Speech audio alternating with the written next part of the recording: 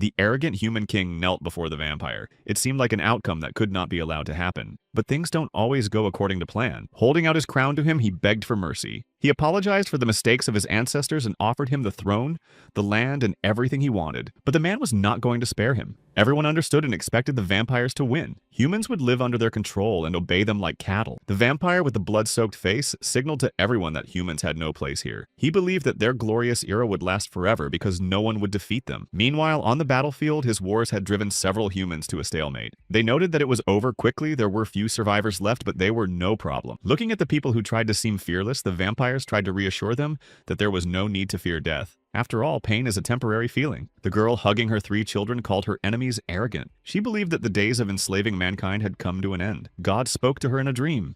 She was sure that they would not perish because God had promised her that he would send them a hero who would save mankind. That gave her hope that she would be saved. The vampires looked at her and didn't understand why she was saying that. But in any case, they decided not to bother, because in any case, they would not live till tomorrow. In general, they decided to stop delaying this moment to finally finish with these guys. But they were not going to give up so easily because they had children. How the man was surprised when no sooner had he swung at the enemy than he instantly found himself in front of another of his comrades. The girl took matters into her own hands.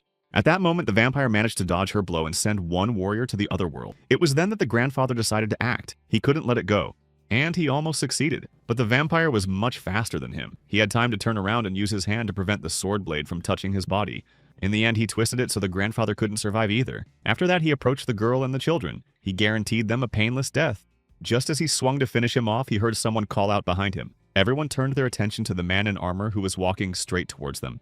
They didn't understand where the knight had come from. One of the vampires noted that he didn't smell like a human. It was clear that the body in front of them was lifeless. When they saw that his walking had changed to running, they rejoiced. They were eager to deal with him, for it was not often that they met those who were so bold as to attack them.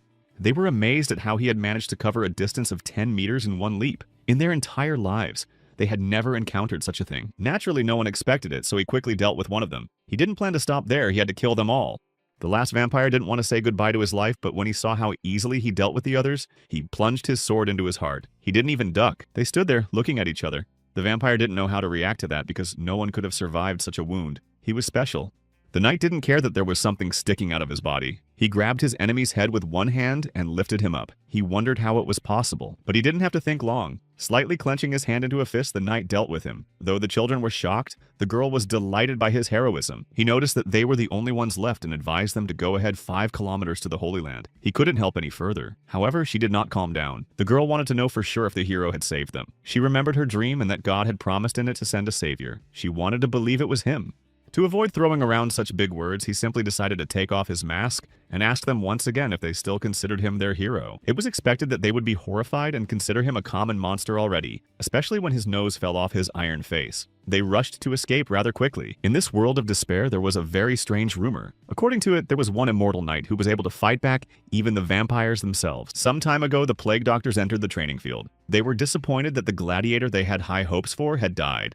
They were amazed that he didn't just fall, he died in his fighting stance. It was so commendable that they couldn't believe he was gone. They looked at Gunther and marveled at how it happened. He had survived 228 battles of which there was not a single defeat. That's the bottom line. He was the greatest warrior of his time, the last gladiator. Until now, the best fighters from the human world have defeated the vampires. How sad. One of the doctors began to doubt the words of Arian, who was sure that Gunther was the one who could save them without letting their enemies win. She still wanted to give him a chance. They assessed his condition and concluded that his body had already begun to decompose, but could still be saved. Arian took off her mask and, looking directly into the eyes of Gunther's lifeless body, noted that he, as their future savior, must live forever, and they would help him. In desperate times, heroes became immortal. They informed him that even this time he managed to survive defeating all his opponents. It was a good job. They were very happy to find that Gunther had opened his eyes. It meant that their efforts were not in vain, and they managed to achieve this success. They were waiting for him. He was very surprised because it seemed to him that it was the end for him. Arian confirmed his words but explained to him that they had resurrected him for the sake of humanity. But Gunther had no idea how it was possible how it looked from the outside. After all, he had never heard of such a possibility before. The man asked him for a mirror. Seeing himself in the reflection, Gunther was amazed. He thought he was a monster, a piece of iron that had no limbs, only the upper body. The doctors hastened to reassure him that he was not a monster but the last hope of mankind. There is a life-sustaining device in his brain. The man added that it could not be recreated, and as long as it's in his head, he'll live, even if his body falls apart. It doesn't matter. Arian talked about the modified body parts that were created using artificial muscles, 10 times more powerful than those of a normal human. Gunther was upset that he was brought back to life only to be sent to fight vampires. They explained that he was the most suitable candidate. They needed him. The girl wanted him to help them because without him, humanity could not exist. She screamed and asked him to fight them for the humans. He lowered his head. Of course, he realized that it was cool to be a hero who would do such a feat to save the whole mankind, but he had one condition for them. After he asked the man to come closer, he would do so. He was ready to fulfill absolutely any of his requests as long as he agreed to help. In the end, Gunther wrapped his remaining legs around him and with an evil laugh advised them to stop talking and get him out of there. Arian wanted to help Reno, but he pointed out that it wasn't that simple after all. He didn't get the title of the best warrior for the pretty eyes. He'd achieved it one way. He just sent people to the other side. He didn't even have to hesitate to think about anything. He acted swiftly, and that's why he succeeded. Even though Gunther thought vampires were disgusting, he thought humans were even worse, selfish and narrow-minded. Otherwise, he wouldn't have been strung up and forced to fight. He asked them to knock it off. With a wild laughter, he declared that he didn't care about the lives of the others, only his own. He wasn't even going to help them. Only threatened that if they didn't immediately reattach his limbs and let go, he would flatten Reno's head. That wouldn't be a problem for him. That's when Arian pulled out her watch. He joked about whether she had decided to time her comrade's death, but in fact she was looking at how long Gunther had left. He didn't know what she was talking about, but the time was approaching, and when the last second came, an incredible pain pierced his body. Reno was finally free. Gunther was surprised that he could still hear them. He heard the mustachioed man talking about how he barely survived after being squeezed. They realized that this hero was dangerous. When he finally regained full consciousness, they asked him not to rage anymore, but it hurt. But he didn't understand what had happened. It was explained to him that an animal or mechanism, anything that moves, needs energy. But in his case, there was a different force driving his body into motion, namely human life energy. When he turned around, he saw Arian holding some kind of hose to his body. She was probably keeping him alive. She explained to him that it was literal. He needs to be connected to her to receive life force. So without her, he can't exist. And if the connection to her is severed, he can still move. But not for more than 2 hours. This will allow them to control all his movements and actions. He was furious when he heard that. Reno had expected such a reaction. He noticed that it all sounded as implausible as possible, but it did. The man told him that they had been working on this project for a very long time to save humanity. They've put all their time and effort into it. People with devices transplanted into their bodies are life energy stores. Out of hundreds of volunteers, only Arian has successfully implanted a device. It's difficult to create such a device, so she's likely to remain the only one. So they need to act now, and then they won't have a chance. In the end, he returned to Gunther's words that he only cared about his own life. The upside for them was that he couldn't survive without it. So Rhino let him make up his mind. He had a choice to stay hanging here like a wall decoration for 2 hours and go to the other world, or fight the vampires to protect Arian and save himself accordingly. It was a choice that made Gunther anxious and think seriously about the future. But no sooner had he given them an answer than another doctor came in with bad news for Reno. They had problems to solve. He didn't care about that, of course, because they were busy dealing with other important issues. But he asked him what had happened. He'd just said something about vampires and suddenly they'd taken his life. The vampires had burst in and Bengal had ordered them to bring him all the beautiful women and men. With a crazed look, they assumed that there was a big catch waiting for them in this place. They expected to find just the right beautiful people for them here. Rhino immediately had sweat running down his face. He hadn't expected that there were still those vile creatures here, but it was not important to think of something urgent. Gunther did not understand why they are standing. If they want to live, then it is necessary to quickly join his hands and feet. It's just that he was so confused that he completely forgot about him. Reno asked Patrick and Al to buy him some time. They reminded him that they didn't know how to fight and decided it was better for him to go by himself. Then he yelled at them and asked them what they would do in the end if he died. There was no time to talk and they had to do what he told them to do. But they were still not ready to risk their lives. It seemed pointless for them to listen to him since there were only 4 of them left anyway. Arian was tired of listening to the arguments. She decided that she herself was able to distract them, while Gunther is collected. After these words, she rushed to the vampires. Rhino was shocked by this act and realized that she was not only in control of her own life, and the gladiator was angry that she had decided everything for the 2 of them. But she didn't care anymore. When she approached the monsters with her crossbow, they asked her if she was afraid to be alone with them. Fear was lost. They pointed out that they were superior to her in many ways. But she didn't even listen to them, just launched an arrow from her crossbow at the vampire. She managed to catch it and break it. The girl claimed they were talking too much instead of fighting, but they dodged all her attacks. And thanks to his speed, the vampire managed not only to keep himself from getting hit, but also to attack himself. He pinned Arian against the wall and began choking her. It was hard. Her face seemed pretty. They decided their master would like her. No matter how hard she struggled, she couldn't get out of his grip. Then the vampires began to argue amongst themselves. Each of them wanted to deliver her to the master himself. She was a very good catch for Her Majesty. Their conflict was interrupted by Gunther entering. He didn't bother to see what the matter was, he just silently tossed them both aside. They ended up flying out of the room. The girl was happy to see him, but he grabbed her face, accusing her of being here because of her and judging her for not thinking about her safety. But Arian realized that someone had to do that. At that moment, the vampires joined them again. It was obvious they were in pain from the blow. Gunther didn't understand how they were still alive since he had fractured their skulls. Arian told him that their vulnerable spot was the heart. If it's intact, they'll regenerate. The vampire decided he could get ahead of him and hurt them first. Approaching the gladiator, he grabbed him by the holes in his chest responsible for his energy. But he didn't care, much to the surprise of his opponents. With one blow, he destroyed the annoying monster. With the second, he decided it was time to grab Arian. He failed to reach her. Reno noted that even though this was Gunther's first time using this body, he already surpassed the vampires in strength. Excellent. There was a downside, of course. Even though his strength helped him in fighting vampires, his speed continued to be equal to that of a normal human. Such a problem. However, he realized it right away. He used a unique strategy of striking the vampires effectively time after time, deliberately avoiding their weak point, the heart. Arian looked at him and couldn't believe it. Judging by his happy face, it wasn't all stressful for him. On the contrary, he was enjoying this kind of battle. He pinned the vampire against the wall, grabbing him by the throat. He thought he had had enough practice for today. The body was quite to his liking. The vampire, on the other hand, was shocked. After all that, he still didn't know who was in front of him. He assumed that they had encountered a monster that people had created themselves. Gunther smiled, noting that his speech was a little weak for the last words, but it did not matter to him. In any case, he was going to destroy him. However, the man stopped him. He had a favorable offer to him, which he was obliged to listen to. The vampire was sure he would like it, and Gunther really thought about it, thinking that he would hear something useful. The one said that Bengal, whose blood flowed in them, was not far away. If they were destroyed, he would take revenge. He said that if Bengal appeared, even Gunther would not be able to resist him for a minute. However, it was unclear why he would take revenge on anyone. The vampire with his crazy look stated that the Lord loved them and would never let them offend. He would deal with anyone who harmed his warriors. He is the only one in the world who loves them. The others hate them. He promised that they would leave quietly only if they gave them Arian, who they needed so badly. Gunther turned around and noted that of them, he was ready to give only Reno. The vampire didn't agree because he thought the man was very ugly. And since they couldn't find a compromise, the gladiator decided not to be ceremonious and not to delay the inevitable. He hit him so that his hand went through his heart. Then he decided to ask his men who this lord they worshipped so much was.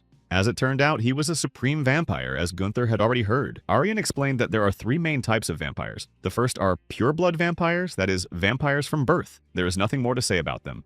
The second type is the higher vampires, that is, those who turned after receiving the blood of a pureblood. And the third type are the lower vampires who turned with the help of the higher ones. The lower vampires came to them. It makes sense because the higher ones are few and vulnerable to sunlight. The higher ones use their blood to create unique weapons. Rumor has it they're so powerful that even the human brain can't comprehend it. So to be confronted would be like walking into the hands of death itself. Reno was furious that they were just standing there talking. He reminded them that according to the vampire, Bengal would be with them in an hour. However, Gunther didn't really trust the words of these creatures. But Reno said that it was better to prepare for his arrival and find shelter. Don't risk your life. Arian first decided to ask Gunther if he was going to fight with them against the vampires. They never got to hear him say yes. They were interrupted. They waited for his answer without it. There was no point in moving on. He reminded them of what he'd already said about the value of his life. It was very precious to him. And he realized that he didn't have many options to preserve it. So he was ready to join them. You could say they forced him to. The girl thanked him, noting that humanity would never forget his choice. Gunther asked her to recharge him since he only had 2 hours to live without her. But she said that before they did that, he would have to accept a gift from them. He had no idea what they were talking about. They didn't warn him. A few minutes later, he came out in the knight's armor that had been put on his new iron body. You couldn't tell from his face that he was thrilled. Rhino, on the other hand, appreciated it. He stated that he had carefully chosen it from many others. He looked like a heroic knight who had risen from the dead. Gunther looked at himself in the mirror and he thought he looked like a redneck. Arian told him that the chainmail is made of recycled mithril. It is all over the armor to make it easier to attach and detach limbs. Even though he's stronger than vampires, he'll take hits because of his speed. This armor will help him minimize the damage he takes. She drew his attention to his wrists, which had some strange red stripes on them.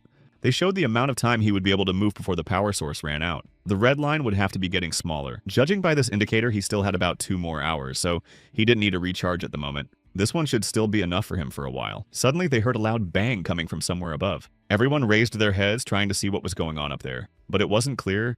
It was like something was trying to break through to them, something very huge. Reno, of course, guessed what it could be, but didn't understand why so early. Gunther demanded that they cut his connection. It was important for him to know if there were any places they would retreat to, while the enemy still managed to get through. Arian reminded him that they were in the hastily restored catacombs of his city. That is, the entrance and exit are in the same place.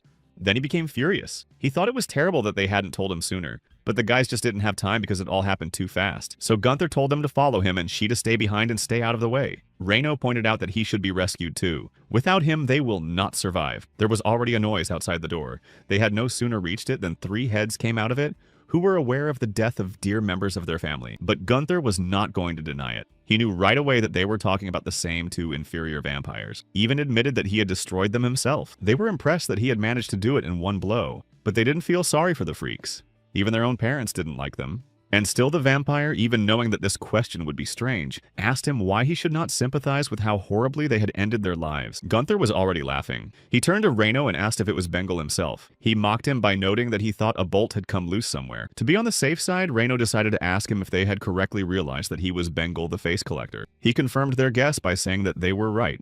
Then he apologized to him for sending his family members to the afterlife, but he was the first to ruin their colleagues. So you could say they're even. He added that unlike other vampires, he's trying to reach out. In this case, it was possible to put aside unnecessary emotions and calmly part ways. The vampire agreed with him to some extent, for it would be dawn soon, but he couldn't just leave because he had made a promise to Mr. Julius. He didn't understand. That's why Bengal paused for a moment, after which he told him what the promise was. He must send all the people in this world to the other world. While the others began to get nervous, Gunther did not even flinch. He expected to hear such an answer, but he was still sure that without his family, he was nothing. He decided that he was too arrogant if he thought he could deal with him on his own without anyone's help. He raised his fist ready to strike. Then Begnell laughed, noting how funny he was. He said that the lower vampires were needed to protect the higher ones, but they are only needed in the morning and afternoon, because the sun interferes with their plans. Hundreds of heads have already looked at them, noting that when the sun is out, nothing can destroy them. They can handle themselves. Thousands of heads were all saying that no one would be able to send him to the other side. At this point, even Gunther was beginning to doubt he was a vampire. It was as if their faces had been torn off and glued together with blood. That's why he was called a face collector. But they had to share a body. Arian said that if they got to his heart, they could destroy them all, and there were already millions of them. With their flow, they rushed for the coffins. Gunther grabbed the girl so she couldn't be harmed, but he couldn't understand what was happening to the creature. It was faster and stronger than it looked. Arian asked him to stay out of its sight and to find a safe place. Not knowing where its body was made it pointless to fight it. But he asked her not to worry about that. He knew exactly how he should proceed. She, on the other hand, would definitely need to take care of herself. Just as Bengal was about to attack Patrick, Gunther came up. With one powerful punch, he was able to fight back against those flying heads. He mercilessly continued hitting them, deciding that if he couldn't find the body, he would just get rid of all its parts. Then he wouldn't be able to function either. The others hid behind crates watching the carnage. They were amazed at his confidence that he could easily handle a superior vampire. Bengal marveled at his strength. He wondered if there were any other humans as strong as he was. When he found out that there was not, he was more excited. But he couldn't imagine how a mere human could have such power. He assumed that before him is not a man at all, but a real monster. Gunther mocked him. He wondered what he would do if he knew the truth. When he swung again, the head caught his fist. Their teeth were even more powerful than his strength, and since they had him in their grasp, he wouldn't be able to escape. When he wanted to use his other hand, it was also attacked. In the end, he had no working limbs left. The heads grabbed him by his legs and arms. Bengal wanted to show him something special inside. A child's cry was heard in the godforsaken place. It must have been a cry of longing for the maternal warmth that had left him. But no one could hear him. Suddenly his crying stopped. He stopped crying because he saw something in front of him. But it wasn't the hand of one of his parents at all. A stranger. Someone who didn't have a kind heart and didn't seek to help him. It was someone who had incredible power and has to use it in this cruel world. He just has to survive in it somehow, so he's doing everything he can to do it. But now he couldn't move. The strength of their bite was unbelievable. He had no idea how many muzzles were holding him, but they had managed to paralyze his body. He knew it was time to get out of here, but he couldn't. There was no way out. They were everywhere and he couldn't touch them. So he decided to look down, but he didn't know how many layers of heads there were. There's not much chance. Gunther decided that provocation was the best option. Somewhere in the darkness, he shouted that the vampires couldn't reach him. And from there, red eyes appeared, followed by several more vampire heads eager to destroy him. The devil's forces will be defeated, and there is no surrender. That's what their heads were saying. Someone without a face picked one of them up and said that this guy was Albert Loren. He had fought against vampires earlier and saved over 100 people. But now he was with him. Gunther was more interested to know not about his collection, but about the child he saw. He assumed it was growing and gaining strength for him for the future. Then the monster shared that of all the heroes who sacrificed themselves to save people. He chose only the owners of a beautiful face, and no one else. And their lofty souls would not grow old and fade here until the end of the human race. To him, it looked like a beautiful hell to admire. Gunther said it was impressive, but his face would not suit him. But he asked him not to worry about that. He himself knew how to act. He noted that with his deeds of strength and will, Gunther surpasses all the heroes of recent years. So he asked him not to refuse him one request. Then he hastened to explain to him that it's not that. It's that he's just not handsome. And when he started to doubt that, he suggested he check it out for himself. Heads pulled off his mask and he saw the true face that was now Gunther's. It really convinced him that the man in front of him was not human. His reaction did not surprise Gunther in any way. He had heard many times that he was considered a monster by the same monsters. He thought that now he would be released. How naive he was. Bengal asked him not to talk such nonsense because in his condition he would never be able to get out of here. He was sure of it. Gunther noted that he thought so too, but only that he himself gave him the opportunity to escape. He was astonished because he had done nothing for it. The knight smiled broadly, noting that none of him had teeth. One by one he began to bite the heads that surrounded him. He thought it would help, but Bengal found it funny how stupid the plan was. He knew he couldn't get out just by biting everyone. No one ever got out of here. Gunther knew his own worth. He didn't think he was anything. It didn't matter to him how hard it was, he could still survive. Meanwhile, the others looked at this huge cloud of heads. It was disturbing to be stuck there for so long. Reno knew that he wouldn't be able to save them. He clutched his head, realizing that they might not have come here and tried to resurrect the knight. He regretted trusting them. Humanity was doomed. Suddenly, Arian pointed out that heads were starting to fall off. They had hope that he was still alive after all, and could get out at least for his life. And then Gunther himself fell out after this flood of heads with his arm outstretched in front of him. Reno, although in fact, and said the opposite, but said that he believed in him. He noticed that he had lost his legs, but that was not the main thing. Gunther said that they need to change the plan, as in the next fight they will not win. When they asked what their new plan was, he said they had to get away from the bastard. He grabbed Arian to save her. They had to act fast and hide from Bengal until dawn. The heads were already activated, so he decided to get the hell out of there. It's very dangerous. Arian told him she had some spare limbs for him and some modded weapons, but there was no time to install them. Gunther said they needed to get as far away from him as possible first. He said to hold onto him tightly so they wouldn't fall. There is definitely a chance of survival. Bengal saw Arian and was delighted. He was madly in love with her pretty face. He chased after them with the purpose of taking this beauty for his collection. When they hid, Gunther asked her how much time remained until dawn. She suggested that it was still 5 minutes, like yesterday. He noticed that the exit was clear, but in any case, they just had to hide and wait for a chance. They wouldn't be able to slip in unnoticed so easily. In the meantime, Reno, Patrick, and Al had covered themselves with the grate, but it didn't help them much. They begged Gunther to help them get out of this place, but he already expected that they would be caught. Besides, it was already clear that there would be casualties. He decided that while they distracted Bengal, they could get away. Even though he tried to convince her that it was for the future of humanity, Arian didn't believe him. She jumped out to draw attention to herself and surrender. When Bengal was about to go for her, Gunther was ahead of him and grabbed the girl. He didn't like the way she decided to burn them down without thinking of him. He reminded her not to leave the shelter, and to calm her down, he promised to save her comrades as soon as he got the chance. That's right. Eventually, Gunther felt sick with fatigue. He decided that they should run straight to the exit without waiting for dawn. They ran up the stairs to the exit. Bengal followed. He was so moved by Gunther's courage that he begged him to become part of this creature. He was used to getting what he wanted. How happy they were when they saw the light. It meant that the exit was very close, and they were about to be outside. But he grabbed Gunther's arm. In order for them to leave them alone, he had to sacrifice his limb and give it to them. He managed to make sure that they didn't catch up with them. When they were finally outside, Gunther was glad. He noticed the sun was rising, so they had succeeded. They were able to wait for dawn. But as it turned out, everything was not as good as he thought. Behind him, he heard Arian screaming. Turning around, he saw her being grabbed by the Bengal heads. They were glad they had caught her and dragged her into their lair. The inferior vampires asked the master if he was all right. They were very worried about him.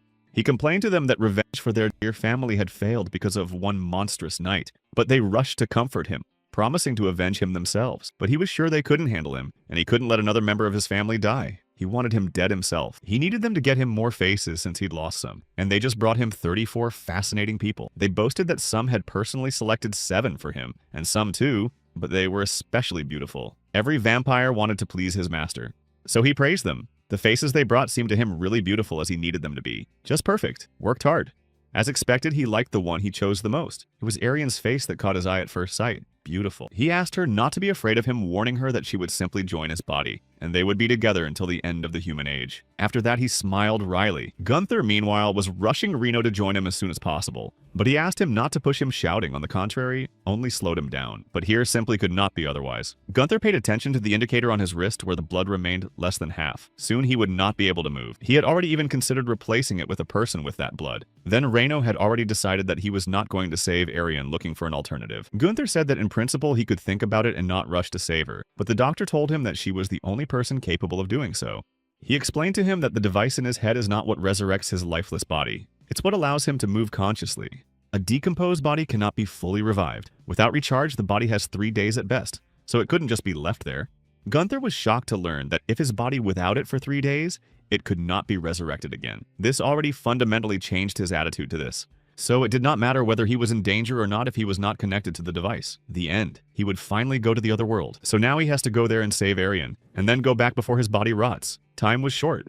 Reno reminded him that creating a new feeding creature was impossible, and probably wouldn't be possible for at least another couple of years. Without Arian, he would be lost forever. She remained his last chance for survival. He didn't really believe it. He couldn't figure out what this device was. But Reno couldn't tell him all the secrets yet. He decided he would tell him more when there was more trust between them. Right now, he couldn't say for sure, and so he finally finished attaching his limbs. However, Gunther was confused by the fact that his right arm was still out of place. That was very strange. In fact, Reno had simply forgotten about it. He made it special. Even though it wasn't finished, he designed it specifically for long-range combat. Bengal was stable. He had already begun to absorb those brought to him. The man who was next in line was very afraid of what he wanted. But Bengal tried to reassure him that it didn't hurt at all. He brought his bloody hand with the wound to his face. Threads of blood began to take hold of him. His blood was his weapon and his mind. It was what he used to create his collection of faces. Taking his head, he was delighted that it was now his. People were insanely terrified to see it. They all realized that even if it didn't hurt, the fact of joining was horrible. Suddenly, Bengal decided that the next one would be his favorite. He couldn't wait to have Arian's face. It would be a masterpiece among his old faces. And she didn't even move. That's fortitude. Eyes expressing strength and determination without a trace of fear, it was to his liking. She was so calm. Arian admitted that the truth that frightened her at the moment was that still no one was trying to save her heart. That was the only thing that was scary. He liked her thoughts pat. He decided he would make her face repeat those words time after time. He was ready to grab her, but he didn't. Someone from outside called out to him. When he turned around, he saw a man coming at him. He waited for the moment when he was finally distracted. The enemy of all men. He wanted to kill Bengal, but the heads attacked him at once, preventing him from doing so. They pinned him against the wall, preventing him from moving. The inferior vampire admitted it was his mistake. The man who wanted to attack him had been brought in by him. But he held no grudge. Little thing. The man started screaming, saying he wasn't the only one waiting for him to die. He was sure a hero would come to end him. It was their will.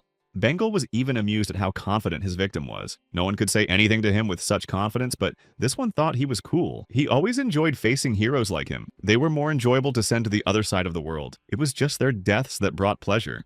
His disgusting and vain beliefs that he should sacrifice himself for humanity amused Bengal to no end. Humans were so naive. He showed the man his mangled hand. It had become that way after he'd saved people from a burning house, and no one even knew about it. Bengal still remembered that day perfectly. The soot and heat that made it hard to breathe. The pain. Running back and forth to save as many people as he could. He didn't care what happened to him. He thought that fate would thank him for such a great deed for the few lives he saved. But no. What he got in return was not what he expected. With his burnt flesh, he received neither heroic glory nor the respect of men. Nothing of the sort. For a while it was true, but what he got most of all was something else. The man whose head was clenched on all sides listened attentively. It hurt Bengal that after such a heroic act he had received only scorn and disappointment. But the men refused to believe the story. Then he explained why they hated him so much. The reason was simple, his face. Noticing the horror in the man's eyes, he remembered how people usually look at monsters. Those who thought he was a hero hated Bengal when they saw his face. And from that moment on, his place in the world disappeared. People didn't want to see such a monster anywhere. It was obvious that his ugliness was not his fault. Even though he'd saved people, it was all gone. Everyone immediately turned their backs on him. He'd risked himself and the world had done the same to him. And now he just couldn't stand to look at heroes like that. He tried to tell them that their sacrifice for humanity was useless. People wouldn't appreciate it. You want to do good in this world and help mankind? But that's a huge mistake. This desire can do harm. Good will not return good at all. The man didn't care about that. He didn't care about what happened in his past. He felt there was no excuse for his actions. Just a murderer. Bengal never gave up hope that he would ever realize that all their sincere actions meant nothing. They are simply taken for granted. As he reached for the man to do the same thing to him as the last one, he heard a voice behind him. Gunther thought he was talking nonsense. Turning around, they saw him with a very strange hand. He noted that the spikes were flying somewhere wrong. But it was logical because the weapon wasn't finished. Arian was very happy to see him. He wasn't exactly thrilled and sarcastically pointed out that she was still alive. He was ready to kill her himself, and Bengal thought that he really wanted to go to the other side of the world if he decided to go that far. But in fact, he wanted to save himself. Gunther suggested that he finally start the battle. He had no time for idle talk. He had a few minutes to live. The second round went. In principle, this only pleased Bengal. He smiled, noting that it would never end until one of them ceased to exist, as it should. Before that, Gunther had studied his osseometer. It was specifically made for body modification. It was made from bison, tibia, and spiky vertebral columns. They are surrounded by muscles that are needed to pull the spikes in and out. The muscles slowly tighten, building up the strength to fire. The destructive power and speed of this weapon is far greater than any crossbow or ballista ever made by man. The barrel itself is short, but once all 6 spikes have been used, it will be useless. Gunther knew it was bad, but he had to stay away from it with all his might. Reino reminded him again that even if time was running out, he still needed to finish Bengal. It was just for the sake of humanity. He pointed out that there was no way to save Aryan for now. Though they could escape him while the sun was at its zenith, they wouldn't be able to escape the inferior vampires. Plus, his body can't be charged while he's active. But if it stops completely, the inferior vampires will wipe them off the face of the earth. So there's that. And most importantly, if he kills a higher vampire, all the lower vampires will die too, because his blood flows in them. All he has to do is deal with him in time. He knew they wouldn't do it so quickly, but Gunther noted that they were more vulnerable than he was, especially since he was sure that he would survive anyway. When he got to a certain place, he saw Bengal. According to the tracks, it wasn't that hard to get there. However, he only had 15 minutes left, but he was sure he could still scare him to death. He had no other choice anyway. He was already here, so he had to do it. Bengal saw his weapon and grimaced slightly. He found it disgusting because it was shooting someone's bones, but still a marvelous thing. And it didn't scare him a bit because he knew that no throwing weapon could penetrate this multi-layered shield of faces. That was the plan. Gunther still didn't give up. He tried to throw another bone but missed again. But he had figured out how to shoot and he could hit the vampire in the heart. Finally, he ordered the vampires to collect all the faces and carry them away. But they refused his request, deciding that they could do it themselves much faster than he could. So he accepted their offer and decided that if they wanted to protect him, they should protect him. The vampires instantly rushed to his enemies. It wasn't hard for them. They decided amongst themselves that he should be more careful with his weapons, but he reassured them that he wasn't going to use it on them. There was no need. He could deal with them with his bare hands. As he lunged at the vampire, literally turning the ground to stone, he realized he wasn't there anymore. He was behind him. The vampire jumped on his neck and hugged him tightly. Their will was as strong as steel. They knew they wouldn't break under his stern gaze. There was more than one. No matter how he tried to twist his head off, Gunther realized that their strength was not enough to overpower him. In the end, he simply burst his head with his hands. Bengal was the target for him. Everyone else was just interfering pawns he wasn't interested in. They decided he needed to tie his legs so he wouldn't escape. He destroyed them one by one. It was clear they were nothing and their lives were worthless. The only thing he was sorry for was that there was no time at all. When he finally cleared a path for himself, a vampire clawed at his leg. He disagreed with him, saying that Bengal was the only one treating them well. And in gratitude, they decided they would fight for him at all costs. He gave them hope for some kind of future. It was a diversion. Bengal was already closing in on him, and one of the muzzles gripped his head, preventing him from moving. It was going to chew him all over. At that moment, Gunther decided to use his weapon. This time, he couldn't miss anymore. He managed to separate some of the heads that grabbed him. Unfortunately, there were only 3 charges left, and he had to be more careful. But he couldn't figure out where Bengal was. All the faces looked the same. Suddenly, Aryan decided to call out to Bengal. Gunther did not understand why she decided to get his attention, because it did not allow him to understand where his body was. The vampire grabbed her and told her to shut up. He found it suspicious that she had decided to talk, but he had to be careful with her. After all, they needed her. Gunther didn't stand for it, so he decided to attack them. With one swing, he immediately ended the attackers. They did not even have time to finish their words. He turned around and saw Bengal and his pack of heads coming at him. He didn't even expect them all to be headed for him, but he bounced away. Gunther was glad that all this was finally over, but again he heard a woman's screams. Aryan needed help because the vampires were hurting. We had to keep watch. The vampire holding her was telling her to shut up, but she couldn't take it anymore, so she shouted what she thought. She called Bengal a disgusting monster, and that really hurt him. But on the other hand, he realized that the girl was just stalling, and there was no point in listening to her. She didn't care about him anyway. She warned Gunther that there are small faces that react first and start moving, most likely the ones closest to Bengal. The vampire immediately jumped up to her and covered her mouth. Calling her a cunt, he assumed he'd taken into account how condescending he'd been to her and started taunting her. He threatened to rip out her long tongue but heard a noise. Turning to his right, he saw a beam that went straight through Bengal's face. Gunther was sure he saw the face that had reacted first. He was already very close to figuring it out and he only had a little bit left to win. He finally saw him himself when she screamed. He said that if he didn't hit it the first time, that was it. He would be able to hide in another face. Bengal was already getting worried when he noticed that he had cut some of the nerves connecting the faces. He had to restore them while he had the chance. But Gunther said he couldn't do it. It would take a couple of shots to finally destroy him, especially since he already knew where he was. Bengal naturally began to worry that the knight will succeed and he just did not have time to restore anything. We had to hurry before he fired. The vampires couldn't let that happen, so they decided to stop him by breaking his weapon. Basically do everything they could to keep their master unharmed. They piled on top of him, hoping it would work. They just had to buy time for Bengal, but Gunther shot anyway. The spike tore through everyone, leaving one big hole in them and went straight for the right spot. Everyone had already flinched and Bengal himself had already said goodbye to his life. But as Aryan pointed out, it failed to hit his heart. It was a failure. She realized that they had little chance of winning because the spikes were gone. She shouted to him that it was the end. If there was no time left, the device in his head would be destroyed. Before she could say anything, he responded. However, he wasn't used to giving up, so he didn't agree with her. With his hands in the air, he pushed himself off the ground. He managed to fly all the way to Bengal. The vampires were shocked to see him fly away from them. They didn't know it was possible. At that moment, Wengel's whole life flashed before his eyes. He remembered the day he joined the Civil Guard. To him, saving people was the most important thing in the world. He felt he had to dedicate his life to it. Like his father, he wanted to protect humanity and become a hero. He burned with this idea and believed that nothing could stand in his way. So naive. After he sacrificed himself to save a lot of people from a fire and got burned, kids called him a monster and threw rocks at him in the street. So hurtful.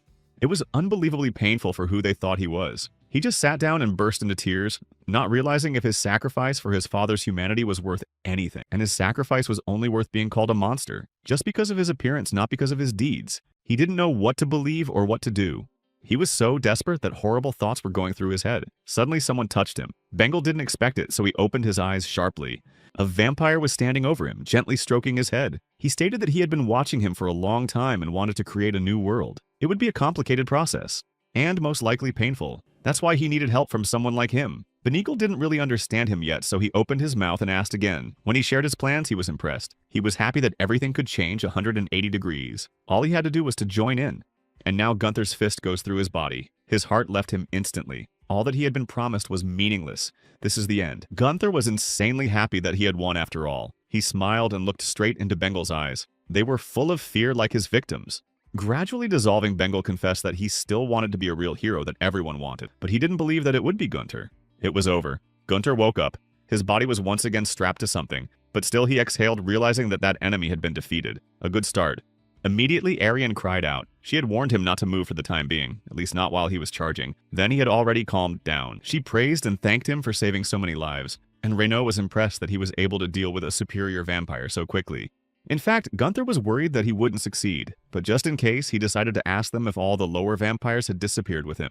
Renaud explained that vampires who received blood from those who are higher ranked disappear with their death. After all, it was they who had turned them. That was why they took them with them. In that case, Gunther concluded that they could end it all if they sent the first pure-blooded vampire to the other world. Theoretically.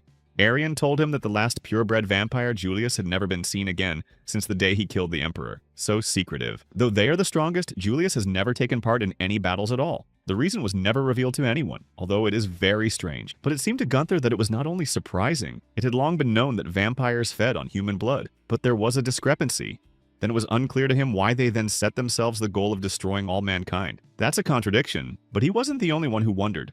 Renaud pointed out that they had no choice but to fight for survival. Whatever confuses them doesn't change the point. Their purpose had been clear to them for a long time. Arian said that if he wants to know more about it, all will have to contact the main headquarters. But Gunther did not even know that there was a city somewhere, and Renaud confirmed it. He specified that there is only one city left. All survivors gather on this still untouched sacred land. This was where they did their research and created parts for his body. It's the last stronghold that hasn't been overrun in 100 years. Just as they were arriving, Renaud pointed to the town that was visible nearby, the place where the counterattack was being prepared. They had only a short distance to go. Gunther looked out and saw the last hope of mankind, the sacred lands of Bahal that were shrouded in fire. This was not at all what Renaud and Arian had expected, and he grinned when he realized how ironic that sounded. The hope of men burning with fire. It was all very sad, of course, but it looked a lot like their future. When one of the higher vampires was informed while he was sleeping that Bengal was gone, he jumped up. He was very frightened, thinking that the enemies were closing in, and they were coming for him. The vampire started to panic because he didn't want to go to the afterlife. He was reassured that everything was fine and there were no evil men here. The pure-blooded vampire was told this sad news, noting that although Bengal was not reliable, he was beautiful. It was unclear to them who was able to end him. So he ordered his assistant to find out what kind of man or monster with such incredible strength had done this to him. It must be found out soon. Bahal was called the Sacred Land for many reasons. This city was located in an ideal geographical position. It seemed as if God himself had created it. It was located on a separate island of great power. To get there, you have to cross dangerous mountains. It was not particularly wealthy because of the difficulty of trade. However, because of its fertile territory, its inhabitants are provided with food for a long time. In addition, the city stands on a cliff, which makes it quite difficult to get to, and the only way to get there is to pass through a bridge of 1,200 meters. But for its inhabitants, all this is a huge plus. If you block the bridge, you can defend yourself against 10 times the enemy's forces. That's why Bahal is a sacred land created by God. For centuries, it was believed that it was under special protection so it would never fall. But what was happening was very strange. Renaud himself was shocked because everything was fine when they left. Suddenly, he saw a familiar face. He called out to Leonard, who was glad to see him. He had thought he was dead, but the news had come late. But Renaud reminded him that he wasn't the first to quit. And Arian brought a tear to his eye. She thanked him for his prayers. It seemed to her that they were the only reason she had survived. It was a miracle. He was very nice to her, so he asked her to call him Leonard instead of Welf. He was happy that they were safe and sound. He looked at Gunther and was speechless, and when he saw the pipe behind him, he was confused. Reino decided to defuse the situation and introduce them to each other. Leonard realized that they had done such a good job, so he invited them to his place. They had almost finished putting out the fire, so everything was fine. Later, Gunther decided to ask him how it came to be that the sacred land was in such a bad situation. After all, believed that it was created by God. He said that the bridge area on the main continent has surrendered and is no longer defended. It is not controlled by anyone, so their line of defense has been moved to the walls. Reino wondered what happened then. They thought that after Bengal's death, everything would be fine, but it turns out they weren't even aware of it. He admitted that after they left, they started trying to occupy the city, but he couldn't answer the question of which of the higher vampires was there. It was the first time he'd ever seen one. He was very different from the vampires he'd heard of and seen before. He had a strange, curvaceous figure in a costume, and remembering some freak show in soldiers about something that had happened right around the time of the brutal murder made him nervous. Sweat even came pouring down. But Gunther interrupted him. He didn't really know what show he was talking about. With a sneer, he assumed that he was describing a circus. That wasn't funny at all. Reino wanted to hear if they had gotten through the main gate. As it turned out, yes. At first they held them off, but in the second attack they did damage. Leonard asked Gunther to stay here outside to guard the bridge. They needed no distractions to buy time to rebuild the city. He didn't feel like fighting, so he just refused. He had a better chance of survival if they were a human shield at the beginning of the massacre and then moved to the rear. Leonard was astonished to hear that. He had the worst words for the night in his head. He asked him to remember how he came to be here. He told him that 136 of his co-workers had died, trying to become a dead knight. Dozens of researchers were working to create his body, and all this was happening while they defended the sacred ground at the risk of their lives. The ungrateful Gunther was only standing there because of them. Without them, he wouldn't be there. Now he, ignorant of self-sacrifice, thirsting only to survive, had inherited the will of these men. He thought it was a mistake the dead knight should have been him. He wasn't ready to recognize someone like him. Gunther called him a decent and tough guy. He recognized that a lot of people say that to him when they meet him. After saying that, he moved closer to Leonard, and when he expected to hear something useful, he sent him away. That was the last straw. In the end, Leonard could not stand such insolence and called him a freak and drew his sword to attack Gunther, but he just silently threw it out the window. There was speculation from the street that the captain had gone to the next world, and Arian just reminded him not to move too fast when charging. But Gunther said that he already knew that, but that the first one attacked him, and he only did it in self-defense. He couldn't just stand there and wait. When Leonard was finally wrapped up on all sides, Gunther continued to tease him. The only thing he regretted was not being able to hit them with a three-pointer. Arian had warned him that no matter how strong he was, a man alone couldn't do it here. It takes a lot of strength and resources to build his body parts. Manpower accordingly. Their timely supply is very important, or his body will just rot, and he won't be able to use it in any way. That's the way it is. That's why she urged him to protect the people in the sacred territory so that the supply doesn't stop. It all works to his advantage. Just in case, he decided to ask her if he should be the protector she kept telling him to be. He didn't want that at all. But Arian had explained to him that with him, their chances of winning would increase dramatically. He started to roar ostentatiously, but finally asked for a weapon. Reino reached into their backpacks. He just had a couple of modified weapons for him. He turned them towards Gunther so he could see them for himself. Gunther was outraged when he found out that they had so few weapons with them. Even Arian was surprised because she thought they had prepared more. Strange. Leonard apologized to them for that. They spent almost all their forces on defense and putting out fires. They just didn't have time. We need more. Gunther was furious. He said that if they were all so conscientious, they should have at least made him a normal arm, not this wall decoration. Leonard was outraged that he was so ungrateful. He noted that this weapon could bite with tremendous inhuman strength, so there's no arguing about it. The second one seemed more useful to Gunther. It was a shell shield, sort of like an Aegis. He felt he could go somewhere with it. It could be resized at will. This weapon was much stronger than ordinary steel and more resistant to fire. A great find for him. Still, he decided to see if he could make something like the bone shaker he was using. It was only 6 shots, but still not bad. Arian said it could take about 6 months or more to build. Each kind requires a lot of resources, and almost all of them are disposable. Then Gunther concluded that they could not offer him anything useful. But she tried to explain to him that it was impossible to procure materials in this environment. Leonard said he had to go to the patrolman for a report. Then he'd be back, and while he was gone, they could rest. Reino also left, leaving the two of them. When they left, Gunther drew his sword and began to examine it. It seemed good enough to him, so he decided that he was ready to go into battle. Arian decided to return to the topic Leonard had brought up, specifically how they chose the future hero who would save the world.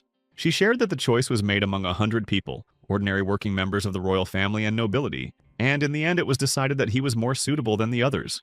In the end, she asked him not to try to become someone else just because of what they say about him, because she personally believed that he would save people. He did not even understand why she started all this because Gunther did not doubt his strength. He knew perfectly well that he could do everything he needed to do. Only she said that all is well as he interrupted her. From his head did not leave the information that 136 people died for him. But what amazed him more was that she saw what it could lead to and decided to become a nourishing creature for the dead knight anyway. That's commendable. She explained that she did it not because she was very brave, but because it was necessary. She knew for a fact that no one else would have taken the risk but her. Suddenly, Leonard flew into the room. He informed Gunther that the bastards were already here and he needed to get ready to fight them immediately. It's about time. When they got outside, he was uncharged. Leonard and Arian stood to the side watching him gather. He had to get everything done in 2 hours. Arian's main concern was that he survive, for all their hope lay in him. But he was already confident that he would make quick work of their enemies. Now it was his duty. In any case, Gunther knew that whoever was his enemy, he would tear him apart. Literally, the fate of humanity was in his hands. He could save them. The monster standing somewhere in the distance was disappointed that their show was going to be watched by only one viewer. Still, they are willing to host him. Gunther, starting to approach him and seeing only his dark silhouette, could not understand why the vampire was moving so strangely. He was twisted and hardly fast. He decided that if this was the vampire's normal speed, then his normal instantaneous jump kick would work as well. All he had to do was get closer. He was already greeting his dear spectator. He always went out of his way to please people. He had something to show him. He tried so hard. He'd carefully prepared tonight's performance of Evelyn. He couldn't wait to show it off, but before he could even finish talking, Gunther came at him with his sword. He thought he'd won, but he didn't. He realized he hadn't even touched him. The direction was right, but somehow he dodged, and then another vampire appeared. He said that Gunther's audience had been rude. According to their rules, the order of performances must be respected. The first scene of the Pig King and the Gnome Choir started very strangely. After the vampire cut his hand, blood spurted out of it, forming some kind of figure. After a few seconds, it became clear that a tent had appeared in front of him, literally bloody. Then Gunther realized what kind of circus Leonard was talking about. It's true. Abruptly, a small pig flew out of it and immediately decided to attack Gunther, but luckily he had a good weapon and was able to defend himself against this weirdo. But it turned out he wasn't alone. Dozens of such piglets surrounded him, not allowing him to leave the circle. In some ways, Gunther was even confused. These crazy dwarves even rushed at him all in a bunch, but they still could not defeat him. With one powerful blow, he scattered them to the sides. No matter how hard they tried to hurt him, it didn't work. He was still stronger than them. Gunther had already pinned one dwarf to the ground and was about to kill him with his sword, but suddenly he changed his mind. He decided that there was no point in wasting his precious time on them. Without a moment's thought, he turned around and headed for the entrance to the tent. As soon as he approached it wanting to deal with the main thing, a huge stream of fire was directed at him. Luckily, his armor shield helped him here as well. After that, a huge-sized pig came out of the tent on which the pigman was sitting. Only then did he realize why the first scene had such a name. The dwarf had whispered to him that this was their enemy to destroy. The one started his flame again, burning everything. He was sure the knight wouldn't make a move. But how surprised he was when he realized it didn't work. The dwarf asked for more fire to make sure he burned, but it wasn't that simple. Gunther thought that they were too naive to think that he could be defeated in such an easy way. He had already prepared his sword to destroy the pig. In the end, he only needed one blow. Gunther simply put his fist forward and aimed straight at the pig's face. That really helped to kill it. He mocked the fact that they promised that they had carefully prepared everything, but everything turned out to be more trivial. The dwarves were shocked because no one had ever done it before, and he didn't even bother to touch them. He just went to watch the second scene. Gunther wanted to finally look at the one who invented it all. After all, he is his enemy. Entering the tent, he noticed how neatly decorated everything there. He found this meeting place nice and cozy. You'd never know what the catch was. And then the vampire showed up. He thanked him for those warm words and confessed that he was the first one who managed to get to the second performance. It's the best. Gunther decided not to stall and destroy him immediately. But as he swung his sword, he realized his legs were failing him. He was sure he hit, but he bounced. He realized that he had easily dodged it. Something strange was happening to his body. It was twisting and turning in ways he couldn't quite put into his head. The vampire said that he had carefully prepared the performance for the second part, which was called Confession of the Suffering Clown Evelyn. Time to enjoy the spectacle. When Gunther tried to strike him again, he twisted like a worm, but he immediately realized what his trick was. So he came up with a backup plan for the fight. He kicked rocks, hoping one would hurt him. Dodging one might be difficult, but dodging a dozen would be difficult. But he didn't know exactly what he was up against yet. Not only did the vampire dodge, but he managed to draw his sword from his mouth in a strange pose. Immediately, he aimed it at Gunther to take him by surprise. However, it didn't work. He had no reaction either. It was hard for him to dodge any attack. No direct blow could be thrown. In the end, the battle came to the point that Gunther simply thrown out of the tent. But he was not confused and landed on his feet. But the weird clown didn't leave him behind. Reino turned to Leonard, looking through the telescope. He wanted his opinion on whether Gunther could win. He reported that he was being pushed back. He could not see well from afar, but it still seemed that Gunther's attacks were not effective at all. Still, it was not so bad because the dwarves are defeated. Suddenly, he noticed that the knight was almost thrown back to the beginning of the bridge. Reino tried to snatch the pipe from him to see for himself. The clown flew up and was about to throw himself at Gunther, and he did it just unluckily because he managed to dodge his attack. Slippery eel. Gunther had long ago noticed how flexible his enemy was. He had almost no chance against him. He was impossible to catch. He moved. Arian looked at it all and noted that Gunther had managed to dodge all the attacks he felt, but she didn't know where the limits of his comprehension lay. Reino asked if they could help him. Leonard shared that all the siege weapons had been destroyed earlier. They could have helped him by using the bow at the gate. But Arian reminded them that they had better avoid fighting on the bridge. It wasn't that Reino had forgotten, it was as if he didn't understand why they had decided that. She explained to him that Gunther's muscles were incredibly dense and heavy, and he had almost no fat. And the conclusion from that was self-evident. They'd seen it for themselves. Just at that moment, the vampire pushed Gunther into the water, and his weight broke the partition. It was impossible to avoid falling into the water. Arian added that if he was in the water, he would drown. There was no doubt about it because he is like a stone that will immediately pull to the bottom. Gunther was only a meter away from the water, but he managed to get his sword on the structure. He was well aware of the fact that if he fell, he would not get out. But he concluded that he would not drown, but would be carried away by the current. And in that case, no one would survive. It was clear that he was in for a tough fight. There was less than half the time left and the vampire still couldn't calm down. It seemed that he was about to launch his sword at him, and Gunther would fall. However, he could not allow such an outcome. Gathering his strength, Gunther made a powerful jump and found himself right on the bridge. The vampire was waiting for him with 2 swords. Gunther realized that his opponent was damn strong and could not even be compared to his previous opponent. They were like heaven and earth. Amazing. Just when he thought it was time for Reino and Arian to do something about it, they shouted at him that it was time to retreat. They knew he wouldn't take this fight out. He followed their orders by going back. However, he didn't understand why that was the case. It seemed to him that they had some kind of strategy rather than just retreating. Gunther concluded that they couldn't come up with anything during his fight, but Reino stated that they had been working on a plan for a long time. He should try harder. Arian handed him a wire and said that they should hold out until sunrise. They lacked siege weapons, so only he could fight the supreme vampire as an equal. She reminded him that it was 5 hours until sunrise, and there's only enough power for 2. He would have to try to buy time by fighting. Reino decided he needed to change his arm. He didn't really understand why. In fact, he hoped this strategy wasn't their only option, but he was. And that option had one major drawback. Arian turned his attention to the indicator. She really hated to disappoint him. However, she had to warn him that this time it would take longer to restore power, but that was to fully recover. Waiting for 20 minutes. Reino added more that to fully recover, one had to be in a certain state. He wouldn't be able to run away while recharging. At that moment, Leonard entered the room. The soldiers noted that the supreme vampire was about to be at their place. They had to somehow hold out for 20 minutes. He had told them that clearly. They would have to try very hard to last that long, because this clown was not easy. He is very difficult to defeat. Gunther was amazed by this. He reminded them of the battle he had with that vampire. That meant that ordinary people didn't stand a chance at all. He was sure they wouldn't last that long. The monster would kill them in the first 5 minutes. But Reino already knew that. They already knew what they were walking into. Leonard was trying to get his men in the best possible mood for the fight. If they didn't light up now, there would be no one to light the way in this pitch darkness. The high vampire broke through their gate with a single blow. It was clear from their screams that they were trying hard to resist him, but all in vain. Blood under the door. The entire army was killed in a flash, leaving only their captain. But even he was easy for the vampire to deal with. But he tried to enjoy it, pinned him down with his own shield. And then Gunther flew into him, noting how thoughtless he was. He condemned the vampire for not even realizing someone could fight back. Leonard was shocked. He just realized that he needed to regain his vitality, not be here. And Reino wondered how he fought with one hand.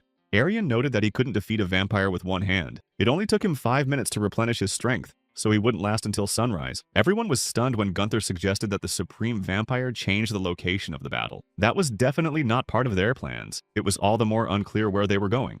Purposefully, Gunther knocked the clown outside the bridge. It became clear that they had no choice but to plunge into the water. But it's very risky. It was the knight's own idea, so to speak, the location of the third act. Here he knew he wouldn't run away from him, that's why he was so pleased. He realized that the attack worked and it was more difficult for him to fight in this situation. Gunther clung to the place of his heart, wanting to crush him as soon as possible. But he was also not a bad guy. Feeling that he is beginning to be defeated, he took up his sword and separated Gunther's hand, which he was going to do it all. A fight broke out between them. It was so vague that it wasn't clear who was really in the lead. But the superior vampire calmly headed for the surfacing. Gunther had no plans to let him go. Even without a single hand, he still found a solution. With his teeth, he tore off some of the muscle that covered his heart. All that remained was to destroy it. Then Gunther remembered the woman who had once found it in a junkyard in a place no one had ever looked. She had heard that faint scream. Already standing on the stairs to the next world, he called out to her with all his might. and when she came, he breathed a sigh of relieved. Then she was suddenly curious. No one would ever wish to be born, but left to perish amidst the garbage, he found reasons to survive, and asked to be saved. Now, looking at his bloody body, at how good he was at fighting, she realized she had taken him for a reason. She realized what it was all for. He didn't really understand her. She had to explain to him that it was all revenge. No one expected him to be born and survive, but he kept begging anyway. Like a mad dog, he fought for his life to the end. He had the right to power and the right to live. She felt that no one had the right to take his life. For both those who had bred him and the world that had rejected him, it was the sweetest revenge. Now he had to prepare for another battle, to test his will. And now he opened his eyes and saw a soldier shouting to the others that he had found Gunther's head on the shore. They were shocked how he'd come up with it. Most likely he had surfaced by luck as the head had been separated from the weighty body. They thought he was all right, just lucky. It was a relief that he survived this time. Leonard told Arian to carry him quickly because the battle wasn't over yet. There was no time to relax. Reino looked at the head trying to say something but couldn't make out a word. He stood looking at it, trying to read its lips. Finally, he decided to ask Arian. She explained that he couldn't speak without his torso. She asked him to wait a while for the body and its parts to be made. When he was finally restored, he admitted that the battle had been very annoying. From their conversations, he concluded that they had found another vampire. But Leonard said that the vampire he had fought was apparently still alive. Gunther didn't believe it because he was very slow. He was easy to catch up with. After all, he clearly remembered tearing his heart out with his teeth. Then, to make him understand why they assumed that, Leonard decided to show him something. Not far from his head, there were footprints leading out of the sea. It could have been the superior vampire he fought. Following them, he found a strange place. A lair of vampires. Even in alliance with the sizzling sun, it was impossible for them to defeat him. That's why they were waiting for him. Gunnar thought the whole thing was crazy. Just this whole story about an unusual strange cart was strange. Pointing to his teeth, he repeated that he had torn out the heart of a supreme vampire with them. In any case, Leonard was determined for their safety to go back there and check out the cart. They needed to do it soon before it was too late. Gunther was convinced that the cart did look suspicious, but he still denied that the vampire was alive. Leonard didn't care anymore and asked to check it out. When Gunther got closer to it, he noticed that the tracks were fresh and all the windows were boarded up. It really looked like a vampire's lair. He decided that even if he was there before sunset, he had a huge advantage. In any case, if anything went wrong, he would tear the place apart. It seemed to Gunther that he should have been greeted by the inferior vampires accompanying the higher-ups, but there was silence and peace all around, so he decided to go in.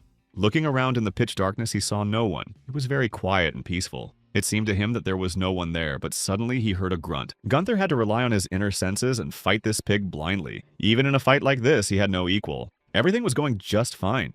In the end, he even threw one of them out of the cart by breaking through the wall. They didn't stand a chance against him, but no one wanted to give up. When Gunther grabbed another dwarf about to throw him to the same place as the previous one, he heard a voice from outside that asked him to stop. Then a few more dwarves came out to him who already knew that he had ruined their pig king. They seemed weak to him for vampires. They didn't understand why he had come to them. Many of them had trouble moving, much less fighting. They were real losers with broken bodies.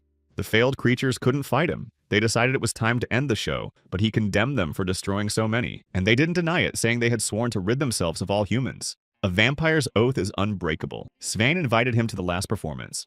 Gunther knew they weren't real, but that grunt drove him crazy. It's just that the traitor didn't raise them like humans, but like pigs. But they made a good product. When they reached the right room, the pig farmer pulled back the curtain to reveal their new and improved product. The Evelyn he already knew. He noted that they didn't seem to have any intention. And at that moment, Evelyn turned her attention to him because she couldn't help but greet her audience. But the amazing thing was that she had survived, but it was unclear how. She explained that it was only a part of her heart, and they don't die from that. To send a vampire to the next world, you have to completely destroy its heart. And if it's just damaged, the source of their power is cut off, but it doesn't kill them. That's why they can't use their blood, so whatever she did then was no longer possible now. No tent, no swords out of her hands, nothing. He was pleased that she explained it in such detail, but he made his point. If the blood doesn't work, they're just splinters burning in the sun.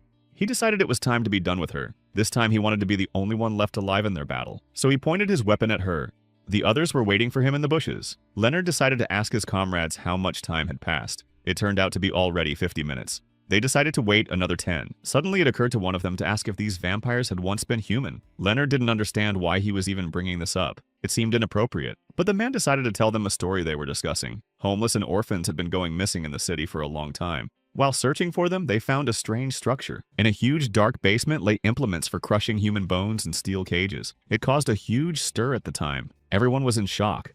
Mutilated little skeletons were discovered there. The pile of mangled bones looked like a mountain. It was hard to imagine what the missing people had experienced. The others were very curious as to what had been done there. He didn't know everything in great detail, only rumors. They said they were creating products there. They didn't really understand what he was talking about. And then the man explained that they created and sold strange creatures. The smaller it was, the more disfigured it was. So it sold for more. They didn't believe anyone wanted it, but he wasn't sure himself. It was just a rumor. Rich merchants bought them, though. The little mutilated creature served as a perverse symbol of their wealth and power, just like ordinary people who buy fancy clothes and jewelry. And yet it was still unclear how such a thing could be done to a human being. It didn't even occur to him that someone could think of such a thing. He figured they had everything they could ever want. Only the unusual and rare things were of value to them. That sounded kind of awful. From what he'd heard, some of the survivors had been sold to the circus. Most likely the one Gunther had seen fighting strange vampires. It seemed to the man that these rumors were far-fetched, but he was worried that if they were true, these freaks were just someone's victims. It was unclear if it was worth it. Meanwhile, Gunther tried to hit Evelyn but failed. She began to advise him to try to strangle her, crush her, and break her bones. At the same time, she was dodging his attacks. She admitted that nothing would take away her pain. When she begged for death, her pleas were ignored. One day, they even let her go, saying she was free to go. Then she asked them why they had tortured her all this time, and now so simply decided to let her go. The answer stunned her. After thinking about it, the guy replied that it was just past fashion. It was incredibly painful to hear that. She had to suffer so much for all of this. But here she came to her senses and decided to end it all. She was insanely interested in hurting others. It gave her pleasure. Then it wasn't all for nothing. She had one last and very important question for Gunther. She twisted around and sat right in front of him to find out what was fashionable at the time. He didn't really want to get into it. He had decided for himself that he would survive to the end no matter what. But he told her that human history was in fashion. Then she closed her eyes and said that even this topic would be a heavy performance filled with loneliness. She was ready to die anyway. And he didn't bother to screw her up. After that, you could watch the cart explode, taking everyone with it, and the pig dwarfs and the jester, but not Gunther. Immediately, news spread through the city that two of the highest vampires in Bachal had already been sent to the other side of the world. It's been years. In a matter of days. It was a shock, but some were confused as to how anyone had managed to defeat them. It was assumed that they had created a special weapon. There was no other way. But it was known that the remaining vampires had already headed for Bahal. The question then became how many of the higher vampires there were. There were probably 8. The man began to analyze. There were only 6 and all the rest had gone to Bahal. But he was interrupted by a reminder that the city was suffering from a shortage of supplies. They needed to help them, but he was against it. He didn't see fit to take care of those who didn't care about them. The fortress was surrounded by water on 3 sides. They had a better chance of survival. Besides, vampires hate water. No one had ever heard of a vampire crossing an entire ocean. Their animated conversation was interrupted by a strange noise. They heard a distinct popping sound that made them both break into a sweat. It was frightening to imagine what was in there. The next day, when Gunther was dressed up, he was outraged, thinking that they had organized a festival in the middle of the ruins. But it wasn't really like that at all. To immortalize the birth of the 2 supreme vampires, she would place a marker in a place near them. Arian didn't give him a name right away, which was very strange. It didn't matter to Gunther. He was confused by the fact that she was an important lady who was doing such nonsense at such a dangerous time for humans. Reno explained to him that she was an important person, one of the current rulers of Bahal. He asked him not to say anything unnecessary, but to be patient. And then they heard the clatter of hooves. The servants shouted to those who greeted her to bow their heads. For Olivia Hound, the big name of the day had arrived. Absolutely everyone bowed as they realized that she was the only heiress of pure royal lineage. But Gunther was not going to respect her. Especially since she immediately started complaining about how dirty, dusty, and strange-smelling their place was. The servants apologized and promised to fire those responsible. Gunther had a hard time tolerating her remarks and started to talk about what nonsense she was talking about, because this was a battlefield, but Reno stopped him with his elbow. Then the queen turned to him. She already knew about the dead knight, but she didn't care about him so much that she even mixed up his name. She was corrected. She decided to take a closer look at him even though it seemed indelicate. She thought he was too ugly because of his altered body.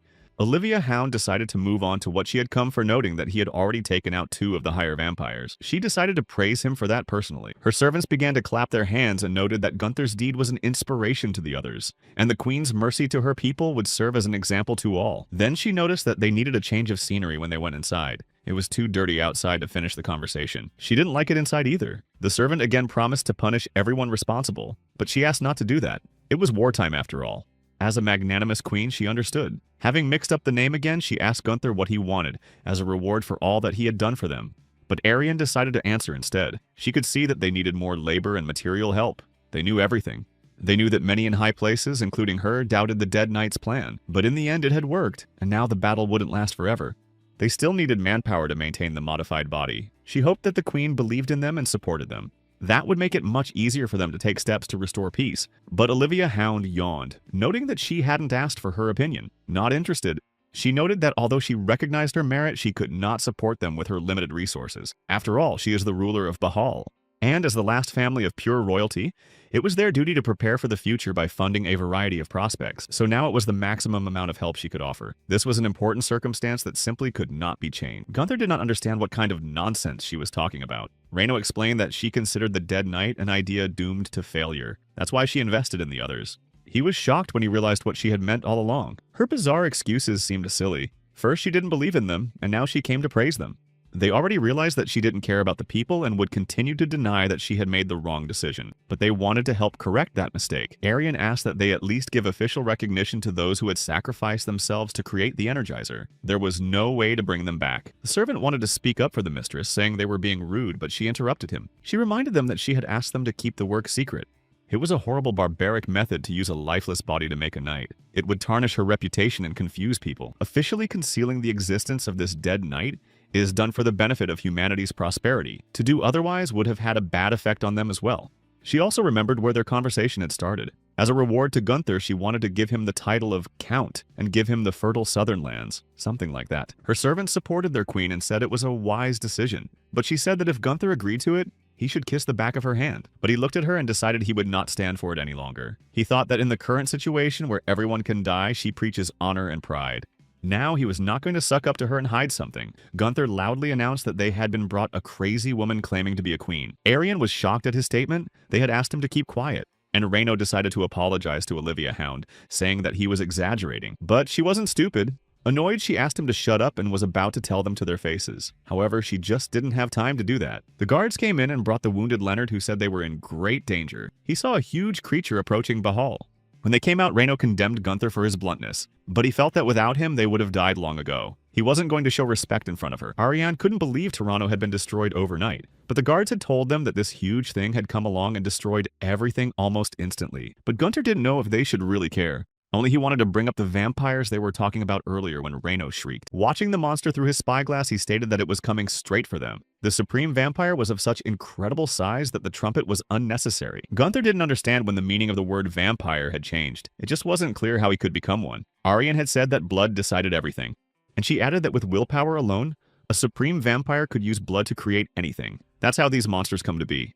This one in particular, she suggested, is called the Steel Titan Miranda, the same vampire that brought down the walls of the capital and took it over. They'd heard of him. Their attacks didn't work on this monster with skin as impenetrable as steel. They had hoped it would be a long time before they met him, but here he is. There were many rumors, but seeing him in person was exciting for them. He was quite popular because of the many fortresses he was able to destroy. Arian also admitted that his popularity had influenced the creation of many records and research to find his possible weaknesses. Everyone wanted to know. Then Gunther wondered what conclusion they came to what weaknesses this monster had. But the worst part was that it just didn't have any.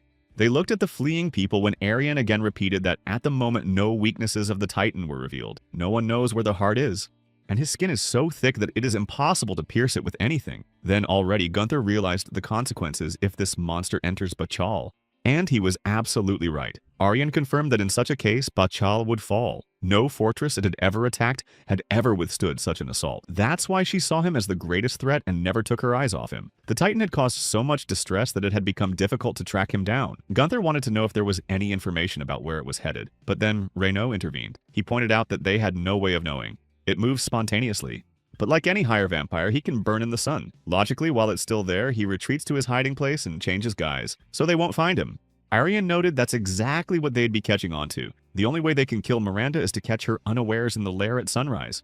It's like a game of hide and seek to the death. Reno pulled out a map and decided that even if the Titan had high speed, it was unlikely that it would reach Bahal today. 24 hours to prepare. After analyzing everything, he concluded that he would have to hide in the area of an abandoned village among the houses, so they would have to go there. If they don't find him there, there's a good chance he'll break through to Bahal the next day, so the winner of the battle must be decided there. They reached the place where they found his trail. Gunther noted that if the tracks break at this place, then he is here, in one of the 120 houses. Leonard decided that they would start the search from the south and Gunther would go north. Especially if they split up, they'd have a better chance of finding him. It made more sense. Only Leonard did not understand why, if it was an important case, they were not given all the available troops. At least he noticed that very few men went with him. It was explained to him that the rest had been sent to produce defensive weapons under the Queen's command. The warrior thought they had been informed of this. And Gunther was even amused by his words. He realized that the queen had pride over human life. Thinking of her, all he could think of was hilarious. Then Leonard decided to ignore the fact. He announced that they would start the search anyway. They were to split up in groups of 5 and search for him. Afterwards, everyone scattered. Gunther decided to break down the doors without ceremony to prevent Miranda from escaping. He wanted to find him. Given that he was steel, it could be concluded that he was big and strong. He was sure that he had been a rather large man in his past life. Gunther decided that it would be preferable to look through the large spaces, so he found a hole in the wall that led to the street. From there, he shouted to them that he wasn't there.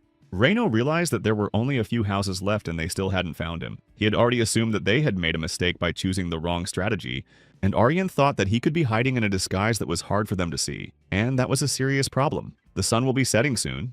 There's not much time. Gunther's already starting to freak out, destroying everything. He'd been to over 10 houses, but he couldn't find a vampire or even a rat. He was already demanding that he come out, and that's when he heard a noise. Someone had jumped past the passageway. Gunther chased after him, hoping it was the vampire. He quickly stumped himself, which made it easier for Gunther. It was still astonishing how huge this monster was, but even with him, there was a chance to cope. However, when he turned around, Gunther realized his mistake. Those huge fangs and dark fur said that he was not the one they had been trying to find for so long. Meanwhile, the pureblood vampire had already been told that there had been too much discussion around the dead knight lately. He simply had to know. The vampire assumed that he had also been created in Valhalla for sure, which was very curious. Shadow remembered that many people had mentioned it. The city they had left, the place they had left last, and the place where it all began. He had left there on purpose to be where it would eventually end. It seemed to him that the time had come. In that case, the Shadow was going to give this order to Miranda. They needed to resolve this somehow. The vampire also added that this order needed to be passed not only to Miranda, but to the man himself. He needed the dead knight brought to him. As the sunrise was approaching, Reino heard some thumping noises. He was afraid that Gunther had found the vampire and now he was in danger. And how surprised he was to see the knight with the lifeless body of a bear on his back. It was so unexpected that he was speechless. Gunther just did not understand how he could change, so just in case he decided to kill the bear, and so he decided to check if he had it on his hands. But that was impossible. Aryan reminded them that the sun would set in an hour and there was no guarantee that he was here. The order was given to search again.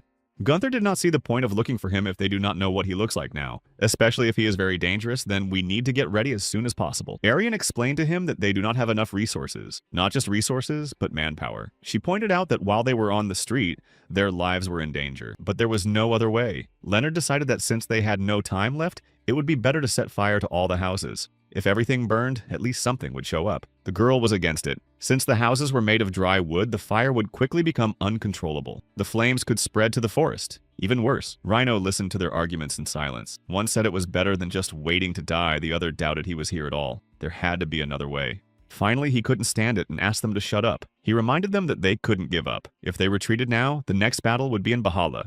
He only agreed to go along with them because they had a clear plan. He wanted to believe they could save their city. And in the end, they did. They had to prevent its destruction, so they had no right to give up. Reino remembered a place he hadn't checked properly. He decided to check it again. Without calling anyone, he silently ran away. The others stayed behind to watch him, not wanting to interfere with his plans. Gunther didn't understand what this sudden decision was all of a sudden. Leonard assumed that he was acting this way because his family lives in Bahal. The knight had never heard of it, but others knew that Reino had a daughter he cared for so much, he would not let her die. Leonardo decided that while there was still time, he would return to the search. He advised them to hold on. There was still hope of finding the vampire. I wish we could make it. Rhino entered a house and searched the underground and some drawers, but it was all for nothing. All the hiding places were empty. He noticed that the sun was already setting. At that moment, he heard some sounds coming from one of the crates. He decided to walk over to the red one. A few seconds later, everyone was watching a horrible scene as something terrible, like something red, appeared and destroyed the whole house, and Rhino flew out of there.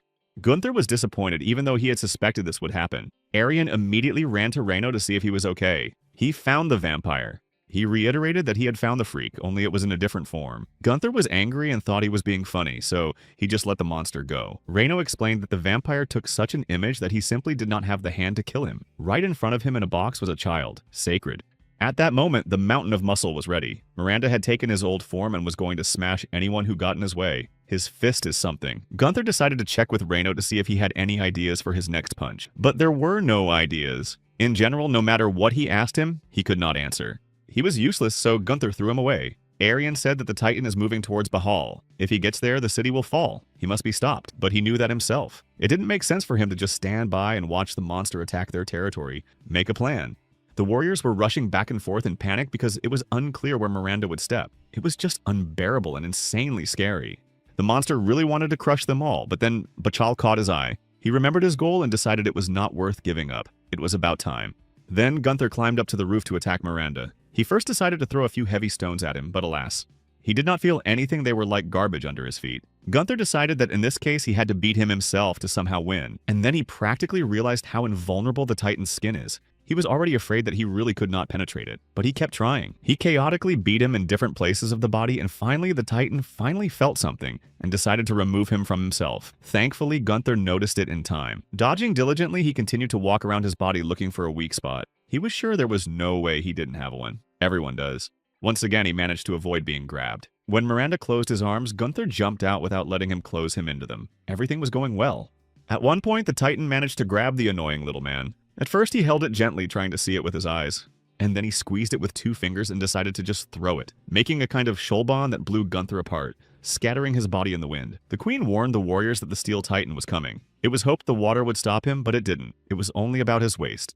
She believed there were no unbeatable vampires, though she wasn't sure about the higher ones, but she knew that the lower ones died at the hands of the commoners, so Gunther was unnecessary. Olivia Hound decided to check with her servant to make sure everything was ready. He said that yes, they had made all the necessary changes, so the weapon was ready for launch. It was magnificent. This weapon represented the power of the royal family. It was deadlier and more beautiful than anything ever created. Hundreds of enormous arrows charged with the power of 1,000 horses. They would instantly pierce the body of the steel Titan. He would surely be destroyed. The queen declared that when the steel Titan fell, everyone would realize that the true hero and emperor capable of ruling this miserable world was her. She decided that everyone must see the power of the royal family. That way, everyone could be convinced that they were wrong, and that what Gunther said about her was definitely not true. In the end, she gave the order to shoot. She couldn't wait to rub her nose in the fact that those who didn't support her thought she was an imposter unworthy of her title. Reno saw a piece of Gunther's body and was shocked. He couldn't believe what they had found. It was all that was left of him. Scraps of flesh were all that was left of their hope. Tears came to his eyes. He realized that if he had been braver, this wouldn't have happened. Reno begged Gunther to forgive him for his treatment of him. Suddenly behind them, they heard a rustling noise. When they turned around, they saw Gunther. He still had his head and one arm. Not much, but he was alive, with something. Reno was shocked to learn that he had been stuck in the tree all this time. It seemed that he hadn't come down on purpose to get the annoying bald man to apologize. Arian was glad to see him because she couldn't imagine a future without the dead knight. She was worried sick about him, thinking he was dead. Then something strange happened. Gunther seemed to be delirious, speaking incoherent words. He said something about someone's eyes. Reno tried hard to make out what he was saying, and from the fact that the eyes were not covered with a shell, he came to the conclusion that he wanted to attack his eyes instead of his mouth. It was still unclear. Reno decided that he couldn't quite make it out because Gunther's voice had weakened too much. He spoke very quietly and indistinctly. But Arian thought she understood something. She told him that they could not destroy the heart of the Titan, only damage it. It wouldn't destroy it completely, but he wasn't going to attack only his eyes. Then Reno realized that he was planning to get into his body through his eyes. That was just crazy. Arian, on the contrary, thought this plan was perfect. Getting into him through his eyes would definitely accomplish something. This way, they would at least have a chance to win. However, it was unclear how he was going to get to his head. This task didn't sound easy at all. To be more precise, it was almost unrealistic. When they saw the arrows, they were amazed. Reno realized that it was the queen's weapon and appreciated how powerful it was. They had hoped that the titanium would not be able to withstand it. However, the observers noted that he could not even withstand this attack. He was still calmly on his feet, slightly swatting away the arrows. He was very close. The queen wanted to hear what their contingency plan was. There was no doubt there was one, and the servant clenched his palms into a fist and was already set. Reno was puzzled to learn that the Titan had already entered the city. He had to hurry. He ran and continued to berate himself for not being braver once. Suddenly, he heard his daughter's voice. He was glad she was alive and safe, and she was happy that he was okay. It had been a long time since they'd seen each other. And then he realized. Reno decided to ask Audrey why she hadn't left the place yet. He ordered her to run as soon as the steel Titan crossed the sea. But she reminded him that if she ran away, there would be no one to recover the dead knight's body. It was the best sacrifice for the good of mankind. The father was very worried about his daughter. When they hugged, she asked him not to worry. After all, there were those who were looking out for her. She noted that she was now taller than him, and she was also thrilled to see Gunther just long to meet him as a real hero. When she realized that he couldn't say hello to her because he didn't have a hand, Arian explained to her that they didn't have time for greetings. She asked her to put all the body parts together as soon as possible, and she also needed a built-in special modified weapon, one of the ones she designed. Arian shared their plans that they were planning to get on the Titan's body. Audrey was surprised but reported that she had a similar part to the right one, but first she decided to put together the body parts she had brought. It was the last torso they had, so she brought it as carefully as possible. Just when Rhino thought that the steel Titan was far away from them, as suddenly his daughter was in danger. Miranda was already in the fortress and in destroying it. Audrey was caught. Rhino simply couldn't let her die. As a result, he grabbed a piece of the structure and held her with his other hand. But they wouldn't last that long. He was going to lift her up, but she realized he was too old and weak for that. So she asked him to at least keep the last part of Gunther's torso. To him, it seemed a kind of foolishness. His daughter was far more important than some fragment. Abruptly at that moment, the part he was holding onto broke off. And that was it. They were about to fall, but Gunther saved them in time. He was needed more than ever. Even though there were often some conflicts between them, he helped. Reino could not understand a word of what he said, but it was not important. It was enough that he thanked his savior for such an act. The Steel Titan had already destroyed quite a large part of the city. Without sparing anything or anyone, he went forward. Only splinters cracked under his feet, and the people screamed. Leonard ordered everyone to abandon their belongings and flee to the outskirts of the island. He was responsible for the people to make sure no one died. Suddenly behind him, he heard the Queen's voice. She wanted his opinion on how long his people would last. She just felt that things weren't going according to plan at all. As much as he didn't want to disappoint her, he admitted that he thought that at this rate it would be very difficult for them to survive the night. If they survived at all. Then she asked about the dead knight she had refused to believe in for so long. He shared that he had heard them preparing to fight that Titan. She had no choice but to hope for him. It was clear that on an island with only one way in and one way out, people were doomed to die. They needed a savior. She wasn't too upset about it, though. She realized that if people went to the other side, there would be no one to judge her, and that was a good thing for her. Gunther was being fitted with new body parts as quickly as possible. Instead of an arm, a strange weapon. But immediately afterwards, he would have to go to battle. Arian was inspired by the lizard's paw when designing the weapon, designed to climb steep and slippery surfaces freely, good at sticking. When he placed it on Reino's head, he thanked him and remarked that he never thought Gunther would be able to save them. He looked at him differently now. However, the knight grounded him by saying that he wasn't going to save any of them.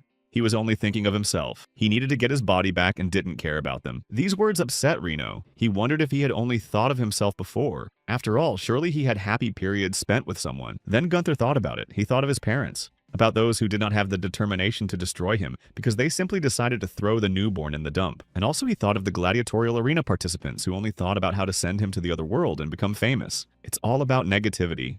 Or those who tried to ruin him for the sake of the betting public. After that, he decided there was nothing good about being with anyone. There were killers all around him.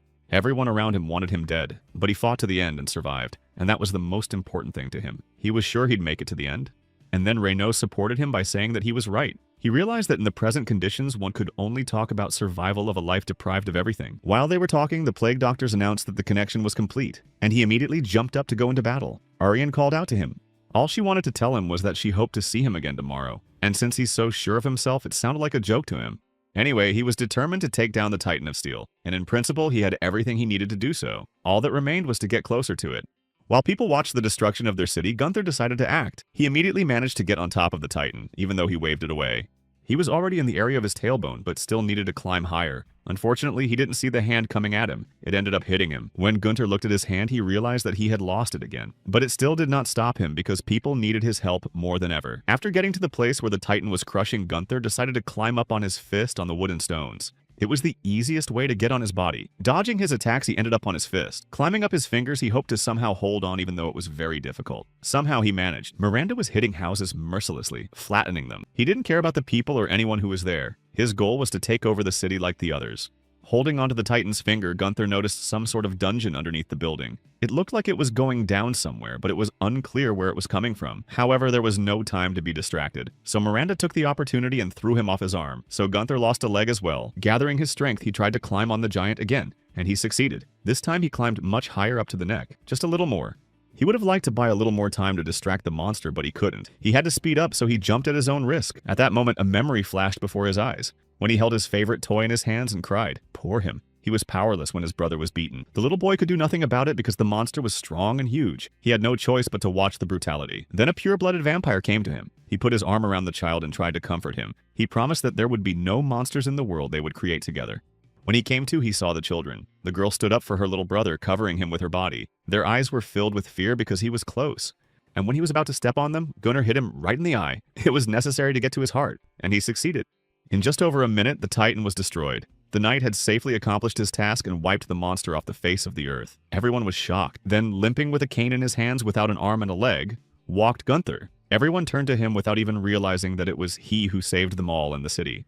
While everyone was talking about him as a monster, a girl called out to him. She had seen him and knew he had defeated the Titan, but he saw nothing wrong with it.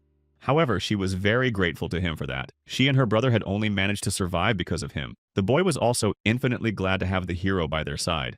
Audrey also greeted him with delight. She was amazed that he was able to move freely in flight. It seemed to her that he was a born warrior. She thought that if he had a more attractive appearance, a statue would be erected in his honor. She even had the idea of transplanting his hair.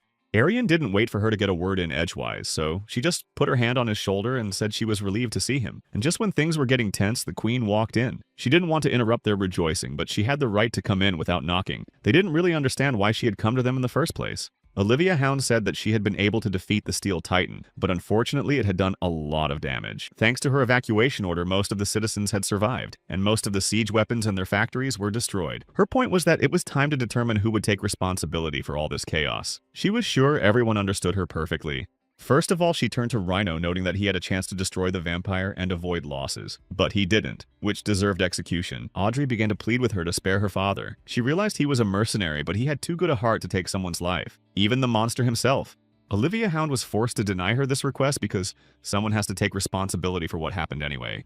Gunter said she was talking nonsense. He believed that the person who spent time and effort to create a useless weapon should be held accountable. Pulling out his recharger, he came closer to her, and looking her straight in the eyes, he noticed that she was not ready to admit her guilt, even if the lives of the people were at stake. She was about to object when he interrupted her again. He drew her attention to the fact that she couldn't get away with it. She was in deep trouble now. Suddenly, they heard a voice from outside the room saying that she had been wrong to start playing the inappropriate role of head of state. There stood a vampire. Gunther was shocked that he hadn't noticed the figure, but it was too late. As soon as the queen turned around, he knocked her out, and Gunter's head was blown off. He was lucky to be alive and able to hear what the monster was saying to him. The king's brother, the last of the true royal family, decided to come clean at once. He confessed that being her brother Velvet Hound could not become king anyway. His main goal at the moment is Gunter, and he had come for him. Raising his head, he repeated what he had promised Julius. He would bring the immortal king to him, and getting him was easier than expected. He wasn't as strong. Velvet destroyed anyone who stood in his way. In the end, he asked the knights not to waste their lives, for they already knew who stood before them. The last member of the royal family to come here to collect a dead knight. He didn't want to take anyone's life unless he was prevented from doing so. The vampire offered them a glance at the head he was holding. That way he was trying to remind them that it wasn't worth their precious lives. And then they really thought about it and decided to let him pass. A little further on, he was met by Olivia, who told him a rumor that her uncle had become a real monster. It was then that he realized she was still trying to resist. It seemed to him that she was determined to get in his way, so he couldn't take that head with him. But in the end, she closed her eyes and silently stepped aside, allowing him to move on. It seemed the wisest decision for him. After walking a few meters forward, he turned around and noted that her footsteps could be heard from afar. And royalty shouldn't tread so loudly. It was rude. The people followed the monster with a stare. It was clear that none of them dared to oppose the vampire even though he was taking their hero with him. Everyone is afraid. Reno shouted for him to be stopped. He hoped that someone would have the courage to rush out and save the one who was his last hope. If he crossed the bridge and disappeared into the thicket, they were all dead. The forest was very dense and shady, and they wouldn't be able to track him in this place anyway. And he also pointed out that the sun should be coming up soon, and they needed to bide their time until he entered the forest. But Audrey reminded him of his weapons. They didn't have a siege weapon anymore, and they couldn't make one. It was unclear to her why the vampire wasn't running away. If he rushed, they wouldn't have time. Velvet had made it clear that it was not proper for true royalty to run around in front of other people. He must keep his status and not show that he was afraid. When he had already stepped onto the bridge and started to cross it, he lowered his head down and heard someone's cry. When he looked in front of him, he saw Leonard, confident. The vampire didn't understand why he was trying to block his path because of some head, but he explained that Gunther was their last hope of saving humanity. Velvet still wasn't clear on his motivation. All the people he met lived for their own good. Others they simply used and despised. They did nothing but harm each other. It seemed so unreasonable to him to sacrifice himself for such vile creatures as humans. But Leonardo was in no way persuaded to back down. He had his own convictions, and despite everything, he continued to believe that humans deserve to be saved. Unhooking his cloak, he noted that no matter how dark the world was, the fire in human hearts would never go out, and that helped him to act. He believed that even if people hurt each other, they could heal those wounds with their kindness and justice. Only men could understand that. Finally, standing with the other knights, Leonard said that they would not just watch people trying to turn each other into monsters. Velvet noted that his speech was quite touching, but not to him. He knew very well that only a few of the thousands of people agreed with him. That's not what they think. Moreover, he was sure that only 5 people in front of him held that view, and they would not be able to stop him. But Leonardo still stood his ground and said that they would definitely think of something. They had to save Gunther as he had done for them, and so they decided it was their turn to repay him. Determined, they set out for the vampire, assuming they could destroy him with their swords. Some time ago, when they were on their way to meet him, Leonardo had thanked them for being willing to fight him shoulder to shoulder, still with him. Surely they could not have done otherwise. One was determined to go with him to the end since the captain had once saved his life. Such a thing is never forgotten. But he was afraid that his death would be meaningless. He was afraid that if he died, he wouldn't help them in any way. His contribution to saving people would be gone. Leonard tried to reassure him by promising that no one's death would be meaningless. They all do it so that humanity can exist afterward, even if their deaths won't mean as much as they would like and they won't go down in history as great heroes or momentous characters in some story. He reminded them that all of them were not kings or warlords. It didn't matter how big their contribution to the common cause was. What mattered was that they tried and didn't give up. Explained to them that even the smallest skirmishes and their determination alone had meaning and power to change things. They should in no way have any regrets. Their deaths would have meaning anyway, and of that he was 100% convinced. This speech had truly inspired his comrades to go on. And now, as they pounced on the vampire, it was the end for them. Each of the knights had lost a part of their body. They could no longer fight.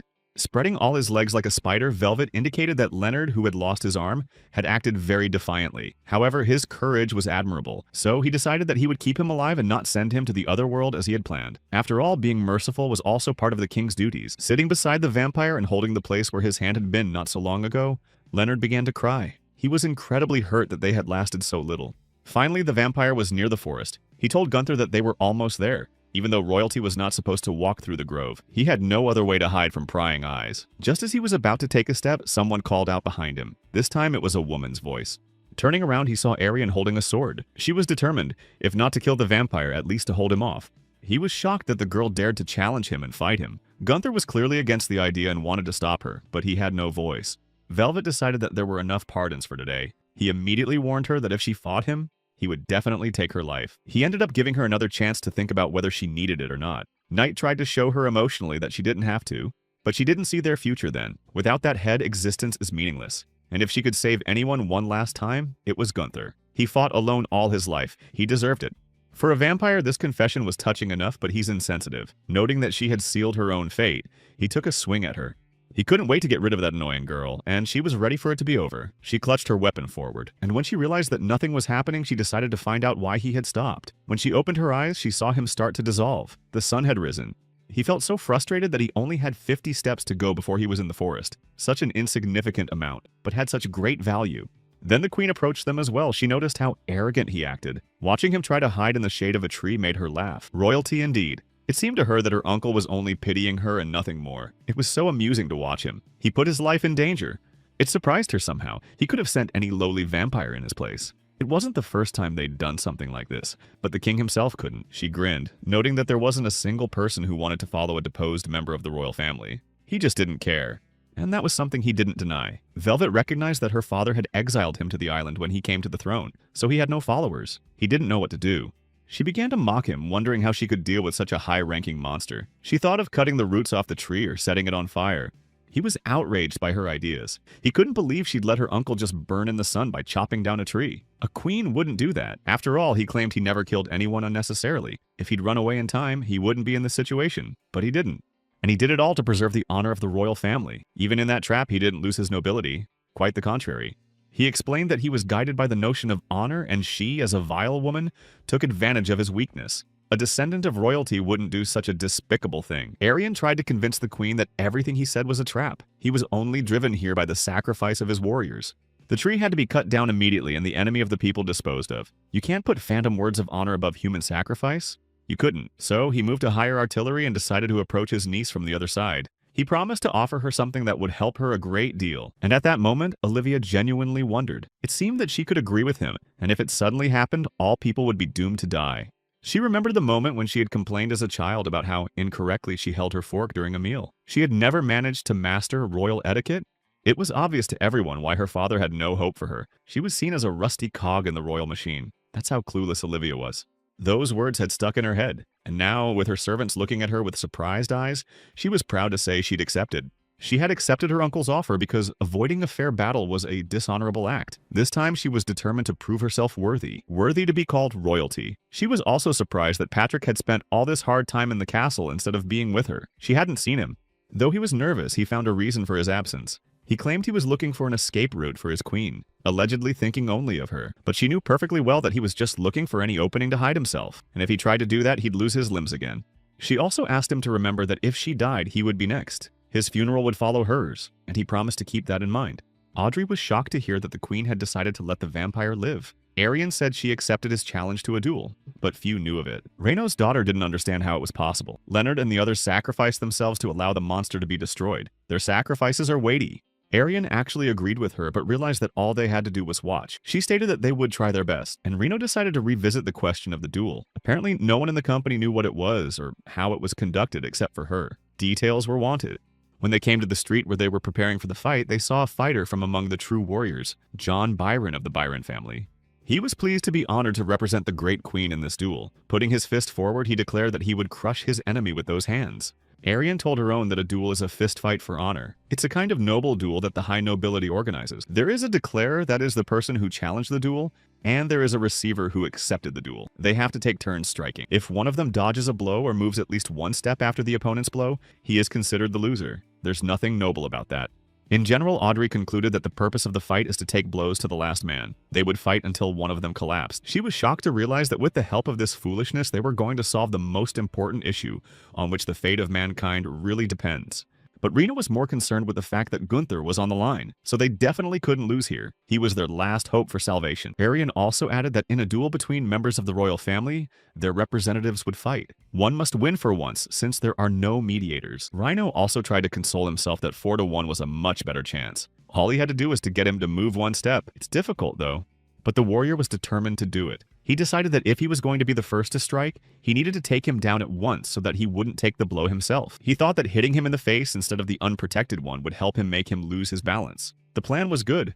Moreover, the warrior was motivated by the fact that most likely after the victory he would be promoted, and even more likely to aim for the emperor's seat. Before the fight, they were told that this duel was mutually agreed upon. It's a dishonorable dodge. If one moves even slightly, it's automatically a loss. As it was to be, the host, Baron Byron, was to attack first, and he eagerly pounced on his opponent. For riches and honors, he struck him so hard that he seemed to be thrown 100 meters away.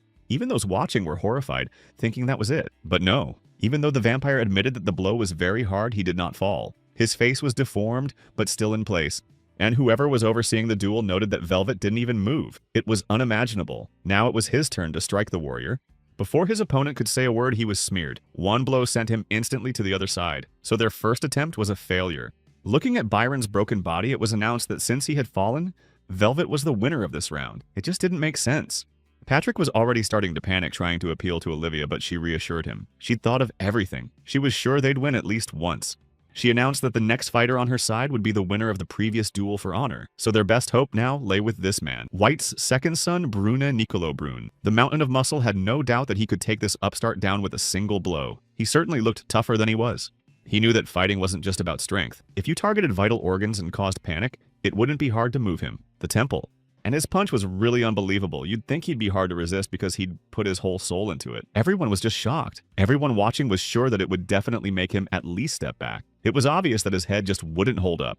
In fact, that was just the impression he gave. Velvet is too resilient. His body literally folded in half, but he didn't move from his seat. At that moment, drops of sweat ran down the bulky man's face. He couldn't imagine how it was possible. He knew the man wouldn't have been able to resist. But he had not broken the rules of the duel no matter how much Nicolo Brun insisted on it. Whoever the man was, he wouldn't budge, so the duel could continue. When it was the vampire's turn, even his unrealistically strong opponent shrank in fear. He knew that if he could take it, he had a powerful punch. In fact, he was torn apart just like the last one. With a crash, he slammed to the ground after literally riding on his neck for a few more meters. It was clear that he wasn't going to get up either. Then it was the turn of the third representative, Earl Rambler's main heir, Joseph Rambler. He wasn't physically strong, but he was sure he had studied his opponent thoroughly. He analyzed his techniques and simulated thousands of duels. In the end, he concluded that he had succeeded in identifying Velvet's fatal weakness. Like his past opponents, he was wrong, and would suffer the same fate as them. Audrey didn't understand what they were doing. She didn't think it was that important. Arian suggested they bet on the last duelist, someone they already knew. She was sure that he could handle it and would know the vampire's weaknesses. Audrey, of course, couldn't even guess. There were no options. The queen announced that Gunther was next, but that seemed impossible to Velvet because he had the head. He reminded her that he would stay with whoever won. Olivia pointed out that according to their treaty, the winner would only get his head, and there was no mention of the whole Gunther, so it was already his mistake. Having made a pause, the queen with great pleasure reminded him that he has in his hands only one part of his body, and they had no claim on it now.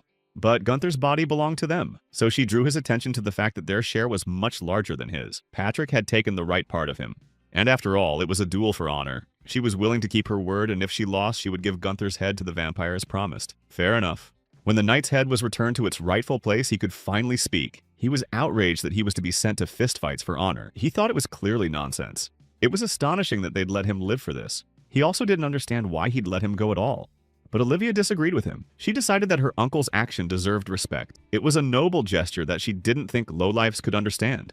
And to make him try harder, she promised that if Gunther won, she would cancel Renault's execution, but on the condition that the knight would act honorably for his friend. Audrey was insanely grateful to her for the opportunity to escape her father's punishment. The queen added that the duel should start at sunset, so they should prepare. When Gunther's arm was joined, Aryan explained that it was specially designed for swinging blows. It was not particularly strong. You'd better use it carefully. Its color confused him too, but there was an explanation. It is so because it was created using the hands of Captain Leonardo and other brave warriors. This horrified Gunther a little. The last thing he wanted was to use even a part of the hand of a man who was immediately unpleasant to him. Simply disgusting. Then he immediately began to excuse himself by saying that he was not well. This surprised Aryan all the more because he started to contradict himself, even though he valued his life. She added that his body was now made up of the flesh of people who were willing to sacrifice themselves for a common goal. He could not refuse.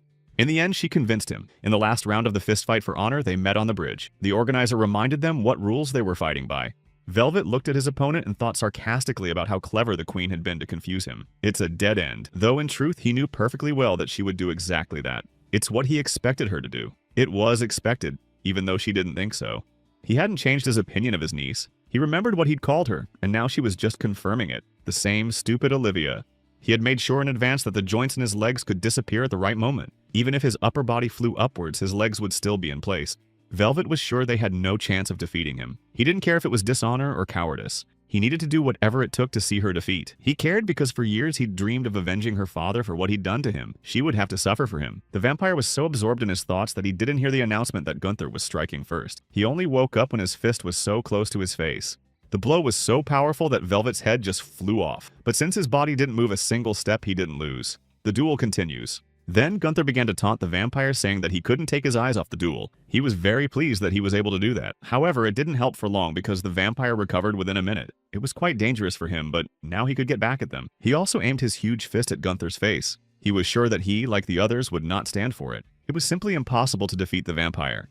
A few hours earlier, Gunther had had steel placed in his teeth to strengthen them. That way he could take a blow to the head without moving. If he thought it was foul play, Aryan reassured him that it would soon be over. She was sure the duel would go faster than it seemed. And so after the vampire punched him in the jaw, nothing happened. Velvet was startled to hear a clang, but that wasn't a violation either. Gunther's turn. Once again, the knight blew his opponent's head off. He tried to punch him in the jaw again. In general, no one could move anyone. A very long fight. Patrick was beginning to doubt, but he asked Olivia if she still believed that Gunther would win. But she didn't plan to answer. And when he struck the vampire again, he was already worried. He noticed that his opponent was stronger than he thought. His whole body was already pulled back. He could have found a better angle, but still, he was afraid that if things continued like this, there was a good chance that Velvet would lose to the knight. Suddenly, he realized what he was thinking. He remembered that he was a member of the royal family and he couldn't lose to that bastard.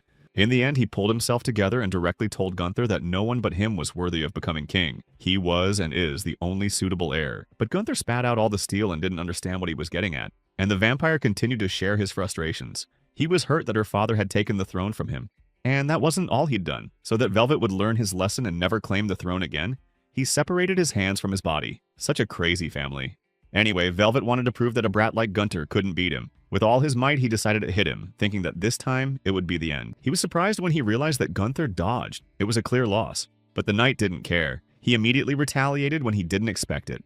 Everyone's mouths dropped open when they saw the vampire's body flying away. Velvet stood up and was outraged that he dared to dodge such a dishonorable act. Gunther, however, didn't see that as a problem. He noted that all along they had both been cheating. Honor was out of the question.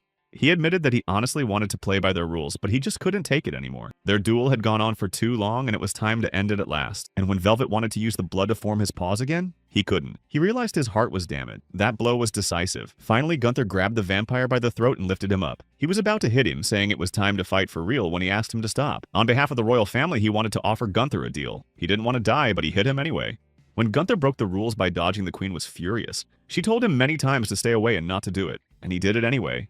She believed that even if his own life or the life of all mankind was at stake, he had no right to do it. He had dishonored her family's honor. Patrick intervened. He interrupted all her cries by saying he hadn't noticed anything, so he decided to hint to her that the offense could be covered up. To make sure she understood what he was getting at, he repeated that he hadn't seen Gunther dodge. He was struck and then swung and knocked the vampire down. The others also understood and supported him, saying that he had indeed withstood the blow and then defeated Velvet. They were afraid to say they had seen anything different. Patrick then turned to the clerk, reminding him that he had to record it all. Just in case, he decided to ask him what the recording sounded like. He tore out the page where the truth was and wrote there that Gunther swung and struck a victorious blow to his opponent. Under pressure, he did it.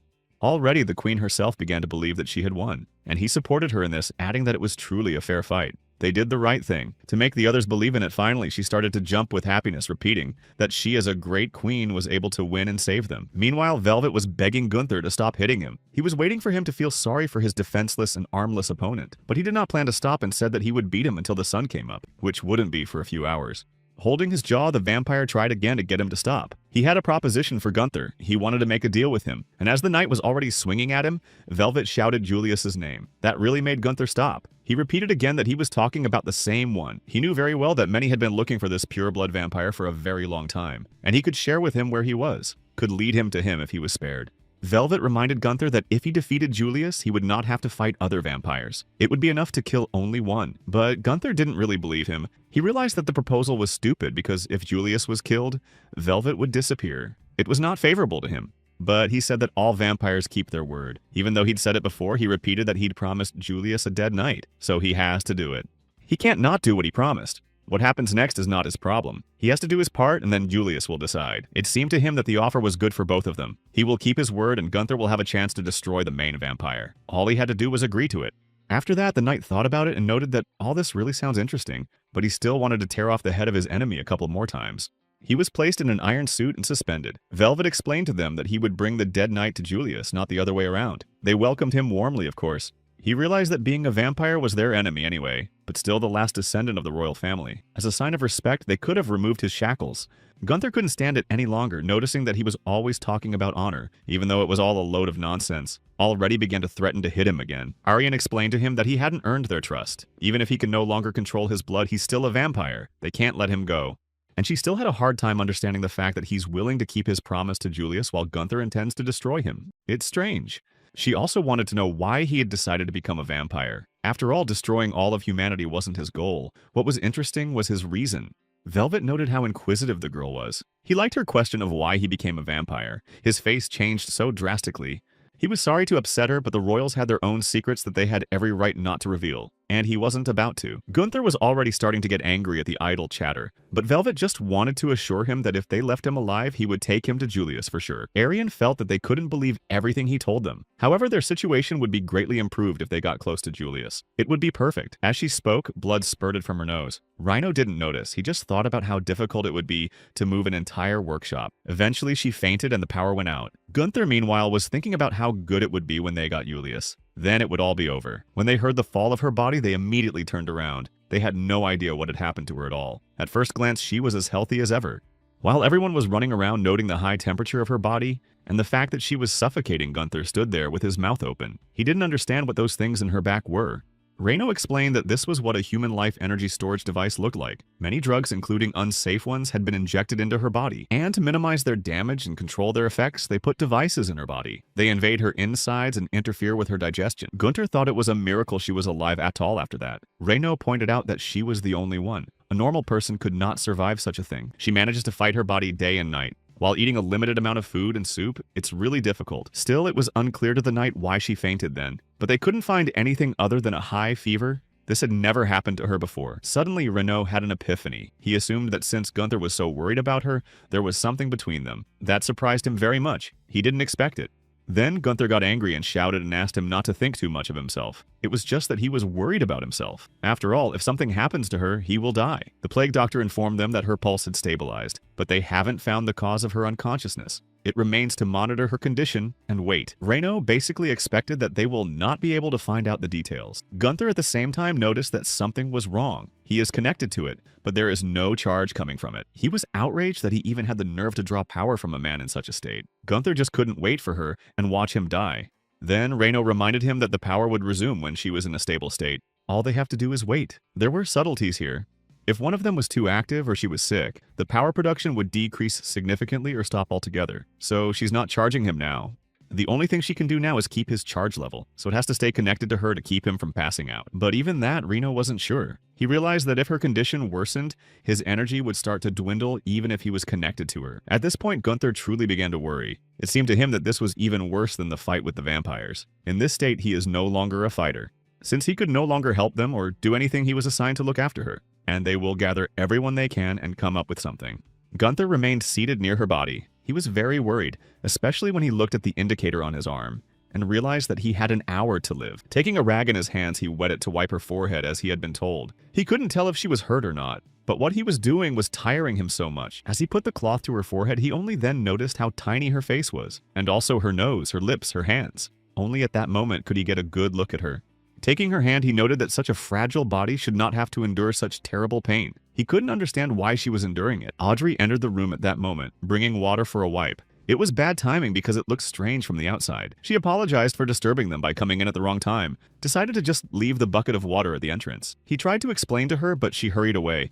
Without even listening to him, she drew her own conclusions. And on her way out, she giggled when she noticed that Gunther was holding Arian's hand. He was furious about it. After a while, he noticed that Arian still hadn't come to her senses. All this time, she had been pretending to be so strong, so she wouldn't get up later. An image of her began to surface in his mind. He remembered her saying goodbye to him, wanting to see him tomorrow. And now, of all people, she was the one he'd longed to see tomorrow.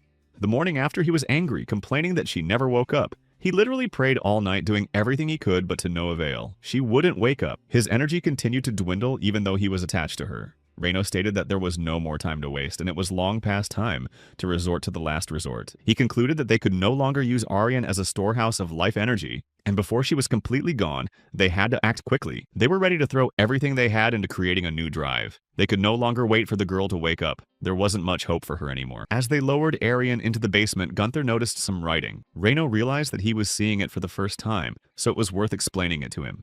On this stone are written the names of all the volunteers who unfortunately failed to become life energy stores. There were quite a few.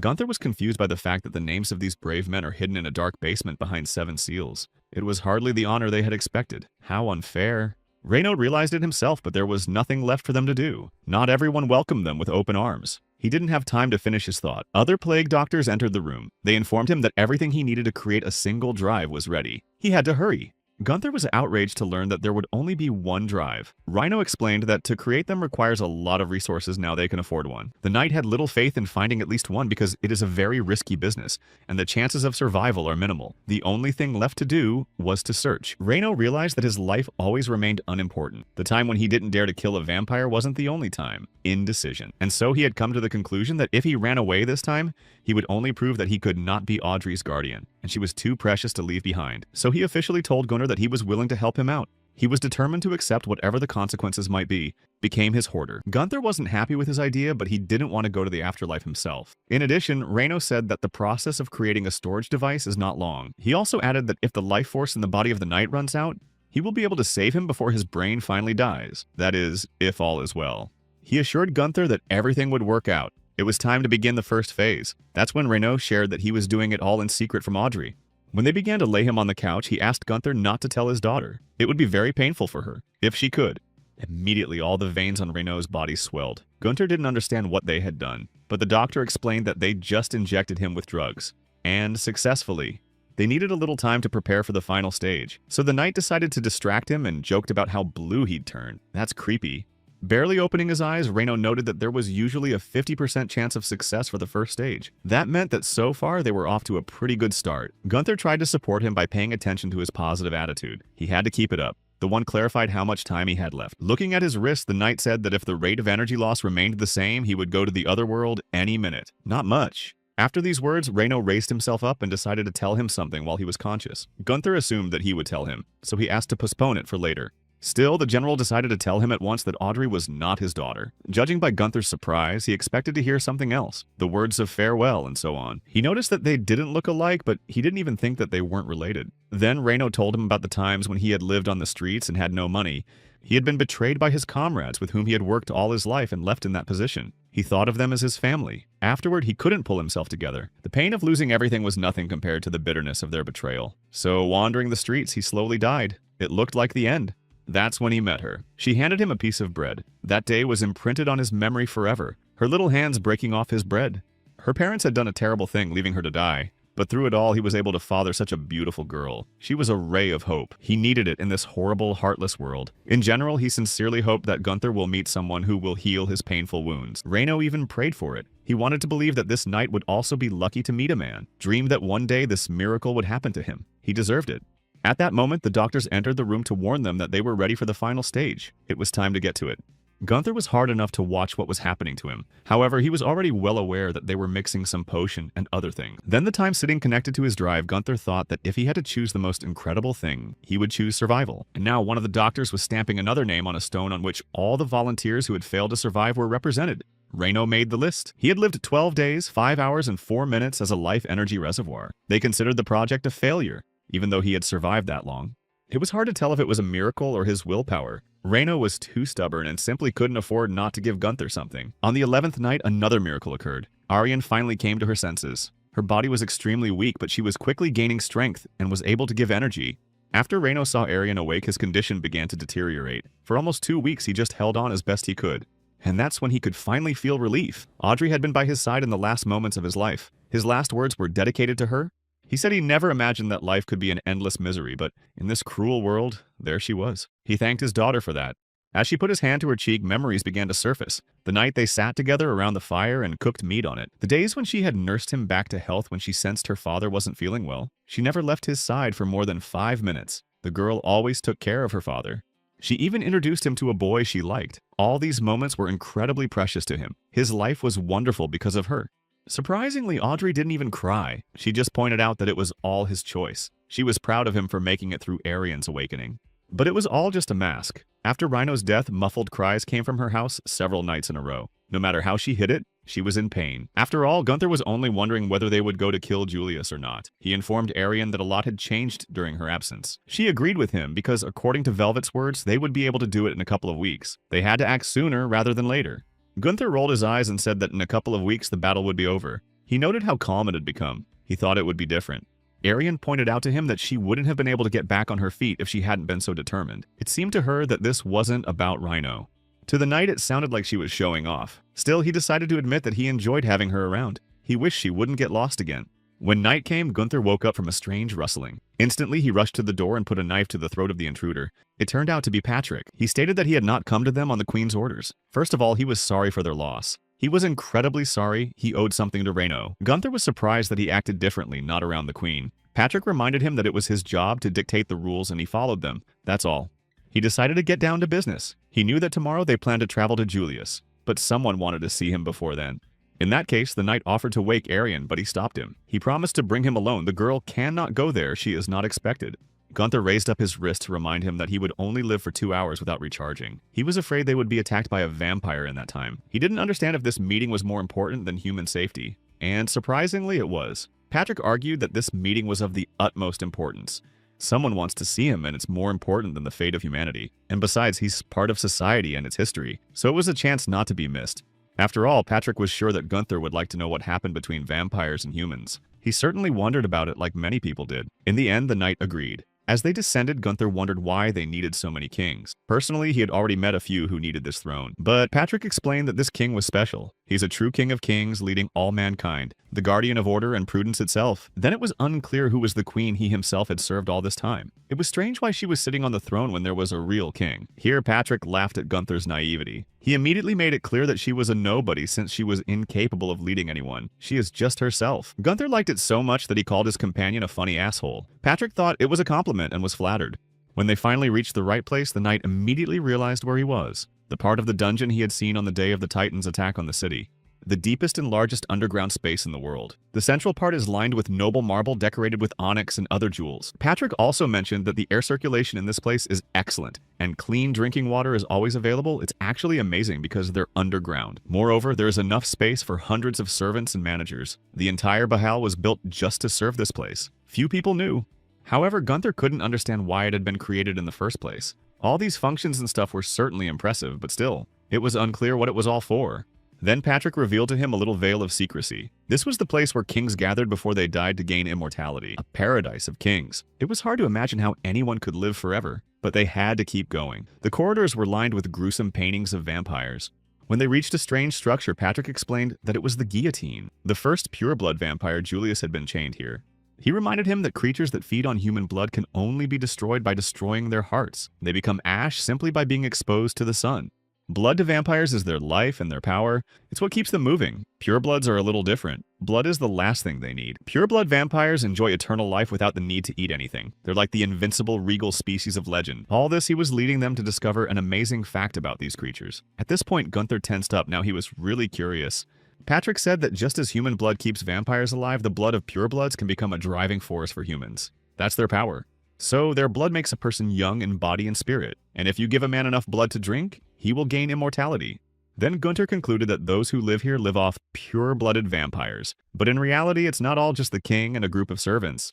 Blood itself is not so simple. Once it leaves the human body, it evaporates. So they had to find a way to keep that blood on hand. And while Julius was chained here, they separated his head so his thoughts couldn't reach it. It was very cruel, but it was his blood they needed. He was to provide blood for 950 years. Gunther had already changed his mind and decided that the monsters here were human. Patrick said that because of this, they were able to see the greatest era of prosperity in history, all thanks to the Hound family who took over. The kings who ruled over the land could only enter here before they died. They were judged by the kings of the dungeon to decide how productive they were. This greatly motivated the kings to lead their people to greatness. This system was only possible because of the founder of their country, that is, the King of Kings. To Gunther, this Hound dynasty was pompous and narcissistic, but not great. It seemed to him that even the blood of vampires could not help them in this case. Still, he wondered what had happened to the king. After all, something had obviously gone wrong if they'd come to where they were now. He was right. Patrick said that 41 years ago, a man appeared who freed Julius, and they escaped with him. His motivation was unclear. He wasn't really a charitable man, or he wouldn't have gotten so many people hurt. All of this led to the collapse of the underground kingdom. It became impossible to maintain immortality. The years they had tried so hard to get rid of fell upon the kings. The underground kings died. One by one they died, dying in the order in which they began to take the blood of a pure-blood vampire. It wasn't long before the second king, Fraus, died.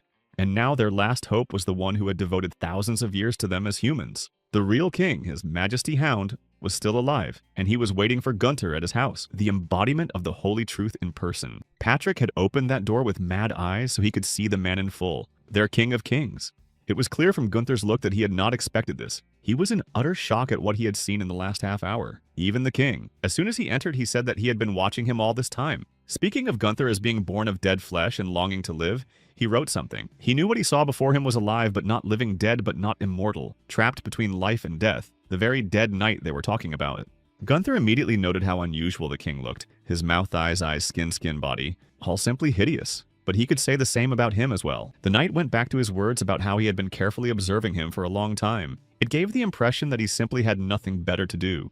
But in fact, the king was describing the lives of millions, including Gunther's. Everything from where he was born and who raised him to his death. That was his strength. Everything their country had. Behind him were hundreds of thousands of lives, and none of those people disappeared without a trace. Everyone mattered. Gunther found it eerie. He didn't understand why he was invited if the king already knew everything about him. He wouldn't learn anything new.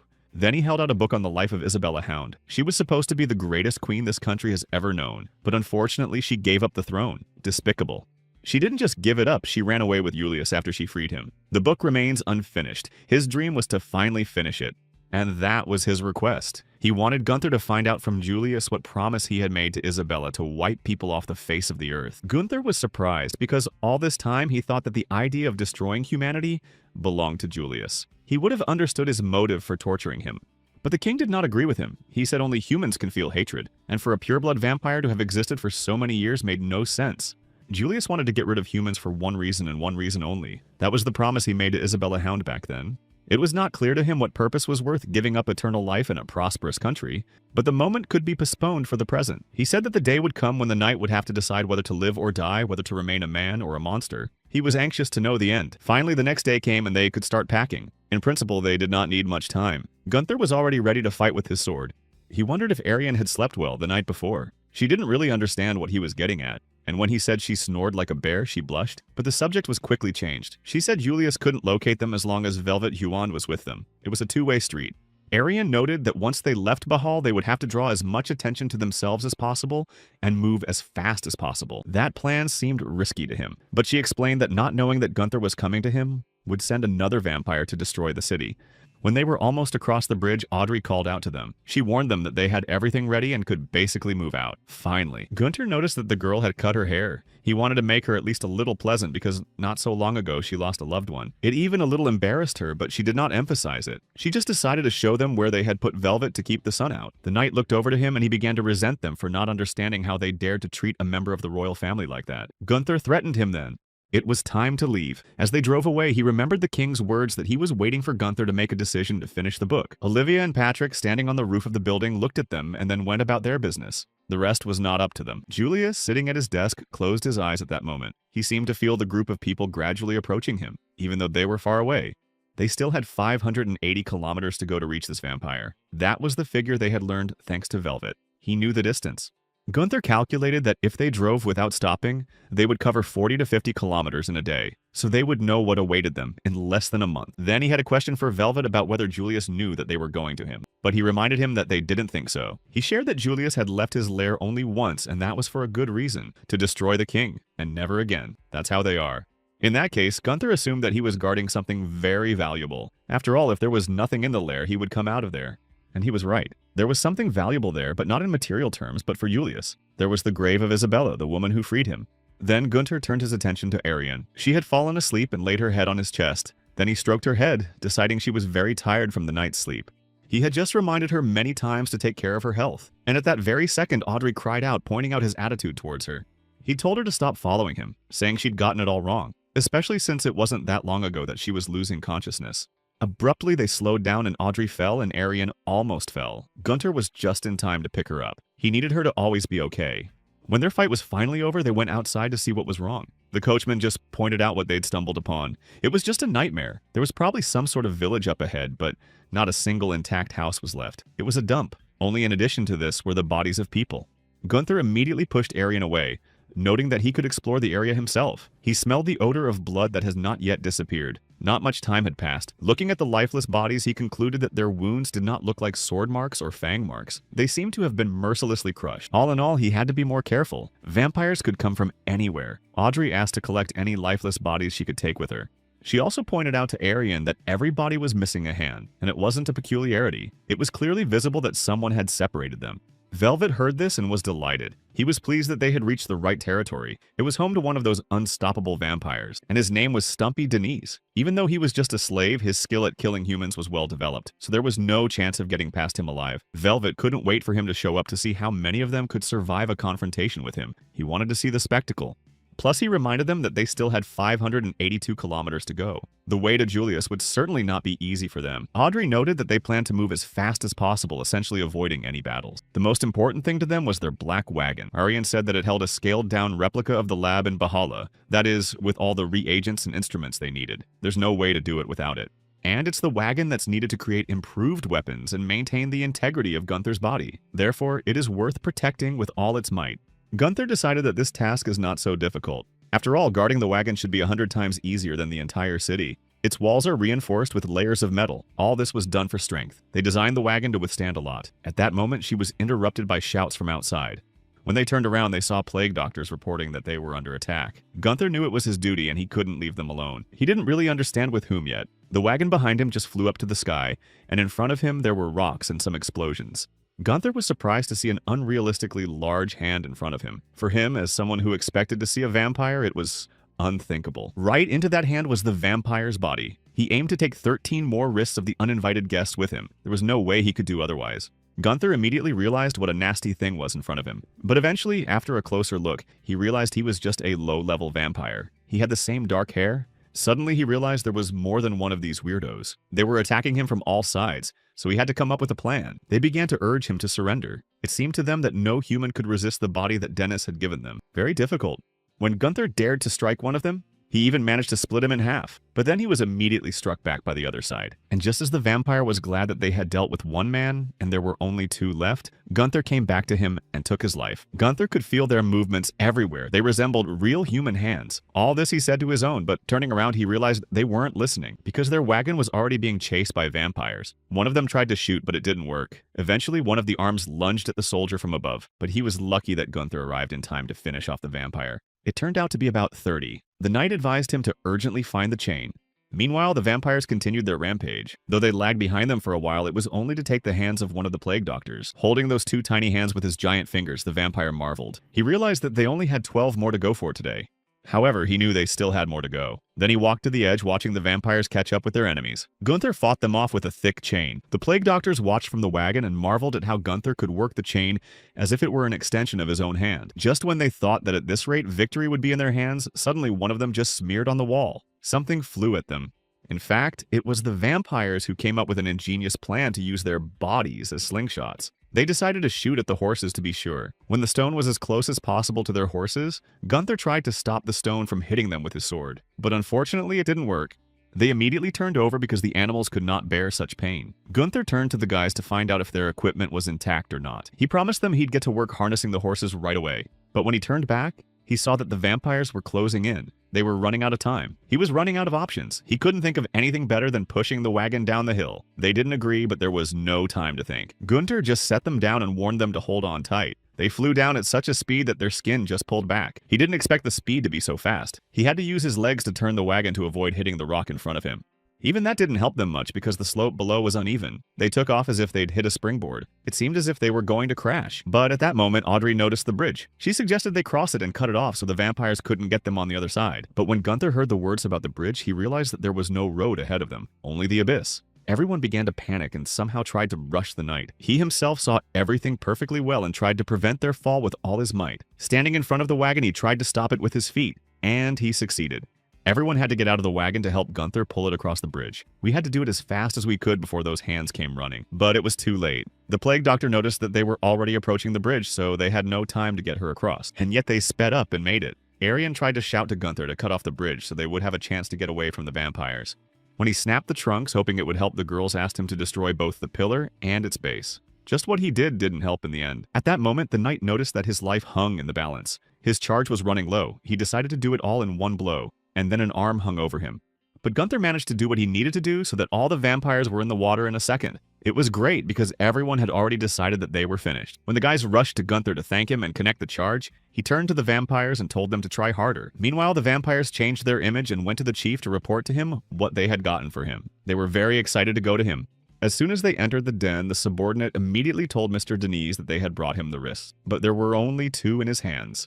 He remarked that what they had done was wonderful, but it was not enough for him because he ordered them to get many more wrists. The vampire, answering for everyone, apologized to him, noting that their hunt had been interrupted by a monstrous knight, and unfortunately many of those on the hunt had died. Dennis was angry to learn that they had not met the quota. He thought he had been incredibly generous in giving them such bodies as pitiful creatures, and they had failed. It was very depressing. He knew that they were already well aware of the consequences. As punishment, an inferior vampire would sacrifice his blood. He decided to make up for what was missing with their hearts. They begged him to have mercy on them, even though they knew their master would not forgive such mistakes. But still, they promised him that it would never happen again, and that next time they would bring more of the norm. And at that moment, something whispered to his wrist. After talking to it, Denise noted how lucky the vampires were. The almighty Mr. Wrist had been generous enough to give them a second chance. Then they began to thank him, noting that they were unworthy of his generosity. They were like zombies who could obey their master without question. Dennis decided to ask his wrist how many wrists he would need this time. After all, the inferior vampires had promised to get things done this time. Dennis's eyes nearly popped out when he heard that the norm for the day was 10,000 wrists. They'd never had to kill so many souls at once.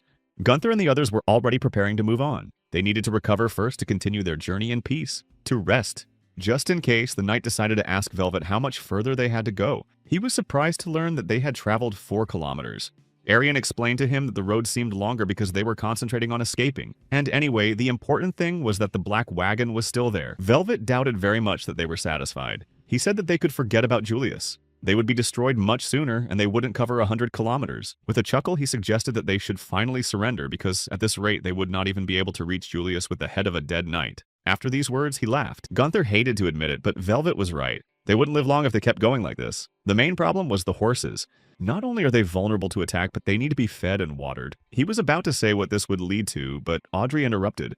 She said they already had over a ton of horse carcasses and could use them as they needed. She had an idea in her head to create something extraordinary. Gunther didn't understand what she was getting at, and the girl reminded him that he is able to change his body as he wants. And Arian supported her by saying that if Gunther becomes a horse, the situation will change for the better. The only problem was that there was not enough time.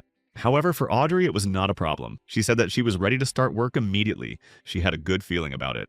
Toward evening, the vampires were already rushing towards them. All they could think about was getting the 10,000 wrists. Without them, they couldn't go back. The chief of the lower vampires shouted at them to get all the wrists they could. As they approached the humans, they became even more motivated. Arian ordered everyone to move on. They planned to stay until Audrey made Gunther a body. Her work took a little longer. Bad timing. Audrey started to shush the knight to not rush her as it was distracting, but he still asked her to speed up as the enemies were quite close. They ran and kept muttering to themselves about how many wrists they needed. In the end, Audrey had no time to finish and the vampire was already on top of them. A second later, the girl informed him that everything was ready. Now he could confront them safely and prevent them from taking anyone from his team. He pounced on this vampire. He started to fight, but he was clearly in shock, not understanding where this monster like an unusual centaur had come from. But it didn't matter because Gunther, after a few seconds, trampled him with his hooves. He crazily liked this body. He became stronger. The horse's muscles were very powerful. With them, he could run for dozens of kilometers without getting tired and crushing everything in his path. The best body of all. Arian asked him to buy time for them to collect the cargo. Somehow, she couldn't get through to him. Finally, when she turned around, she was stunned. It wasn't Gunther in front of them anymore. His crazed look was simply frightening. For a minute, she even thought he'd gone mad, destroying everyone. At one point, he got so carried away that when she distracted him, he turned around and put a sword blade to her throat. She told him it was time to stop. The vampires rushed off. Gunther was even kind of upset because he was just getting warmed up. And she noted that there weren't many vampires this time. And just as she said the words that they had a chance to take a break, Denise, he absorbed the blood of all his subordinates for running away. He knew 10,000 was a lot. But it was too soon to turn back because the norm had not been met. They had no right to retreat. After these words, he sent another vampire to the other world. Before he died, he reminded him that they would give their hearts for not fulfilling the norm. Gunther didn't really want to see this picture, so without waiting to be noticed, he pointed his sword at Dennis. To his eye. A little earlier, they had asked Velvet why Dennis had his wrists. Then he told them about a baron who had 1,000,000 slaves and farmed them. If his slaves didn't do their chores, he'd take away their wrists. He was ruthless. He didn't care who he did it to. A child, a girl, a grandfather. It didn't matter. Many people died as a result of this abuse. If Velvet had been king, he wouldn't have let it happen. Another thing the vampire remembered was the strangeness of this Denny's. He was always talking to something that resembled a child's shriveled wrist. He talked as if the wrist was actually saying something back to him. Creepy. And every time Velvet saw him, he thought about who that wrist belonged to. But he'd never been able to find out. And now, Denise had made it clear to Gunther that their battle would not end so easily. He couldn't just forgive them for depriving him of his slaves. Since he had none left, he himself must fulfill the ration. Then he struck Gunther with a very strong blow that even threw him off. As a result, the arms enveloping Dennis's body clasped together. He said that he would smash them on the ground with his fists and then take their wrists with him. But Gunther, rising from the ground, remarked that he was not ready to surrender. He immediately said that he would not destroy him. After all, no vampire had succeeded so far. He aimed his powerful fist at Denise, thinking that this time he would be able to bring him down. His previous enemies had seemed even more difficult to him. Gunther thought so until the giant fist appeared in front of him. The vampire was going to give him a taste of what death tasted like. He was sure of himself. Then Gunther remembered how Arian had read in a book that blood was what drove vampires to live and think. A universal tool for these creatures, a form of the unconscious. That's why vampires become stronger when pain and will are strengthened. That was a very important point. When Gunther decided to find out what makes people feel the most pain, Audrey suggested that there was nothing stronger than the pain of burning. Against the background of his daughter about the despair when a person's world collapses, Reno decided to tell about a scream he heard a few years ago. Inhuman.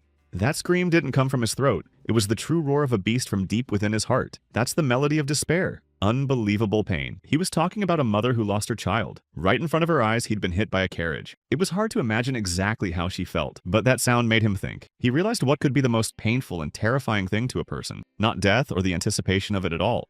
It's seeing one's own child die, the death of someone you've raised for years. It's very painful when fate decides to take a child away. That's when Gunther realized that the same thing had happened to Denise. He looked at the lifeless body of his child and his tiny wrists on it. As those memories flashed before his eyes, Dennis had already flattened his fist, or rather literally split it in half, which was very surprising. Dennis was thrilled to realize that he had succeeded in blowing Gunther's wrist. However, he realized that he had not met the required standard. It was necessary to control the force. At this point, Gunther decided to give him a crushing blow with his other hand. He was sure that after it, the vampire would not return to the line. But in the end, Denise was undeterred. He'd expected the knight to surprise him in some way, but it turned out he didn't even hurt him. Of course, Gunther was shocked, because the blow seemed to him so strong that he should not have withstood. But in the end, he didn't even move. Disappointment. Then a whole new feeling opened up for him. He was sure there were no enemies without weaknesses, but somehow he was afraid. He was certain that he was going to lose to this vampire. Then the others called out to him saying that they had already loaded everything. and there was no need to fight. And for the first time, he agreed with them. He turned and ran to the wagon. He figured that as long as he had the power of a horse, Denise wouldn't be able to catch him. He was fast, but the man wasn't going to chase him. He just tricked and struck at the knight from afar simply by extending his chest. It was as unexpected as possible for them. It became clear that he did it with the help of stones. Making a slingshot from his hands, he launched the stones one after another. He still needed to find 10,000 wrists. After he launched another stone, Gunther felt as if he had moved into another space. In reality, Denise hit him in the face, damaging his eye. The knight could no longer see even in front of him. He was literally missing half of his face, which caused his vision to suffer as well. Suddenly, Gunther was blind. However, he felt that someone is running towards him. He assumed that the enemy is already close and he wants to destroy him. But still without a fight, he decided not to give up and hit without looking. In that second, he saw himself standing amidst a sea of blood. There were dozens of lifeless bodies floating in it, and all of them had died because of him. He was the one who had killed them. Suddenly, one of the bodies turned to him, noting that Gunther had not changed since he had sent him to the other world. He was amazed that the knight was still kicking. He asked him if he thought that if he continued to defy death and fight endlessly, he would find a place in this miserable world. The man forced him to burst into tears so that his parents would return. It hurt Gunther to hear this because the words that he needed love were true.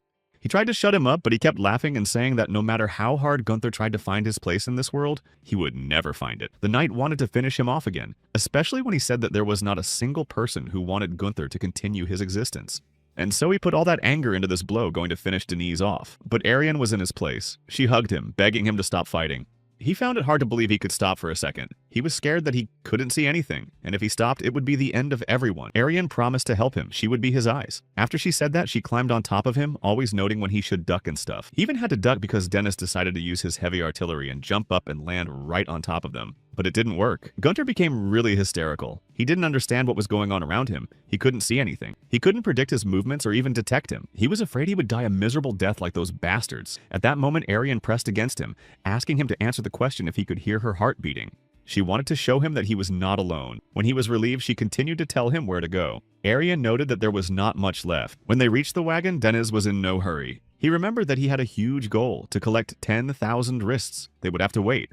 He decided for himself that until he met his goal, no matter how long it took, it would be a week or a month. He still wouldn't stop following them. They won't get away. When dawn came, they stopped. They needed to check their supplies and get some rest. What they had been through was dangerous. When Audrey wanted to ask Arian what they would do next, she saw that she was sleeping on Gunther's chest. He asked her to let her rest for a while. Then he decided to ask Audrey when she would fix his eye. It was very hard without it, and he would need it when the vampire decided to attack them again. But that was a bit of a problem. Of course, it was a good thing the brain wasn't damaged in any way. I mean, they'd just have to make a new receptacle. Still, the stitches on his face looked fine and everything else was fine too. However, there was also still a problem with his eye. Everything around him was swollen. Getting the eye done was the hardest part. That's why they wouldn't do his right eye. It couldn't be repaired. They don't have the right equipment. And with what they have, the nervous system of the eye can't be recreated. They couldn't hook it up properly. He was angry, trying to convince them to do something. By the time he got to the point where the girls said there were some animal eye pieces they could try, they'd come up with something better. So they started going through all the options. With one eye, he couldn't see anything at all. With the other one, the picture was divided into parts, and the next one was not the same, and the last one he rejected. Ariani noted that if they delayed any longer, Denise would catch up with them. It was time to go, and on the way they would look for new eyes for Gunther. Not even 10 minutes later, Gunther stopped when he heard a strange sound. He was frightened, thinking that there was a vampire ahead of them, but it was only a rabbit. After a while, he stopped again, but then Arian immediately told him that it was just rocks. Gunther was starting to freak out about it. Arian decided to ask him if he was scared because he couldn't see anything, or if he had another reason to flinch at every sound ahead.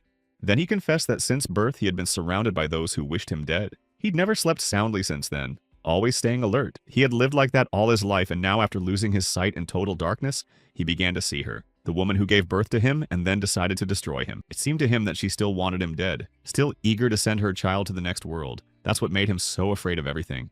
After his confession, Arian took his hands in hers and still decided to see if he would let her continue to do so. She wanted him to finally feel better. She wanted to be his eyes until they gave him his sight back. He should have trusted her hand instead of the darkness he saw. Try to trust. Arian had warned him that there was a stream ahead, and still he flinched when his hoof touched the water. At that moment, he squeezed her hand very, very hard. She paid attention as she felt the pain herself. Then she had to correct him and ask him not to do it again. Otherwise, he would break her arm. Ahead of them were both roots and a washed-out road. The girl tried to warn him about everything, but it didn't help. They rolled over and fell into the mud.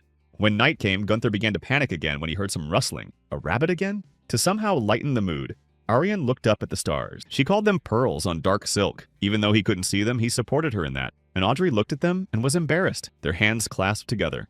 Still, she dared to ask Gunther what she had been putting off for so long. She had noticed that he behaved very differently when Arian was around him. As soon as she voiced her assumption that he liked her, Gunther shouted with anger. He had tried many times to explain to her that it wasn't true, but he decided to calm down and calmly answer Audrey's question. At first he wondered if he liked her. Even Arian resented the subject, and yet after thinking about it, he came to the conclusion that he could only love someone if he himself had once been loved. But in the end, he knew nothing about love. He agreed that he had been through a lot with Arian, but he shouldn't take it personally. At this point, the girl even changed in her face. With a chuckle, Gunther admitted that he wouldn't care if they died or not. Then everyone was upset even though they didn't want to show it to him. Awkward. The plague doctor decided to ask Audrey why she had decided to ask the knight about it in the first place, but she couldn't answer him. It was embarrassing. Afterward, they stopped to uncover the vampire. The time for feeding him blood was up. Velvet noted that today's blood was particularly tasty. He liked it. The man admitted he never thought he'd be doing something like this. Not everyone would volunteer to be victimized by a vampire. Audrey pointed out that they should let Velvet drink blood every other day. But Gunther thought that was too often because vampires don't drink that much. He even joked that it would be nice if he carried around a bag of blood himself. Audrey reminded him that they needed it to move, not without it. Then Velvet said that supplies were crucial during a battle. If the vampires carried food with them, they could never win. Audrey didn't understand that, so he had to explain that it was too risky to move a living person. They could die at any moment. And finding a new one is a challenge. You never know when you'll meet a new victim. Besides, they wouldn't be enough to feed a huge human population. So they need a whole new supply of humans. A supply that never runs out, that will keep you satiated for a long time. All it takes is one sip. Audrey wondered exactly what he was talking about, but he wasn't going to tell them all his secrets because they were mere mortals, unworthy of it. Gunther wasn't going to stand for it and threatened him. Velvet reminded them that he was a member of the royal family, so he would keep his dignity despite the torture. He addressed Gunther and Arian as if trying to insult them. He simply pointed out that they were nothing more than a dead knight and a storehouse of human energy.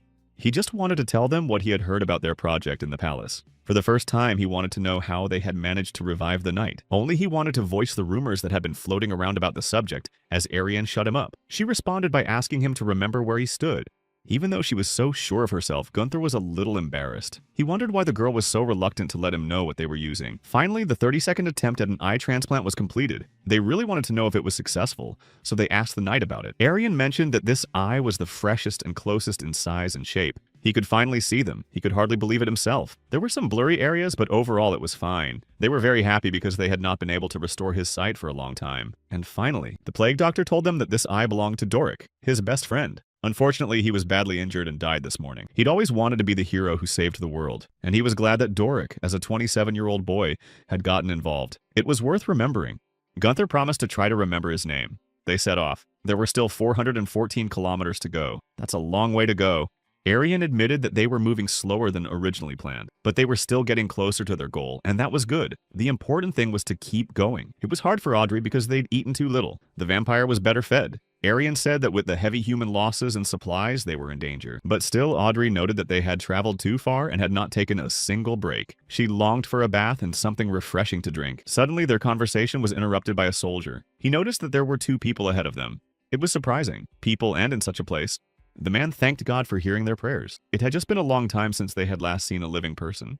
She marveled at how these survivors had managed to make it this far. Evanth noted that their village was close by and offered to stop by for a rest. Arian was confused by the fact that someone had built a village right in the middle of the battlefield. Especially the couple looked very nice for the time in which they lived. After the remark, they laughed as they realized how strange it all looked from the outside. They referred to the fact that they hadn't thought of it at all. They didn't introduce themselves. Even stated that after countless sacrifices and experiments, they had managed to find a way to survive among the vampires. They wanted everyone to know about it, and to make them stop doubting and see it for themselves, he invited them to go with them to the village where they would be told and shown everything. Gunther thought they were talking nonsense. He immediately recognized that they were trying to deceive them, so he did not see the point of so blindly follow these people. Arian also agreed with him and reminded her that their main goal was to get to Julius as soon as possible. There was no time to stop. Everyone supported them. Audrey, however, was against moving on. Supplies were running low and it was unrealistic to go this long without food. She believed they would help them. The plague doctors also thought about it because these people were dressed in clean, tidy clothes. That was a good argument, and everyone was hungry. Gunther didn't understand them at all. He reminded them of the rabbits on the road which can be caught and eaten. Only they didn't stop because there was no time. And again the soldier drew their attention to the cut wrists. One could assume that Denny was not far from them, and he's very dangerous. They didn't even have to wait for him to appear on the horizon. There was a chain attached to his neck with someone's wrist dangling from the end. He was doing his job. Gunther immediately changed his mind. They spent a lot of time to restore his vision needed to escape. However, the others didn't stand a chance. When he was told that running was essentially pointless, he resented it. Since standing still, there was even less chance of survival. He didn't understand what was best.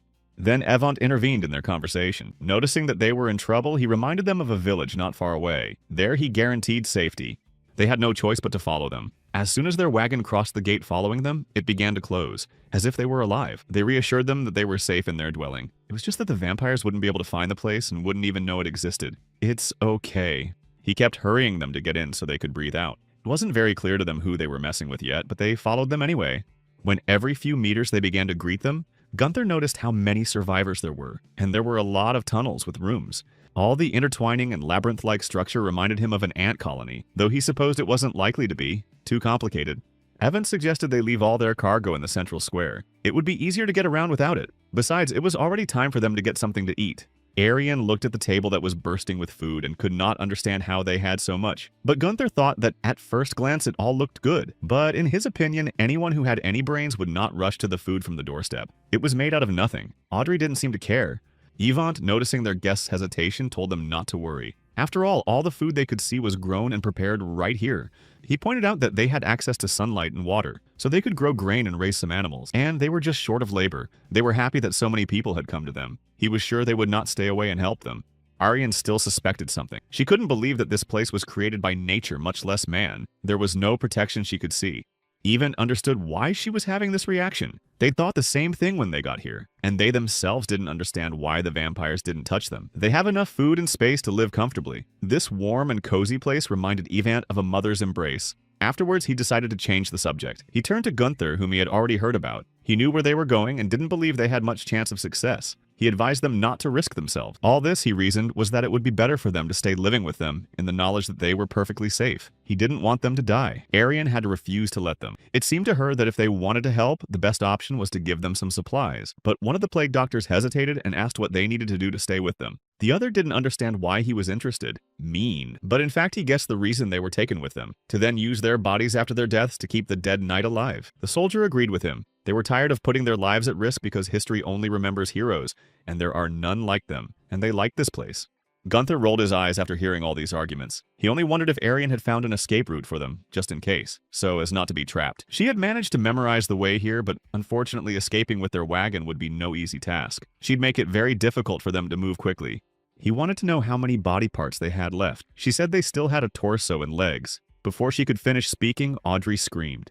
She just saw the wall start to move. It looked like it was alive, and so was the gate. Gunther concluded that this whole colony was a living organism. He looked at Avant, who had gathered their soldiers around him, and could not understand what this place was and what these people were doing here, if they were people at all.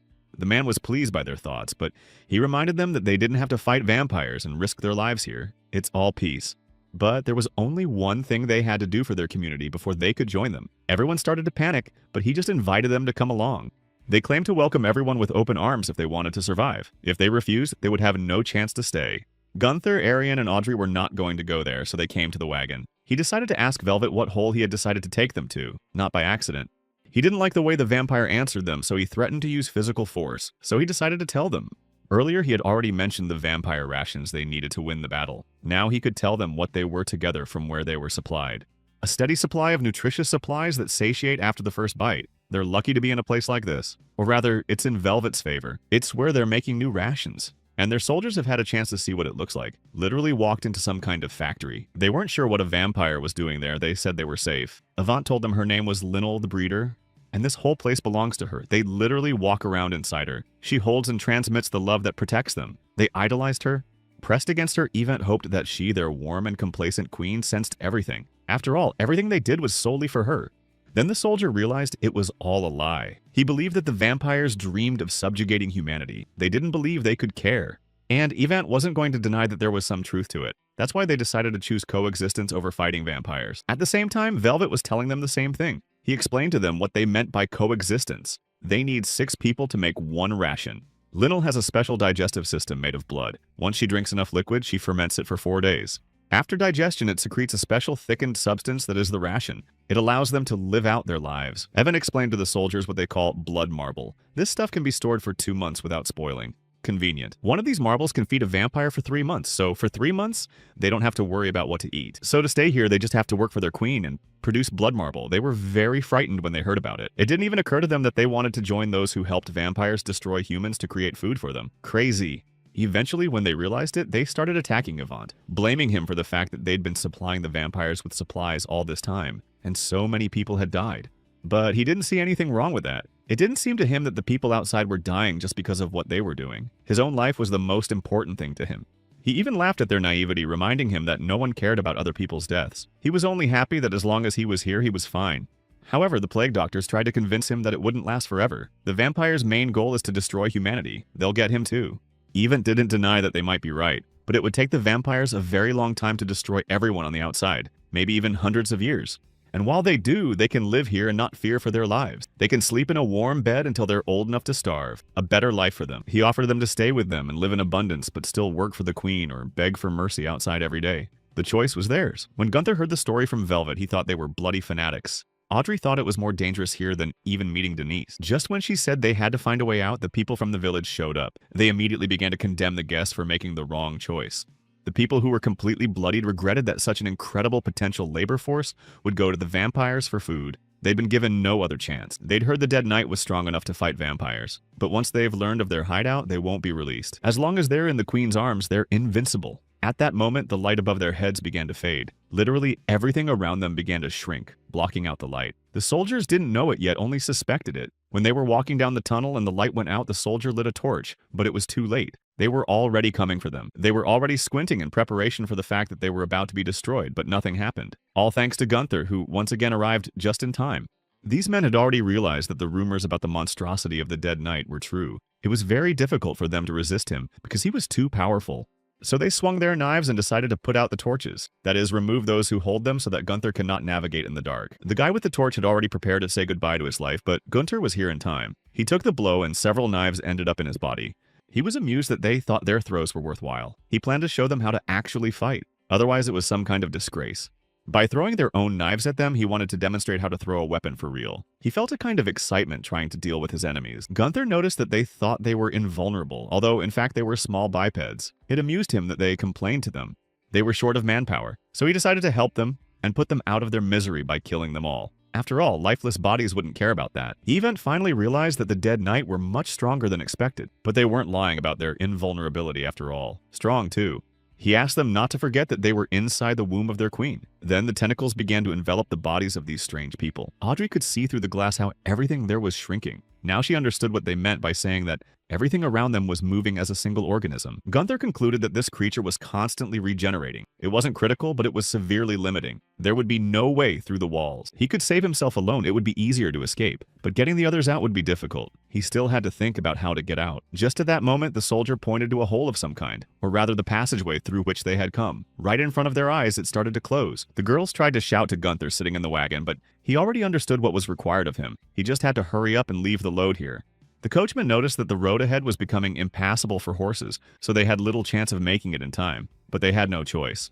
When something began to twist, the soldier froze. It seemed to him that there was something inside and it would not just let them go. And still, they couldn't stop. Trying very hard, they managed to get out of Linol. But some of the plague doctors were still inside and might not be able to keep up with them. But they were very lucky because it was a matter of seconds. One of them just hovered there, not knowing what was going on, and the other one hurried him along. We had to leave. Gunther checked with Arian how much time they had left before the exit. Unfortunately, it would take them another 40 minutes to get back the way they came. Then he tried to speed up. However, he had not expected that there would be a fork in the road. He had no idea which way would be the right one. Avant laughed at their naivety. They really believed that they could escape from the queen's body. Those believed that it was simply impossible. The bodies of those people right inside the walls were screaming that they would never get out of here. Gunther was shocked to see that they managed to move. They realized that 2 or 3 blades will not take him, so they decided to launch dozens of cleavers at him. It was impossible to dodge them, but to take the blows. The girls saw how the cleavers pierced their wagon and almost got them were shocked. It was scary to imagine what was happening to Gunther. But he was more or less all right, even though the blades were stuck in every possible place, even in his mouth. People were amazed that he had survived, and he was already preparing to take his revenge. He was going to throw the blades at his enemies, to make them wish they'd never killed him. In the end, he took the second route, and before he ran in, He called out to them, just wanted to force these monsters to follow them if they wanted to get him. Arian thought he made the wrong choice and should have turned left, but it was too late to go back. Audrey didn't understand why he had called them out at all.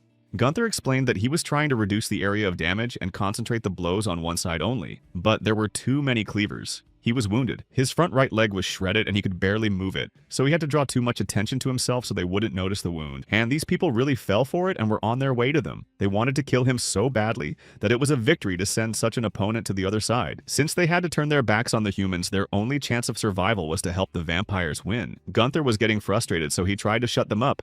At some point, the girls realized that the road was starting to narrow. Even the top of the wagon was already close to the so-called ceiling. The horses wouldn't be able to get through there. The plague doctors tried to convince them to leave the wagon behind, but there was no way back, so they just had to follow the boys. With his best efforts, Gunther was able to pull the wagon behind him and bring it to the exit, so they were out of the tunnel with a bang, like corks out of a bottle. In general, Gunther admitted that if it were not for the wagon, he would not be so constrained in movement and could easily deal with these small bipeds.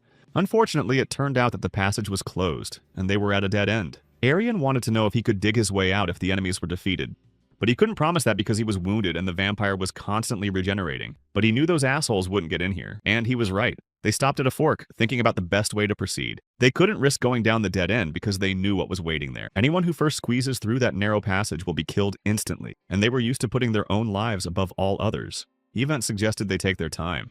After all, they're already trapped. They had no food or water, so time would have to play into their hands. There's no other way. He decided to appeal to them by shouting into the tunnel and saying that his offer still stood. They were ready to accept anyone who wanted to join them. Hearing this, Gunther said they needed a new weapon, something that would allow him to crawl freely up the wall like they did, and a hell of a lot faster. But Arian pointed out that of all their body parts, they only had a torso and 3 pairs of legs. It was hard to build something like that quickly. Not an easy task. Gunther didn't understand why they had so many legs as if he were a centipede. They had more parts, but these were the only ones ready to use. Suddenly, Audrey caught on to what he said about the centipede. An ingenious plan came into her head of what they could make with what they had. It would be interesting. It seemed like a good idea to her, and it was definitely worth a try. After all, they had nothing to lose. They had to act. These people were waiting for them outside, wondering why they were resisting for so long. They were eager to fight them and create a new ration. Only they decided that it does not matter, because time is in any case on their side and can wait as suddenly Gunther came out to them. With a sneer. They couldn't understand how he could get to them so quickly, but they weren't afraid. They knew that mere mortals couldn't run on these walls, and when they saw it, they were completely terrified. It looked as if a humanoid spider had crawled out to them. He still had the lamp in his hand on his back. They couldn't understand when it had gotten so fast. They wanted to just run away, but he was moving so fast that there seemed to be no chance of escape.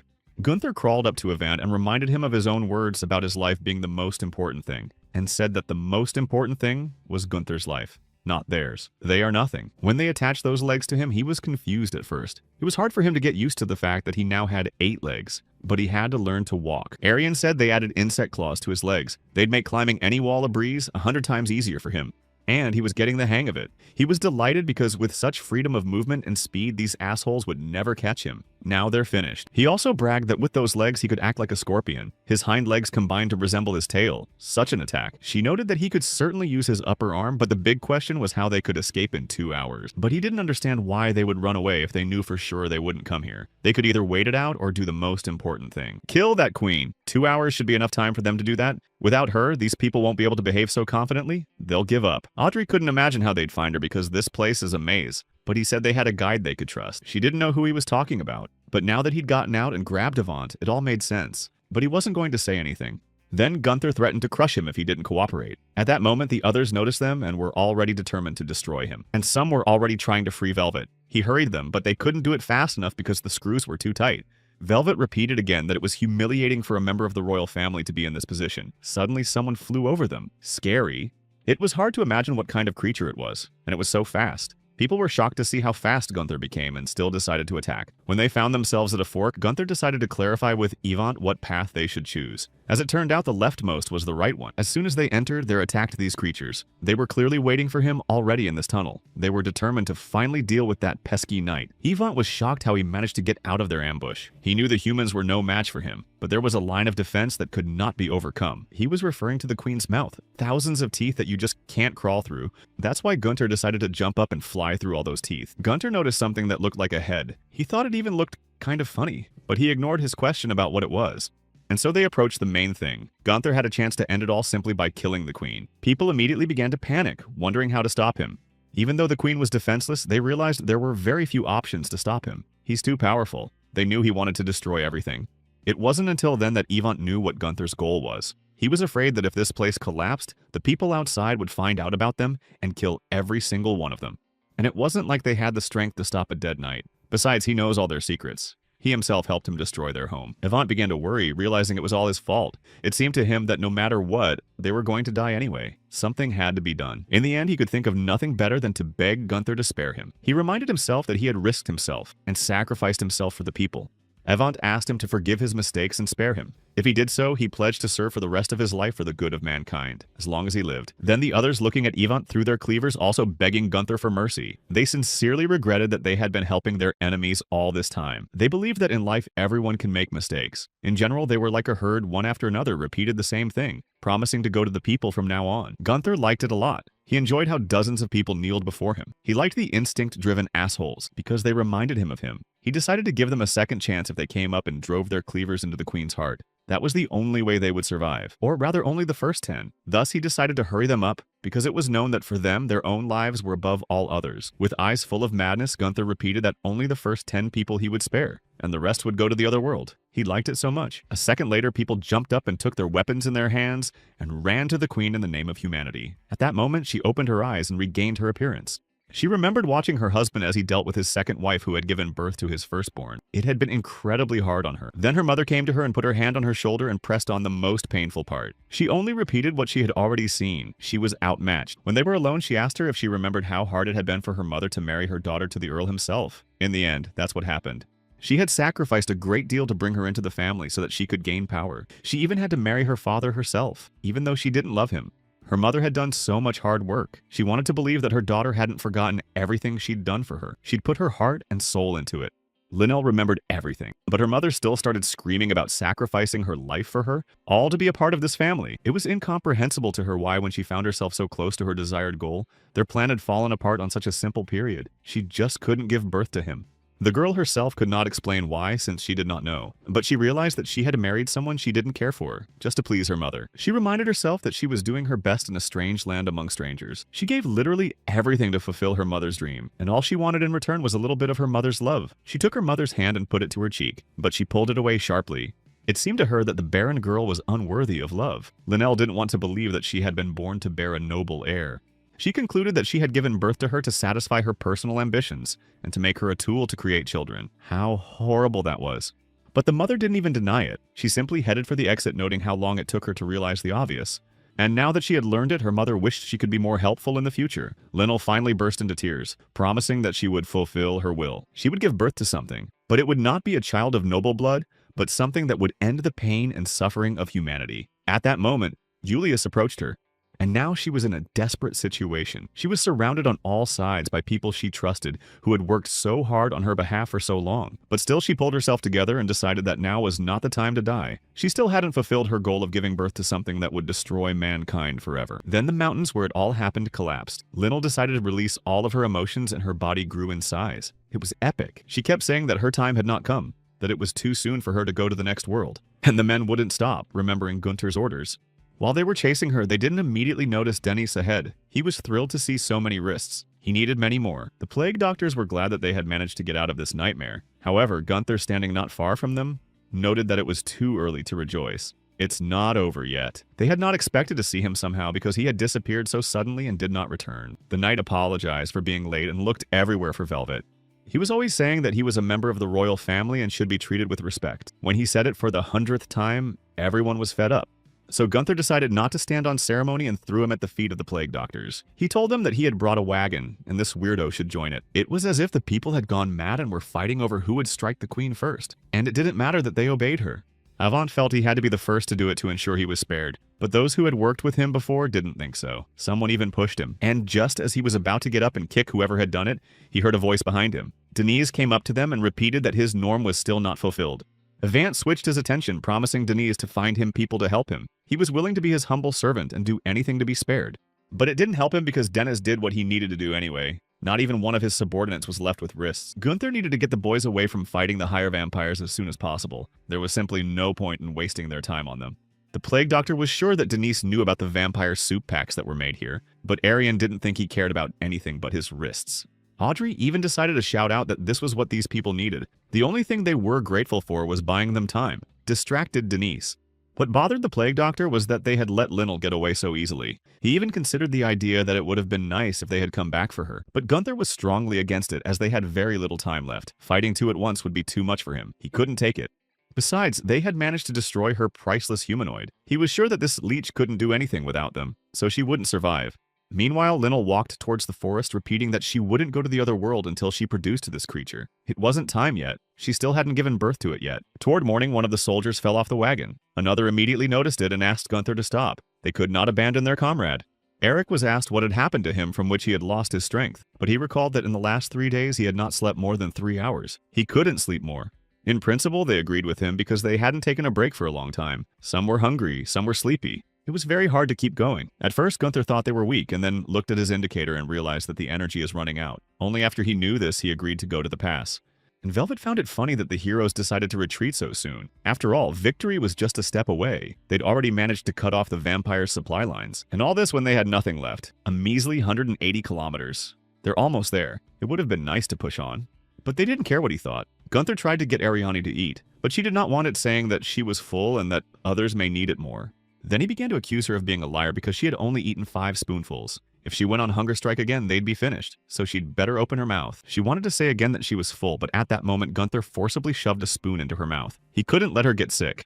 While feeding her, he told her to eat and not to get sick, and if she got sick, he promised to send her to the afterlife, with that evil smile of his. Audrey thought that in a way Gunther's attitude towards Arian was even sweet. It didn't seem that way to the plague doctor, especially his last sentence. He also decided to remind them that there were only 10 birds left. It was expected that they would suffer great losses because the journey was difficult. He also wanted to check with Audrey about their plan if it would work. More and more people were beginning to doubt it. He himself was holding out hope. He just didn't want to die in vain. But Gunther did not console him by saying that they can safely go to the other world. The main thing is that he did not go there. After all, he was sure that their plan would work, and it didn't even matter what they needed to do. The target was there, and there were no obstacles in sight. Tot noted that when he hears such expressions from Gunther's mouth, willy-nilly begins to believe it, although before this very much doubted. It was already nightfall when they set off. Velvet kept counting how many kilometers they had left. 99 kilometers, and they would be at Julia's place. He was delighted with their fine work. What pleased him more was that their long journey was coming to an end, and now was the time for him to get out. And so he did. 50 meters away from them stood a suspicious figure. Julius was already aware of who was in front of him, so he wasn't the least bit surprised by them. The others looked out of the wagon and couldn't believe their eyes. They had expected to see him only a few days later, and here he had taken them by surprise. He claimed to have come to them in peace. Even though he was not able to penetrate Gunther's goals and motivations, he still tried his best to understand him. But in the end, he came to the conclusion that Gunther had made the wrong decision, and the knight still could not recover from the shock. He also did not fully understand what was happening. He said that as soon as people win this battle first on their list of destruction, will be the name of Gunther. That is, he is digging himself a hole by helping people. Gunther couldn't understand what kind of nonsense he was talking about. Then he decided to explain his thought in simpler words. He said that people will not fulfill his wish, but he could do it for him. All he needed was for the dead knight to agree to listen to his proposal, and then they would agree. Gunther did not listen to anyone who asked not to listen to him. He just wanted to know what proposal Julius himself came to them with. He was ready to destroy him.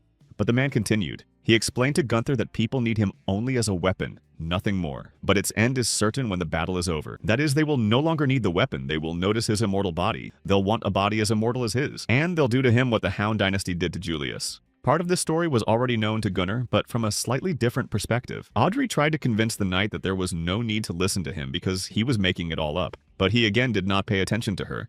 He had his own interests. He decided to ask the vampire what he needed to do to survive. Julius would like to talk to him. He didn't know if they should destroy him or if he should destroy them. Unexpectedly, vampires face death more often than anyone else. That's why he tried so earnestly to understand them. He didn't want to hurt them in any way. He also wanted them to reciprocate and try to understand him. After all, it wasn't as obvious as they might have thought. He stated that he was ready to tell them about himself and his plan. He suggested that they do something together that no other person facing death had ever done. Just try to understand each other without animosity. The plague doctors didn't understand anything, and Audrey continued to disbelieve him. Ariane wanted to strike. But Julius didn't pay any attention to them, just mentioned that they all have or had parents. Just like him, he was going to immerse them in his story. With words of boredom, his father stepped out into the sunlight as his mother had once done. Watching this, Julius felt nothing. Immortal life. Every day, countless beings are born and die. Each one leaves behind a trace that will later become part of existence. As usual. And then one day, Julius realized that he was incapable of leaving any trace of himself in the world. When he had nothing to look forward to in the new day, he lay down in his coffin. He just decided to take a nap for eternity. But one day, after a long time, the king and his servants entered the castle. They were on their way to see the vampire. When Mr. Hound opened the tomb, he was delighted. He didn't really believe in the existence of vampires. In front of him lay the last one. A purebred, a vampire. All his life he'd been searching for him. Sitting beside the coffin on his knees, he begged this deity to give him another chance. Only a vampire could save him from old age. He hoped it would give him the youth to conquer the world. So when Julius opened his eyes, they decided to cut off his head. The king was outraged. He couldn't accept blood under such conditions, but the servants could do nothing. Outside the body, a vampire's blood would disappear in a matter of hours. But he knew that himself, so he wanted them to do something about it. Otherwise, his youth would be over as soon as the vampire died. He insisted that without him, this nation was doomed. He thought of himself as the whole of humanity, the whole world. There was no way he could go to the afterlife. So a servant took off his hood and dared to offer the King of Kings a taste of this pure-blooded vampire's body. He hoped he would accept. Seeing the fear in his eyes, he explained that if the blood gave him back his youth, then the body could give him more vitality? Perhaps. He's tried everything, and his fingers, and his feet, and his ribs, and entrails. For the great future of mankind, he had to do it. He liked it. Looking at himself in the mirror, he didn't see any particular results, so he decided he needed to eat more. He wanted to get the most out of the vampire. He wondered what he had to do to achieve immortality. He clutched at the mirror and began to shake it as if it could give him the answer to his question. The servant reminded him that there was still one part he hadn't tried. It could be dangerous, but it would surely be very effective. He didn't understand. But he was talking about Julius's heart, the source of his life force and the core of his energy. Only its complete destruction could destroy a vampire, not part of it. If it lost its integrity, vampires lost control of their blood, and there's no telling how much damage would be fatal to a vampire. Whether it needed to be cut in half or a third or a quarter, no one knew. He took a small piece just in case. Immediately afterward, he felt more energized than ever. He liked the taste of the heart madly. The king hoped it would be enough for him. But he was wrong. He realized that tiny piece didn't give him eternal life. So it wasn't enough and he had to eat more until it was done. His intense longing for the unfulfilled made him hunger for more. He just couldn't stop. He wanted more and more. And when he'd eaten half of it, he finally saw what he needed in the mirror. Now he could calm down and enjoy his reflection in the mirror. After a while, Julius woke up. The princess was sitting in front of him. She realized that the constant beheading had kept him from even waking up. She told him that for 900 years he had been used as a tool of mankind. Many people drank his blood.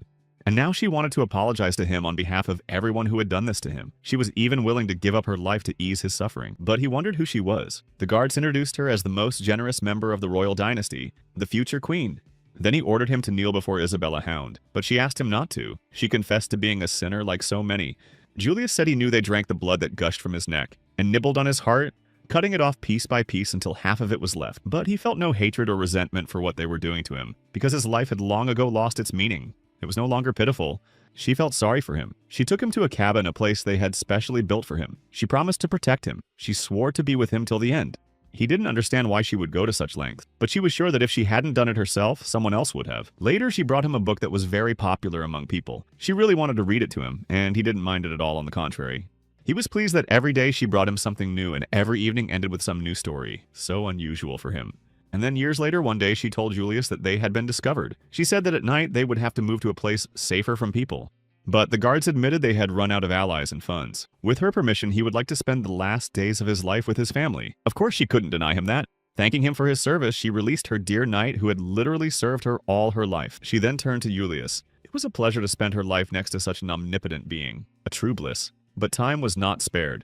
She was sad that he would be alone again, and he decided to tell her the best dream he'd ever had, where they grew old together, watching their children grow up.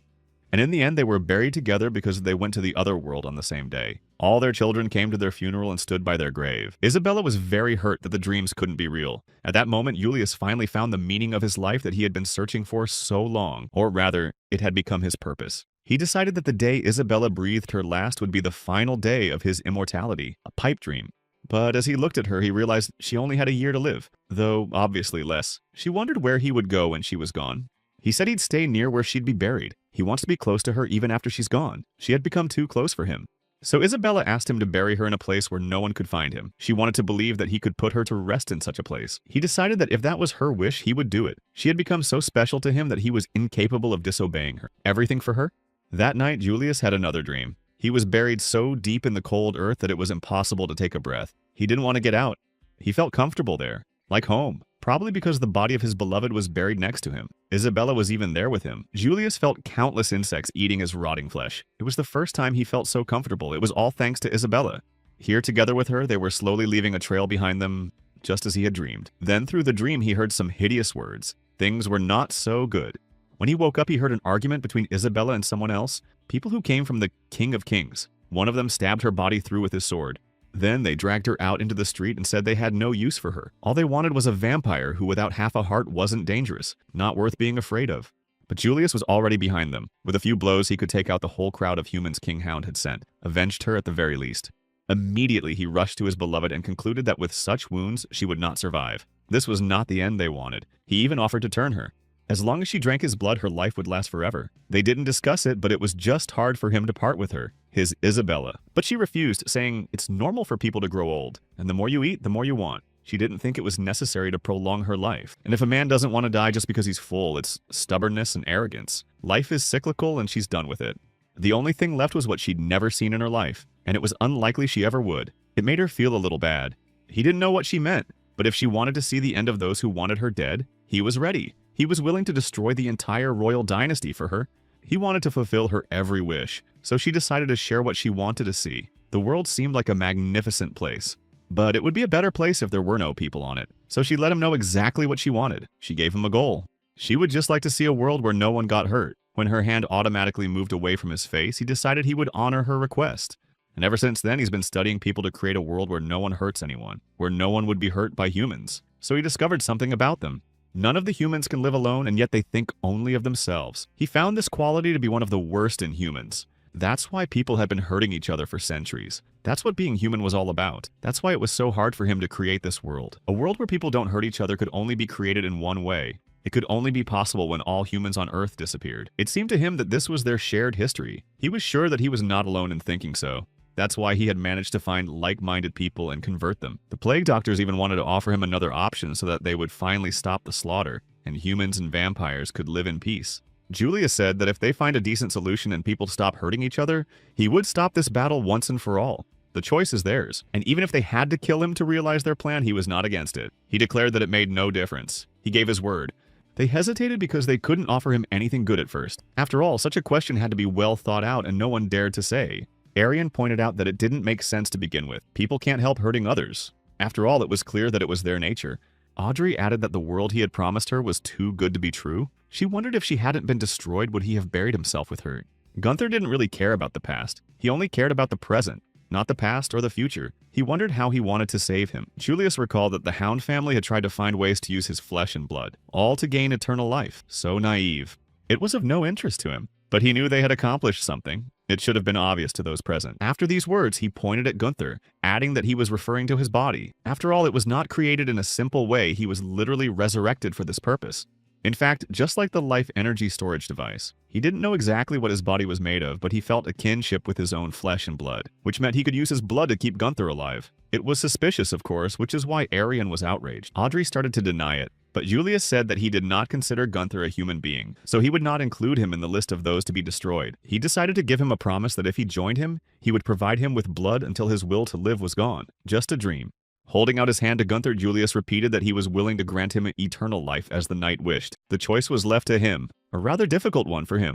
Audrey reminded him that he could not draw energy from vampire blood. She didn't want Gunther to believe him because it was a trap. Gunther said that he had already made his choice. Everyone was shocked to think that he had agreed to it, but instead of joining in, he decided to stab the vampire in the heart with his hand. However, Julius didn't even flinch. He simply said that his offer still stands, so if he changed his mind, he could come to him. We'll be waiting for him. The knight looked at his hand and couldn't understand how it was possible because the vampire had just been here, and after the blow had vaporized, leaving behind some rags. He realized that Julius had not been real all this time. Then Gunther concluded that he could not trust someone who pretended to risk his life. At that moment, something strange appeared in front of them. It looked like a bloody ribbon with eyes that appeared in the dark. Turns out he was just passing it all around. It was amazing how he managed to recreate an exact copy of Julius. But he just repeated that everything that was said was true. It was what he wanted.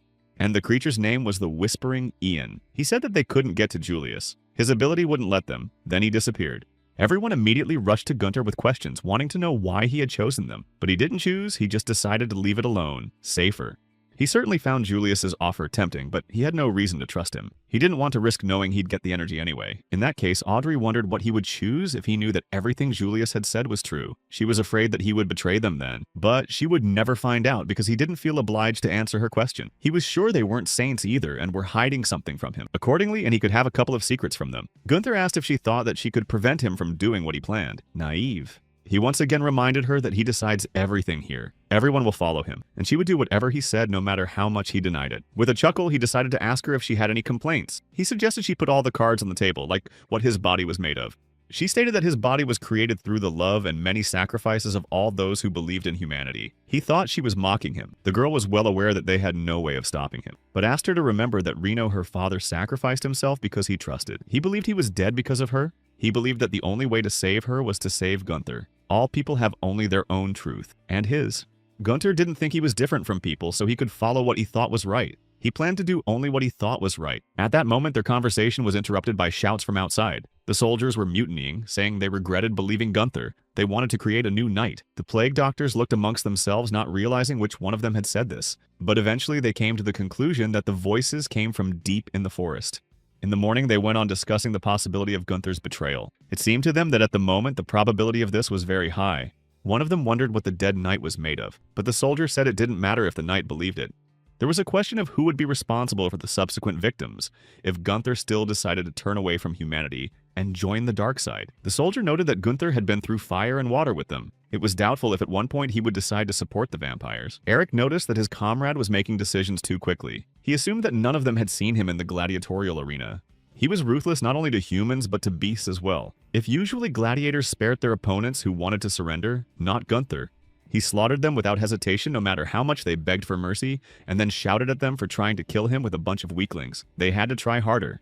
To ruin him, you had to be willing to risk your life. He was sure they were all cowards hiding in the shadows because they would never do it. No one was ever on his side. Everyone despised Gunther, including the other gladiators and the spectators. There was always someone in the arena waiting to finish him off. One could conclude that Gunther survived by slaughtering others. A heartless monster like him would never sacrifice himself for other people. Afterward, they decided to see what Arian's thoughts were on all this. She was closer to him, so they clarified what they would do if he betrayed them.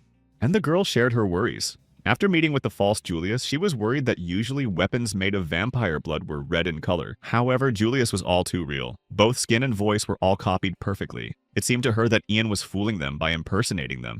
In that case, it would be impossible to tell the real people from the fake ones. It would cause rumors and false information. It's very important. The plague doctor noticed that Julius' copy was created from Ian's tongue. At least that's what it seemed to him at the time. It was strange. But thanks to that, they could tell who was real and who wasn't. The copies will have tails. If we're careful, it shouldn't be hard to find a fake. Surprisingly, the soldier began to doubt that he himself was not a fake. He just didn't have any proof, but he was real. Velvet sat in the wagon and chuckled, realizing how awesome everything was going. He shouted that they only had 52 kilometers to go and they would be there. However, Gunther, on the contrary, decided to stop. He heard some discussion about how a dead knight couldn't be trusted. This confused him. Then he saw the plague doctors. They were talking about creating a new dead knight and convincing Arian. They didn't need Gunther anymore. One of them noticed that Gunther was watching them and eavesdropping. The other recognized it and hesitated, not realizing how long he had been standing there. He heard a lot of things. Audrey had heard such talk too. People were afraid he'd kill them for it. They wanted to get rid of him. We had to wait for time to run out. So the girls couldn't stand it and went to them. They immediately began to apologize for their discussions, but Arian decided that they needed to find out if they were real first. The others were already thinking of killing Gunther and kidnapping Arian. They saw him talking to Julius in the woods and thought they had a plan. Some even said they heard Gunther planning to leave them under the cover of night. And some heard clearly that he said he planned to destroy them. There were also new rumors that the dead knight wanted to finish them off when they were only 20 kilometers away from their destination. They had to prepare for battle. They decided that they would have to strike first when 20 kilometers remained, and they ended up stealing a wagon. Velvet was delighted with what was happening. After Gunther turned to the others to find out what choice they had made, they were terrified as they had heard only bad things about him from all sides. He switched to Arian to find out why she stood like a stumbling block. He was running out of charge and it was time to restore it. He needed her. The plague doctors decided to check with him about something. They said there were many witnesses who had seen him with Julius. They wanted him to explain himself. He asked them for the 100th time to cut the crap. After all, with such accusations, he would like to hear some arguments.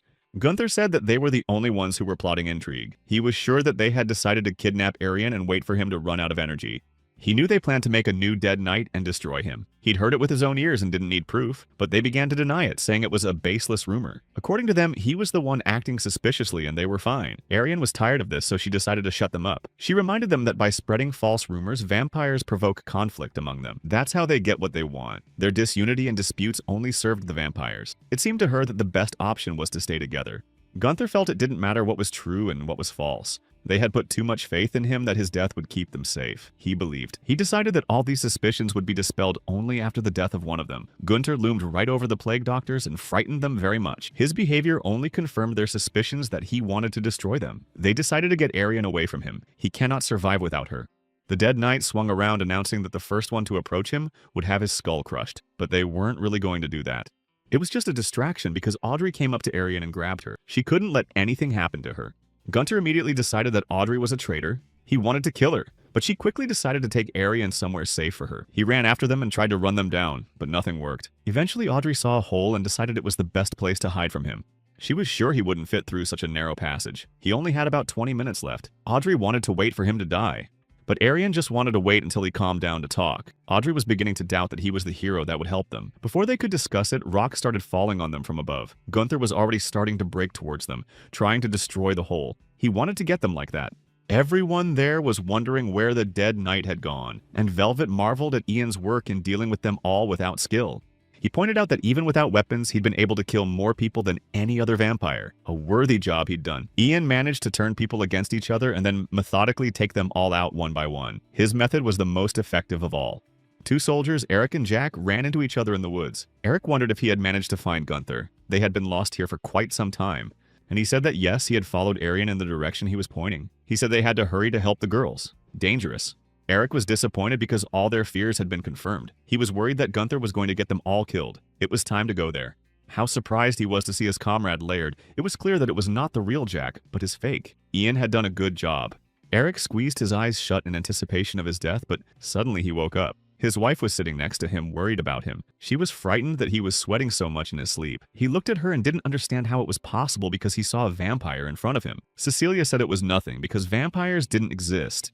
She thought he was probably having a nightmare. His wife asked him to hurry up and make the bed because the children would be up soon. It's strange that they're alive. Tears came to his eyes. He realized that it was really time for him to wake up from his nightmare. All that they had experienced was just a dream he was having. But in reality, he was already lying on the ground and the vampire was slowly enveloping his body, starting with his head. Using his tongue, he placed it in his mouth. He did this to absorb them and slowly digest them in his body. There was no way out of there anymore. Julius knew this and considered it the end for them. At this point, Gunther continued his attempts to get the girls. In the end, with one swing of his arm, he wounded Audrey. The whole burrow was then drenched in her blood. Thankfully, it was not a fatal wound. She managed to get out. Right away, she decided to ask Arian how much time he had left. He only had about 2 minutes.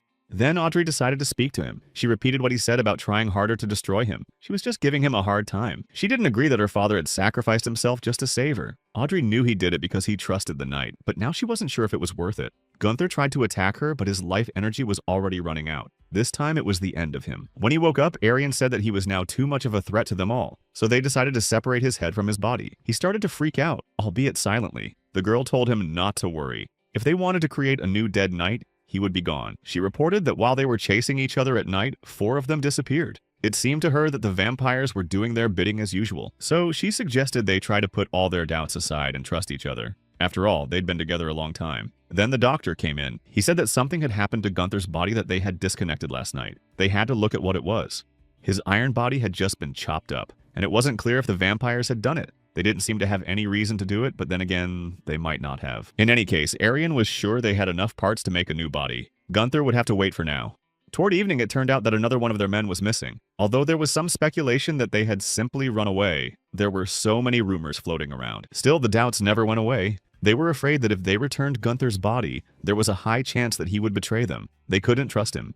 They decided it was time to stick together because they could be the next to go missing. It seemed to them that this was the end and there would be no turning back. Gunther was satisfied that they were wrong, and now they just whine and wait for their death. He concluded that there were only 3 of them left who were normal. Arian decided that the vampire uses the spears to divide them amongst themselves, and then when they let their guard down, he'd kill them one by one. We need to be together. Then Gunther again insisted on being attached to the rest of his limbs so they would be saved. He will help.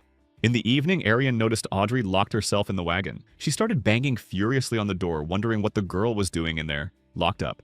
but she just didn't know what to do. Confused. Every time the wound on her back throbbed, she couldn't get the same thought out of her head. A terrible thought. It seems that Gunther would betray them at the most important moment to save his life. After all, he always said he only cared about his own. As she put the knife to his new body, she thought about what they had sacrificed to get this far. So many things they had been through and so many people they had lost. She couldn't let it all go down because of a dead knight. She hadn't damaged his body, but she really understood why things had happened the way they had in the end. Audrey couldn't trust him, couldn't bring herself to do it. But Arian said that if he was the past Gunther, he'd cut her in half. And after that, he never laid a finger on anyone. Arian has noticed how he changes from day to day, even though she knows it's hard to believe. He doesn't know it himself, so she said that if they refused to believe it, then no one would believe in their sacrifices and efforts. That convinced Audrey to drop the knife and do the deed. Then she walked out with his feet on her shoulders as a sign that she was willing to try to give him a second chance. She didn't want to take hope away from others. When Audrey opened her eyes, she saw a stratified Arian in front of her. So it wasn't she who had been talking to her all this time, but a copy of her that the vampire Ian had created. The same thing happened to the others. One plague doctor was a copy of Audrey, and Arian was a fake plague doctor. That's crazy. Even Gunther had a copy of something he didn't see coming. This monster was duplicating their words about sticking together because they were coming for them. Then Ian turned into a huge snake and circled Gunther's head with his tongue. As they had expected, they were finished and doomed to perdition. Immediately, Gunther found himself in some incomprehensible world around him was only emptiness. He realized that Ian had absorbed him after all. Then he remembered Velvet. He had told him that those who had been swallowed by Ian had met their happy deaths. It sounded strange, but it was true. He explained that Ian didn't have a weapon to destroy someone instantly. Instead, he slowly digests his victim. It's even easier for him. The vampire digests people whole until there's nothing left but bones. At that point, the flesh feels a sharp, excruciating pain. Pain that is similar to what humans inflict on each other with words. Then Gunther was sure he could just rip his guts out and get out of him. Velvet did not deny that it was possible because the whole digestion process takes days or even weeks. If you wake up in time, there's a chance. The eaten people are connected to the vampire's nervous system, so he manages to create illusions for them. Naturally, the ones they like. They're stunning dreams that are beyond the eye or the senses in real life. They're so good that you don't want to wake up. No one has ever been able to wake up from these sweet dreams. No one has ever made it out of there alive. So their company's chances were practically nil. So Velvet made it clear that even a dead knight could hardly wake up from the sweet illusions. It's so good there that no one wants to go back. Now he realized that he had fallen into the happy illusion Ian had created for him. So while he'd been talking, his body had been digesting. It made him laugh. He figured he couldn't be killed by a vampire because the only thing that could make him happy was the possibility of survival. But he was wrong. When he turned around, he saw the woman who had raised him. Kneeling in front of her was him. She praised him for his 10th victory and what he had proved to the world. Putting her hand on his head, she repeated that she was proud of him. Even though the whole world wanted him dead, he still held on and won. A strong spirit.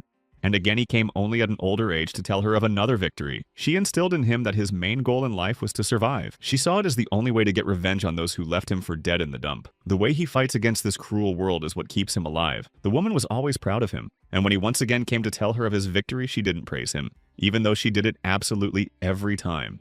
It hurt him that she didn't say a warm word to him, but she just thought he was too old to be praised. He could do without it. When he came to tell her about another victory, he happened to overhear her talking to someone. They were telling her that attendance was down. The man had been seeing a decline in attendance since last year. He decided that the audience was tired of Gunther winning 12 years in a row. His victories had caused the audience to predict the outcome. Betting on others became pointless. There was nothing to see in the arena. Then the woman called Gunther a monster. She raised him to be a mad gladiator who would attract people's attention. But in the end, he never lost a fight.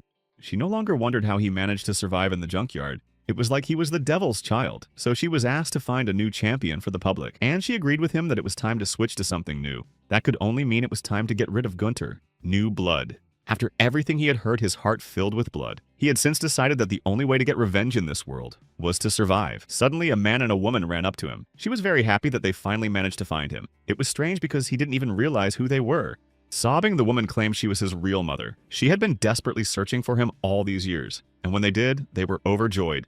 But he realized right away that it was crazy because he knew the woman who gave birth to him had thrown him into a landfill. But she denied it, saying she'd lost him.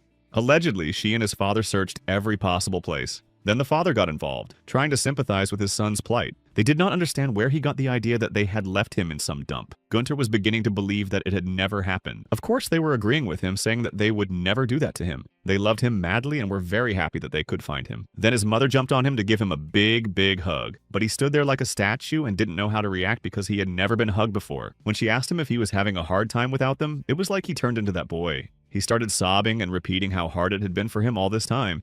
They began to reassure him that he had nothing to worry about now, that he's safe with them now, and they love him very much. Lying in the stomach of the vampire that was digesting him at that moment, Gunther repeated how much he loved his parents. Ian had succeeded in giving him what he needed. Velvet didn't want to lie, so he admitted he'd like to see how they'd handle Ian, and he had already taken on the persona of Queen Olivia. He said that no one in the world could escape him, and he agreed with him and praised him for it, but he wondered what was next. It was just that now the supply of soup rations had been cut off, and there were almost no higher vampires left. He didn't think they could keep the promise they'd made to Julius. Ian, being a carbon copy of Olivia, noted that her uncle was still just as funny. He liked the way he thought, and yet he didn't agree with him completely. Adopting Patrick's image, he noted that even though it might be time-consuming to wipe humanity off the face of the earth, it didn't stop him. On the contrary. Returning to his body, he declared that he was capable of doing it alone. After all, he had already killed a lot of souls and could deal with the rest. It seemed to Velvet that it was too early to rejoice. He advised him to be especially careful with those people he had last absorbed. They were dangerous.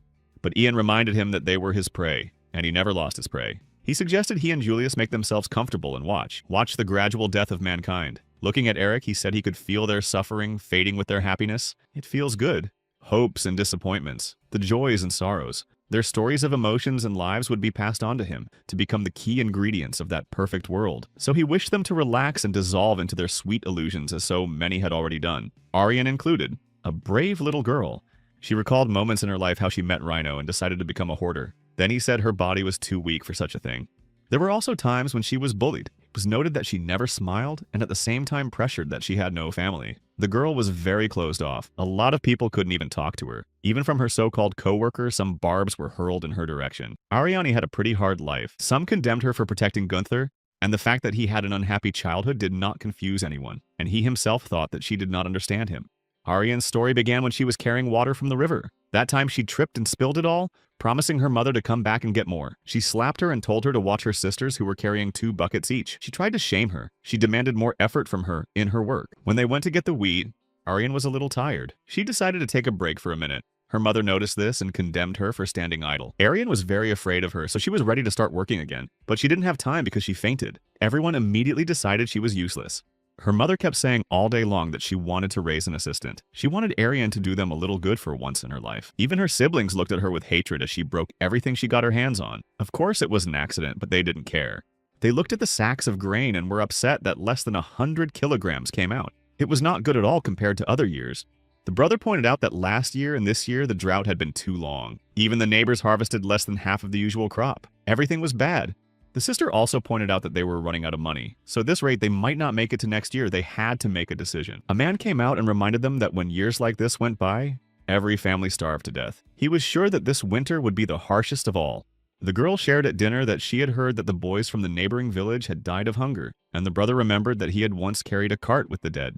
The mother explained to them that they had nothing left, so they had to eat porridge every day. If they continued like that, they would have very little left. Some eagles were known to throw their weakest cubs out of the nest. This happened in times of particularly severe famine. Father added that they made sure that the strongest chicks could survive by sharing the food among themselves. He had experienced such hunger before.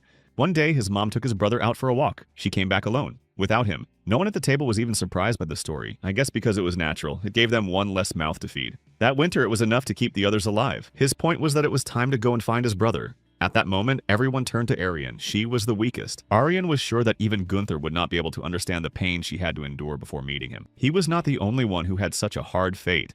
The girl stood waiting for her mother to pay for the groceries at the market. She stood and looked at the frozen guy who had apparently been sitting there for a long time. At least she thought she was getting groceries. She was actually trying to sell Ariane, but the buyer reminded her that there was no demand. She's not for sale. In recent years, a lot of people wanted to get rid of their children and get paid for it, but the rules have gotten tougher. They only want the gifted, and she wasn't it. His mother still begged him to buy the girl, but he still refused to believe she was capable of anything. No one wanted a child like that. After this conversation, the woman turned to Ariane and handed her 2 coins so she could buy herself something to eat. And she had business to attend to. She told Ariane to wait for her at this place so that she could come back for her after a while. The girl didn't want to disobey her, so she did. She promised her she wouldn't move a millimeter, but she wanted to believe that she was loved and would not be left to her fate. They'd come back for her.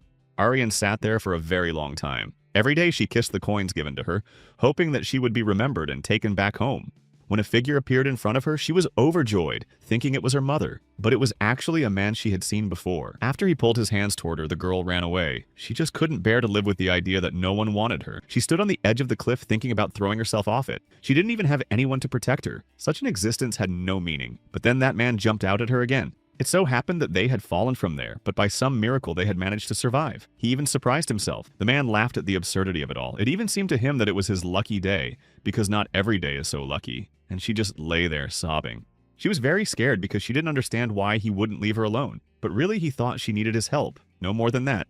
After that remark, she got up and ran away from him. She was hurt that he was making fun of her and her appearance. She was useless and unnecessary, but he with one leg still managed to catch up with her as if he teleported. He noted that for some she was useless and for others she might be a godsend. The man took her to her grandmother, whom he condemned for going out at such a dangerous time. But she wouldn't sleep well until she saw him again. She immediately noticed the child beside him. He said he'd picked her up on the way home and she looked quite useful actually. But it didn't seem that way to the old woman. She noticed at once that the girl had only bones and couldn't even make soup out of her. He even joked that it was time to pack up her belongings. It was all a joke, of course, even though Arian didn't realize it. He'd invited her to the place where he worked and she'd have to live there. There was no other way. He knew it wasn't exactly cozy, but when you're starving to death, you don't have to choose. He wanted her to feel at home there. When they went in, Arian was surprised at how many people were there, and from the way they treated him, they could tell he was a doctor named Edmund. One very attentive woman noticed the girl. She immediately realized that she was new, as she had never seen her here before. She wondered where she was from. But Arian couldn't answer that question because she didn't know where her home was, and she understood and didn't blame her for that. She was the same way. After the woman invited her to sit down next to her, she thought Arian looked exhausted, so she wanted to take care of her. She told her that Edmund was a very respectable man, and she'd heard about it from others. They said he'd studied medicine at a prestigious school. The woman was sure that with his incredible knowledge he could have been well off, but he chose to stay on this rundown street to take care of them. The others picked up on her praise too and added that Dr. Ed had so many lives they lost count. He was so wonderful, he was a miracle. But the grandfather sitting next to her thought otherwise, calling him a charlatan. But they disagreed with him because he was the reason he was still alive. After work, Edmund felt it was his duty to feed Arian. He was ashamed that her dinner was so meager. It was all he had. He complained about the merciless winter. Every day more and more people were out on the streets, dying of hunger and cold. Many had already gone to the grave. A little while later, Arian noticed a girl comforting her son. He was scared and she was trying to comfort him by saying that she would be by his side until the end. He wanted her to promise him that she would never leave him. But she didn't even doubt it, so she could say with certainty that he was safe. Arian, on the other hand, felt lonely. She huddled in a corner looking at the people who had something to discuss, and with whom. They all had someone who was supportive. When she got into bed, she started to cry. It was hard for her to stop. That's when Dr. Ed sat down with her. He understood her pain, but she thought she was weak. So he decided to ask her if she knew how farms treated children who were born without limbs. He was sure she knew about it. Edmund decided to share with her that in his life, like hers, there was only pain and agony. But it helped that one day a teacher told him a story. A wagon had been in an accident and overturned, and the man riding in it had broken his leg. Then the teacher asked if the person who broke the limb was lucky. Arian thought not. Ed added that the others who were riding with him ended up dead, and he was lucky, because unlike them, he had managed to stay alive. Then he decided to ask her if she thought the man with the fracture was lucky or unlucky. She decided that in that case he was lucky. But he reminded her that his leg was still broken. This situation really got her thinking. She even fell into a sort of stupor. Her eyes bulging, she couldn't decide what to call it. It was clear to her that it didn't fit either happiness or unhappiness. A very difficult question. Edmund had said that all people tended to define what was happiness and what wasn't by comparing themselves to others. But that didn't change what people were like. He tried to explain to her that it's okay to be sad, to be happy to cry, to laugh, to feel despair, hope, pain, fear, courage, and being out of sorts. Another day, Grandpa resented the doctor for being a quack because he finally managed to ruin him without ever trying to cure him. Tom was sorry. And still the patient kept repeating it. And when he finally calmed down, he admitted that the doctor had done everything he could to save a man with no family and no everything. After he said that, he handed him a whole bag filled with coins. It was all he had saved up in his life, and he was ready to give it to Edmund. But still with the words that he was a charlatan who was so broke he couldn't even buy proper medicine. And this was for his expenses. After saying the word quack for the last time, Grandpa passed away. Edmund had a very hard time coping with his death like so many others. Everyone was close to him. The next day, Arian decided to ask him if she could be like him. She wanted to be useful and help people in the same way. She decided that starting tomorrow, she would help him. That's when he realized he'd made the right choice in taking her with him. She could do whatever he said. Since then, Arian had been on the go all day long. She didn't even have time to sit down. Everyone needed her help, and she was trying to get everything done. People had a lot of hope for her, which was a relief. Edmund looked at it all and marveled. He had managed to raise her right. However, she didn't understand why he was looking at her like that. He shared his thoughts that just yesterday she was a small child on the verge of death, and now Aryan had become a completely different person that he just couldn't help but be proud of. He even gave her a compliment that made her blush. After a while, Edmund told her about his dream, which had been a bad omen. It happened that when they went camping, it started snowing heavily. Aryan asked if they could go back. She knew it would take several more days to get to the village, so going back was the easiest option. Then he told her about a man named Robert. He ran out into the weather so that everyone would know that nothing could stop him. He didn't even make it a kilometer. He froze to death. So without realizing it, he set a great example to those who stayed behind. After a couple of hours, Edmund noticed he was coughing up blood. A deep, racking, endless cough with a sharp pain in his chest. Sticky mucus with blood. He could feel that the hypothermia and constant drafts were making them worse. It was clear that without proper treatment, they would not survive. He had to moisten a gauze with mustard solution and place it on their chests. It helped circulation and expectoration, and drink a medicine with extracts. This included eucalyptus, thyme, rosemary, elm bark clover, and other herbs. 3 large spoonfuls of this mixture twice a day for 3 days. However, he realized that this would only be enough for one person. Then he had to make up his mind. In fact, he didn't even have to decide. He knew. He knew who he had to save. That's why he decided to give it to Aryan. She didn't even realize they had the medicine with them, but he was a doctor. All the medicine had been drunk. Then Edmund asked her to promise him something. He realized that what he was asking might sound selfish, but there was no other way. He warned her that she was in for a heartless, cruel, embittered, ruthless world. Ed reminded her of how much he'd cared for her all this time. He wanted her to follow in his footsteps and those of his teacher, that she would dedicate her life to the sick and always help those in need. She was scared because she still thought she was clueless and clumsy. She doubted very much that she would keep that promise. He didn't agree with her saying that she was the strongest child he had ever known. If she believed in herself as he believed in her, it would all work out. After saying that, she promised him to do as he wished. She remembered everything he had done for her, so she decided to dedicate her life to saving others. Then he calmed down. He had heard what had been bothering him for a long time. Now they could fall asleep sitting by the fire under a blanket. In the morning, the girl told Edmund that the snow had stopped. She felt very well, but when she turned around, she saw that he wasn't moving. This frightened her very much because she was already worried about him. She thought it was his end, but suddenly he laughed. He was playing a trick on her. He did it on purpose to scare her into thinking he was going to the other side, but in the end he was glad they could start packing. He was embarrassed that she was standing still. Aryan admitted that she remembered everything clearly, and would never forget that day. He didn't really wake up at that hour. He thought she was joking because he was standing right in front of her alive and well. He kept saying that now they could live happily ever after. It seemed pointless for her to stay where things were unreal, but he tried to explain to her that there was only misery outside and she would not find happiness there. Aryan realized that there was a child who had been asking for help all his life, and if she didn't come to him, he would hate the world until the day he died.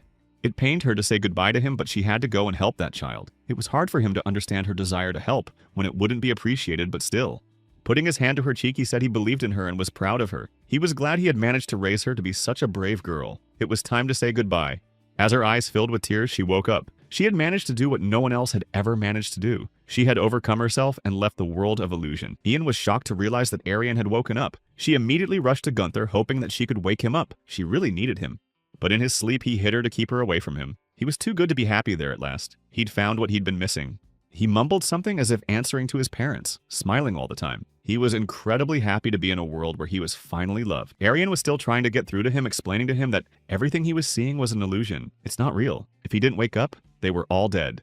But Gunther started screaming that this was the real place for him. He asked her to shut up, to disappear, and just leave him alone where he felt good.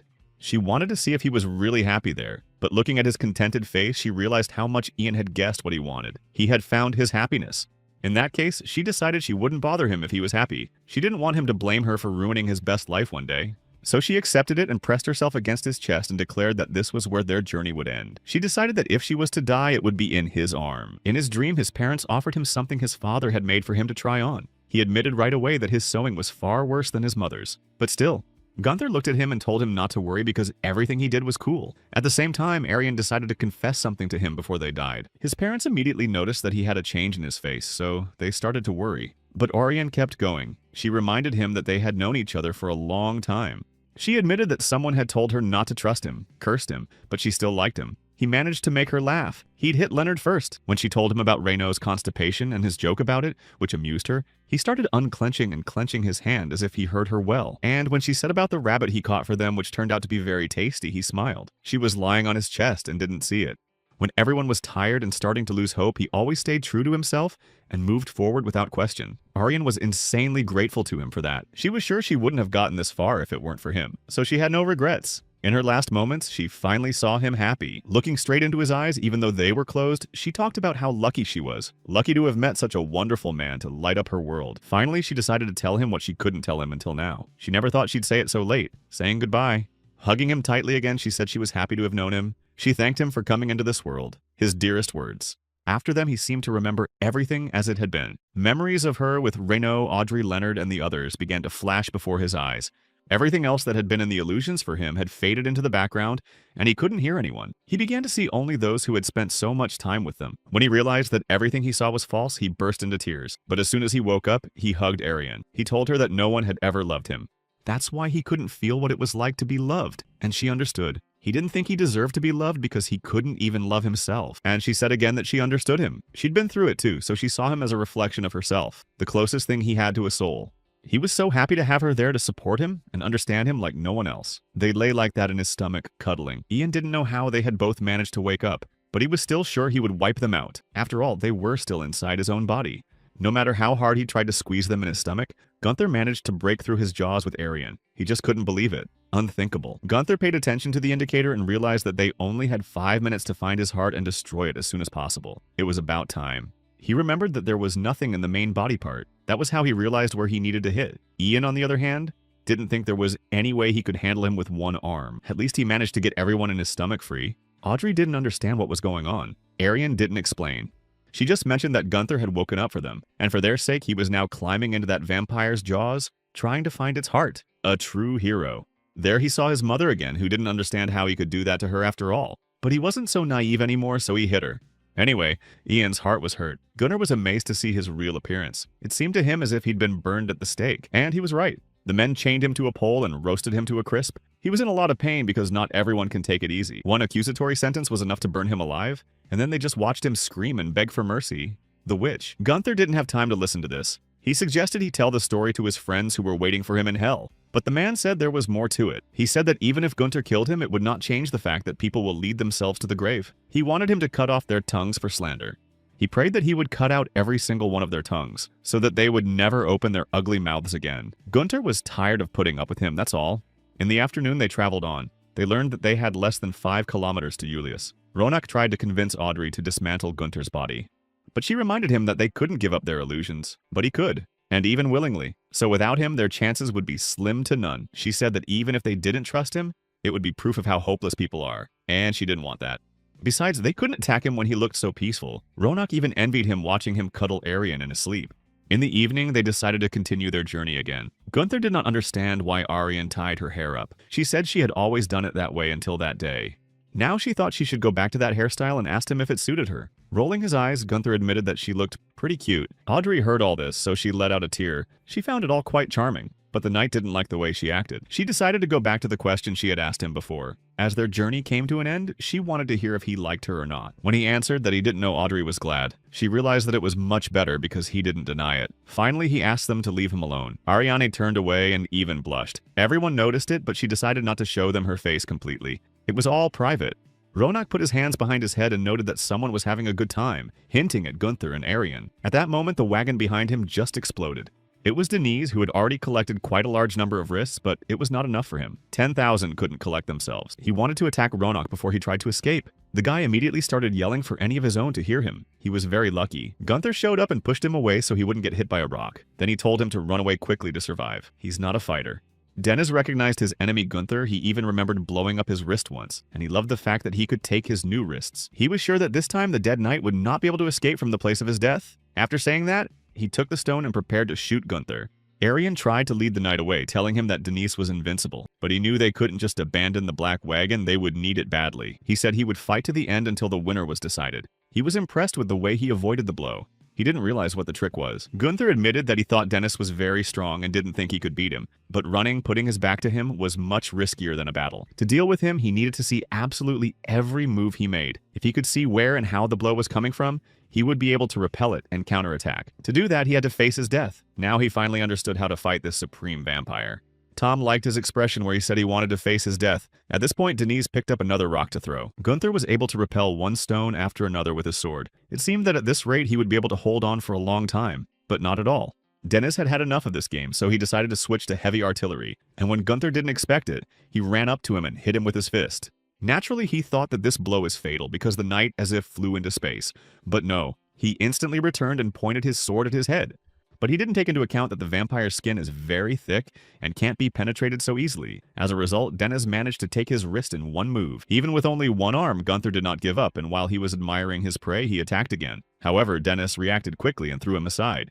The vampire declared that his fight was futile, for he was his inevitability. He wanted his left hand, but the knight was going to give it up, even though he was wounded. He said he would fight to the end because he could not let those who believed in him down. They need him, cannot leave them in such a dangerous world. Gunther looked at Dennis and still could not understand where his weak spot was. It was clear that his skin was as hard as stone and unlikely to be penetrated by anything. He thought about the fact that it might be his mouth, the most vulnerable part of his body compared to the rest. The only thing left to do was to confuse him and make him open his mouth. He kept trying to find it, smashing rocks and stuff. Denise wasn't going to leave him alive and let him disappear this time too.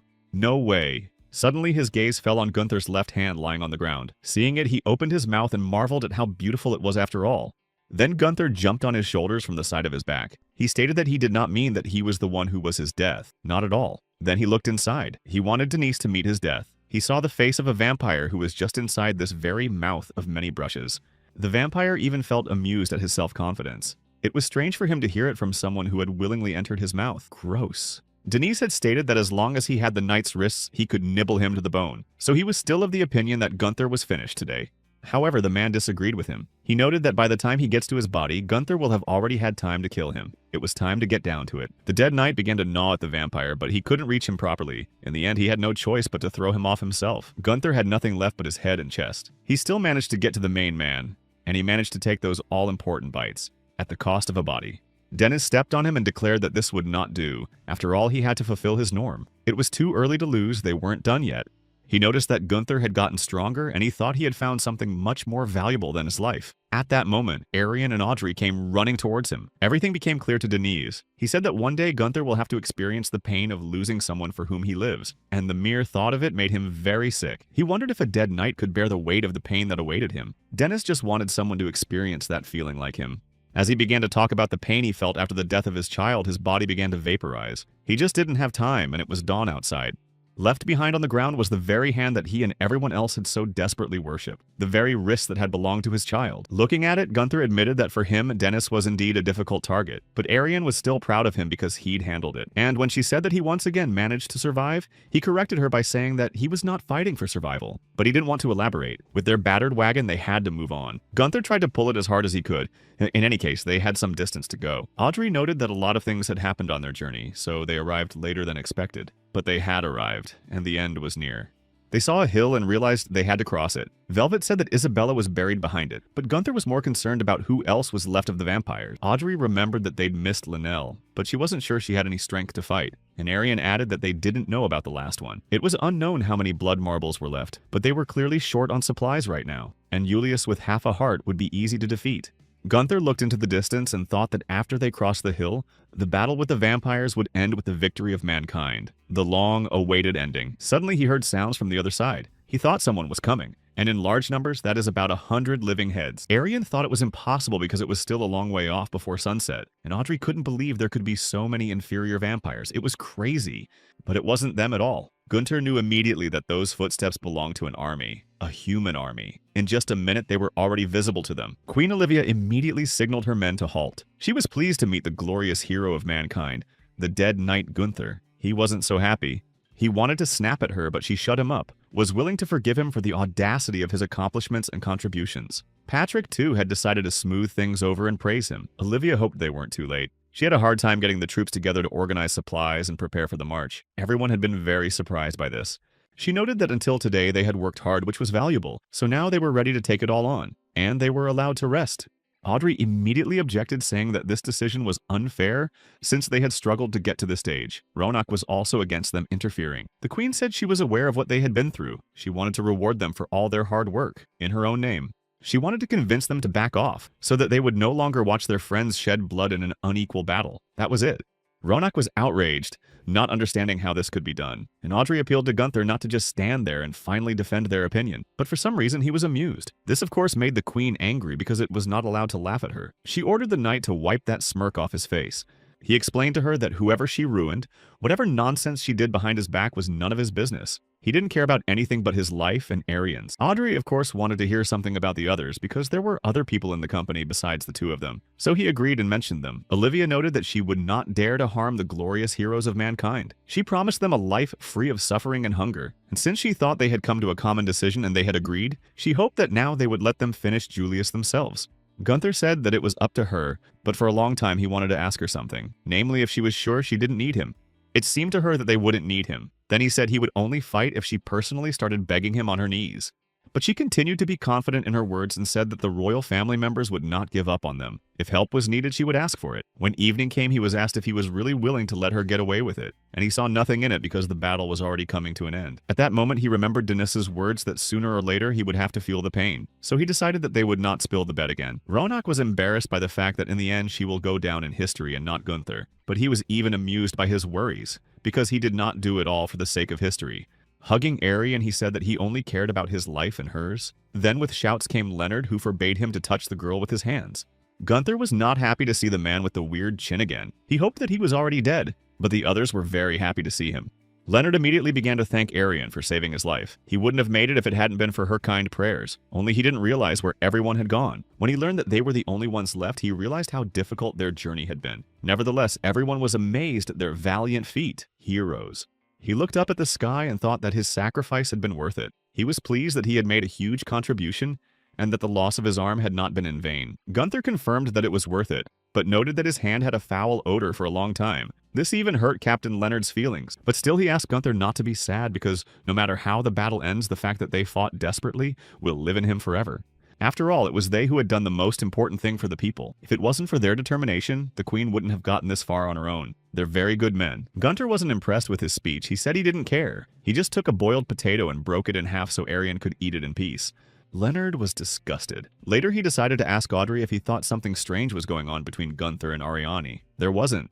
In his ear, she explained everything. The captain was shocked to hear it. He refused to believe it was true. He knew he was invincible, but still. Leonard confessed that he thought Gunther was a real scum of the earth, a bum. He couldn't have him with Ariane and wanted to change things. In the evening, Patrick informed Olivia that several of the nobles had been delayed, but they would perform well tomorrow. They had to be ready for battle. She needed to be remembered as the kind and selfless ruler who had eradicated all evil that threatened humanity. Her name should be in history.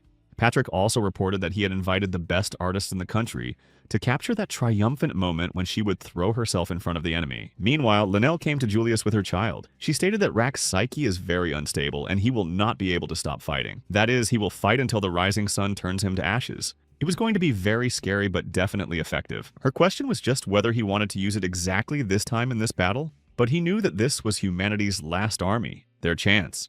Destroying it would ensure that humans could never fight again. Rack had promised him that that's why he wanted her to do the right thing. Right after she said that, Linnell whispered in Rack's ear that there were enemies ahead of them. He immediately panicked because he was afraid for himself and his friends. Finally, using his own blood, he created something terrible. He ordered him to prepare for battle and destroy all his enemies, defeat them once and for all. The soldiers, meanwhile, wondered if the battle was really coming to an end. But for some, it was obvious. They had gone through a lot to get it. However, one of them did say that it was too soon to relax because he felt that the real carnage was just ahead, and it was about to begin.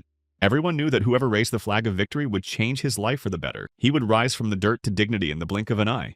They must win. In fact, he concluded that they must fight in the front ranks so that the queen would notice their bravery. The other was very afraid of that. A great risk. But he asked him not to chicken out. He thought Thomas was too cowardly. From this dialogue, it became clear to him why he was still a sucker. He reminded everyone that battle means opportunity. It was a great opportunity for the commoners to rise to the top, and there was no way they were going to miss it.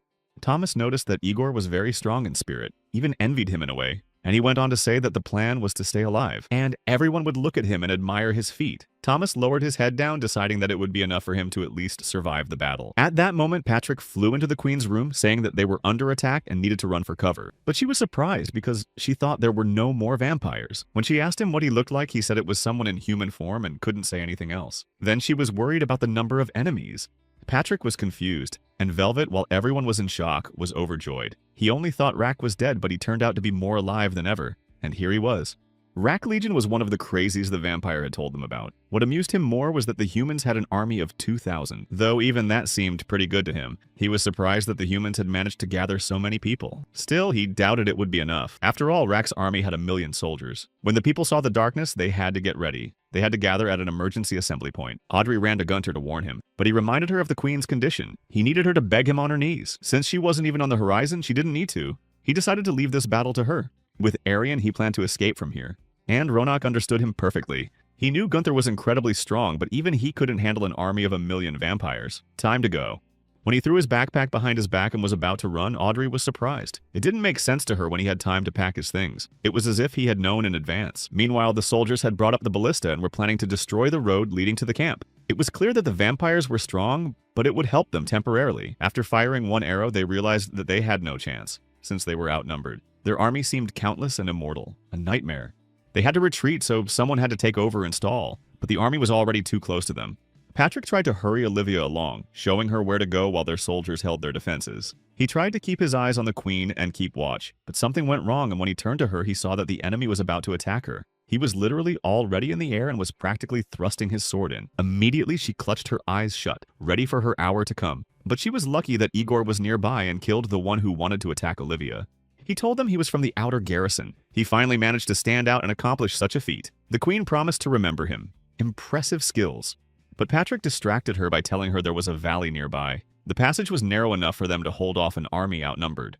But a soldier standing nearby reminded them that they were fighting vampires. Patrick pointed out that these ones alone were weak. So if they hit them one at a time, they would have a better chance of survival. It's a big risk, but if they can hold out until dawn, it's worth the plan. So the soldiers on the front lines heard the Queen's orders to retreat. They decided to go ahead with Patrick's plan after all. Then they had to use arrows to keep the enemy out. The commander-in-chief said they had to hold out until dawn. No cowardice. While everyone was panicking and crying and saying they didn't want to die, Igor acted. He had a goal to go down in history and become a hero of this battle. The commander immediately told one of the soldiers that during the battle always remember the hammer and anvil. He didn't really understand why it was necessary. Then it was explained to him that it is necessary to decide which anvil to crush the enemy and which hammer to crush all his bones. This is one of the most effective practices. If they're only on the defensive, they'll be ambushed. And to turn the battle in their favor, you need a powerful hammer to smash them on the anvil. And now he was telling them all that the vampires had to be pushed back. They could not be allowed to overwhelm them in numbers, only go forward and destroy the enemy. When the soldiers saw their commander-in-chief brutally sent to the afterlife, they were more frightened than ever. The men were just being crushed like a wall. You could see from above how bad it was. The vampire army had already killed many souls. They just came at the humans as if they didn't see any obstacles in front of them. Igor struggled and couldn't figure out where Thomas had gone. He told him there was room for him up ahead, but when he turned around, he realized he was gone. The soldiers realized that there were too many enemies, and they were being pushed. If this continues, they won't even be able to hold out for 2 or 3 hours. Seeing this, Patrick went to Olivia to ask Gunther for help. They needed him to pave the way to the front lines. It would help them, but she remembered that in order to do that, she needed to kneel before him. However, she didn't think a queen should kneel before a lifeless body. In that case, it was easier for her to die in this battle along with the others. So he decided to push her to her core and tell her what awaited her then. If they lose this battle, she goes down in history, but only as the most incompetent monarch ever, and those words hurt her. The rest of the soldiers also felt that kneeling before him was the best option. Humanity could not be allowed to lose when so many had passed. Annoyed, she walked over to Gunther. He immediately began to sarcasm and laugh at her, deciding that she had finally wised up and decided to ask for help. Just in case, he would clarify if she remembered what she had to do to get him to help. Just wanted to remind her that according to her, it was a matter of honor, and she wouldn't do that. The guards were pulling up a tent so no one would see it. Patrick said it was nothing to be ashamed of. A man of honor should make such a sacrifice. He also whispered to her that Gunther would go down in history as an unscrupulous villain, and as a selfless majesty, she had nothing else to do. She stood and thought about something without reacting to the servant's words. Gunther was tired of waiting for her to make up her mind, because he thought she had come for that. Finally, she said she would never kneel before him. Patrick was shocked because they had agreed, but Gunther was not surprised by her words. He came over to her and put his hand on her shoulder. She remembered how her father had also approached her, and said that she was never fit to be a ruler. It had been painful. He had told her then that he was disgusted by her stubbornness and thoughtless approach. Not at all what he had hoped to raise her to be, not fit for such a role. He was offended that his own daughter would go down in history as the most worthless monarch ever. And not just him, but the entire royal family. A mediocrity. Gunther went on as the king did then, and now his words hurt her just as much as her father's words did then. She wanted to take again and burst into tears on the spot. The knight decided to ask Arian what they should do next, but she saw no point in answering him as he knew exactly what she was thinking. Before the army had met Gunther and the others, Thomas had complained about how tired he was of living like this. Igor consoled him by saying the same thing over and over again. He said he would become a hero and his name would be carried through the generations. But he doubted it. Igor was determined to prove to him that it was possible. He couldn't wait to enter the battle to make his contribution. He already imagined the whole world chanting his name, and he advised them to prepare as well. He always said that good fortune only comes to those who are ready to receive it with all honors. His comrades looked up to him and admired his aspirations. It seemed to Thomas that Igor was the strongest, bravest, and smartest of their group, and the other also agreed with his opinion. It was just that they were far away from him, but they wondered if it would do them any good if he became famous. And he did not doubt it because they had fought side by side for many years. Igor dreamed that if he became a hero, he would buy a 5-story mansion overlooking the ocean. As friends, he would give them the first 2 floors. One liked the top floor better, and the other was already envisioning opening a tavern on his first floor. It made their lives feel so much easier. Thomas even had time to change his mind and decided that if he had a wife and children, he didn't need a tavern. Igor didn't care what they did there. His companion was thinking that it would be great if they did. He remembered that he had promised them that he would be able to get away with it.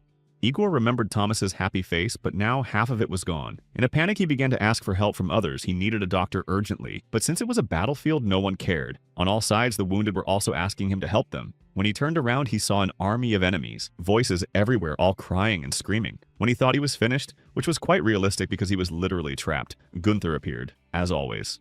Igor was shocked because he didn't expect that someone could destroy them so easily, but the knight just asked him to get out of here and offered to enjoy watching. After his appearance, they began to make some progress because he was much better and more effective in fighting. He was taking down a lot of people with one punch. When Olivia heard everyone around her discussing the knight and admiring him, she started biting her nails. She was very worried, but there were still 6 hours to go. Patrick decided to ask the queen if she wanted to get rid of Gunther. Even though she saw no other choice, he reminded her of the time. Dawn in 6 hours. Gunther can only operate for 2 hours without a charge, and then he needs a respite of 20 minutes to recharge. So within those 6 hours, he could take the fight 3 times. So he suggested she try to stop him from returning from the battlefield. That's a clever plan. And after all, they all realized that history only needed one hero. Olivia could tell by the look in his eyes that she liked his idea very much. The soldiers were taking notes. When they saw that 2 hours were up, they sent Gunther to recharge. During these 20 minutes, they had to hold back the enemies. Igor was shocked to see Gunther without his left arm. The knight was very lucky that they had a spare. It was unfortunate that it was the last one. The army fought desperately to buy time until Gunther could get back to them. They just couldn't let him down. They had to fight. Igor immediately informed Phil that Thomas was gone. Although he was upset, he realized that in that case, they only had to think about themselves. There's no getting him back.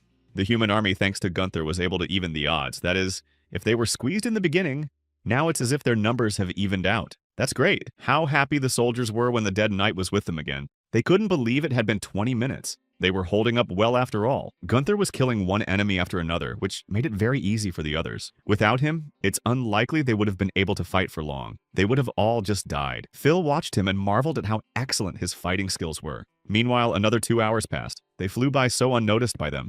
The soldiers realized that this was the last 20 minutes they had to get out on their own. They had to give their best this time. Gunther was back again, only without his right arm. Arian said that there were no more arms left. She was afraid he wouldn't be able to fight, but he didn't agree with her.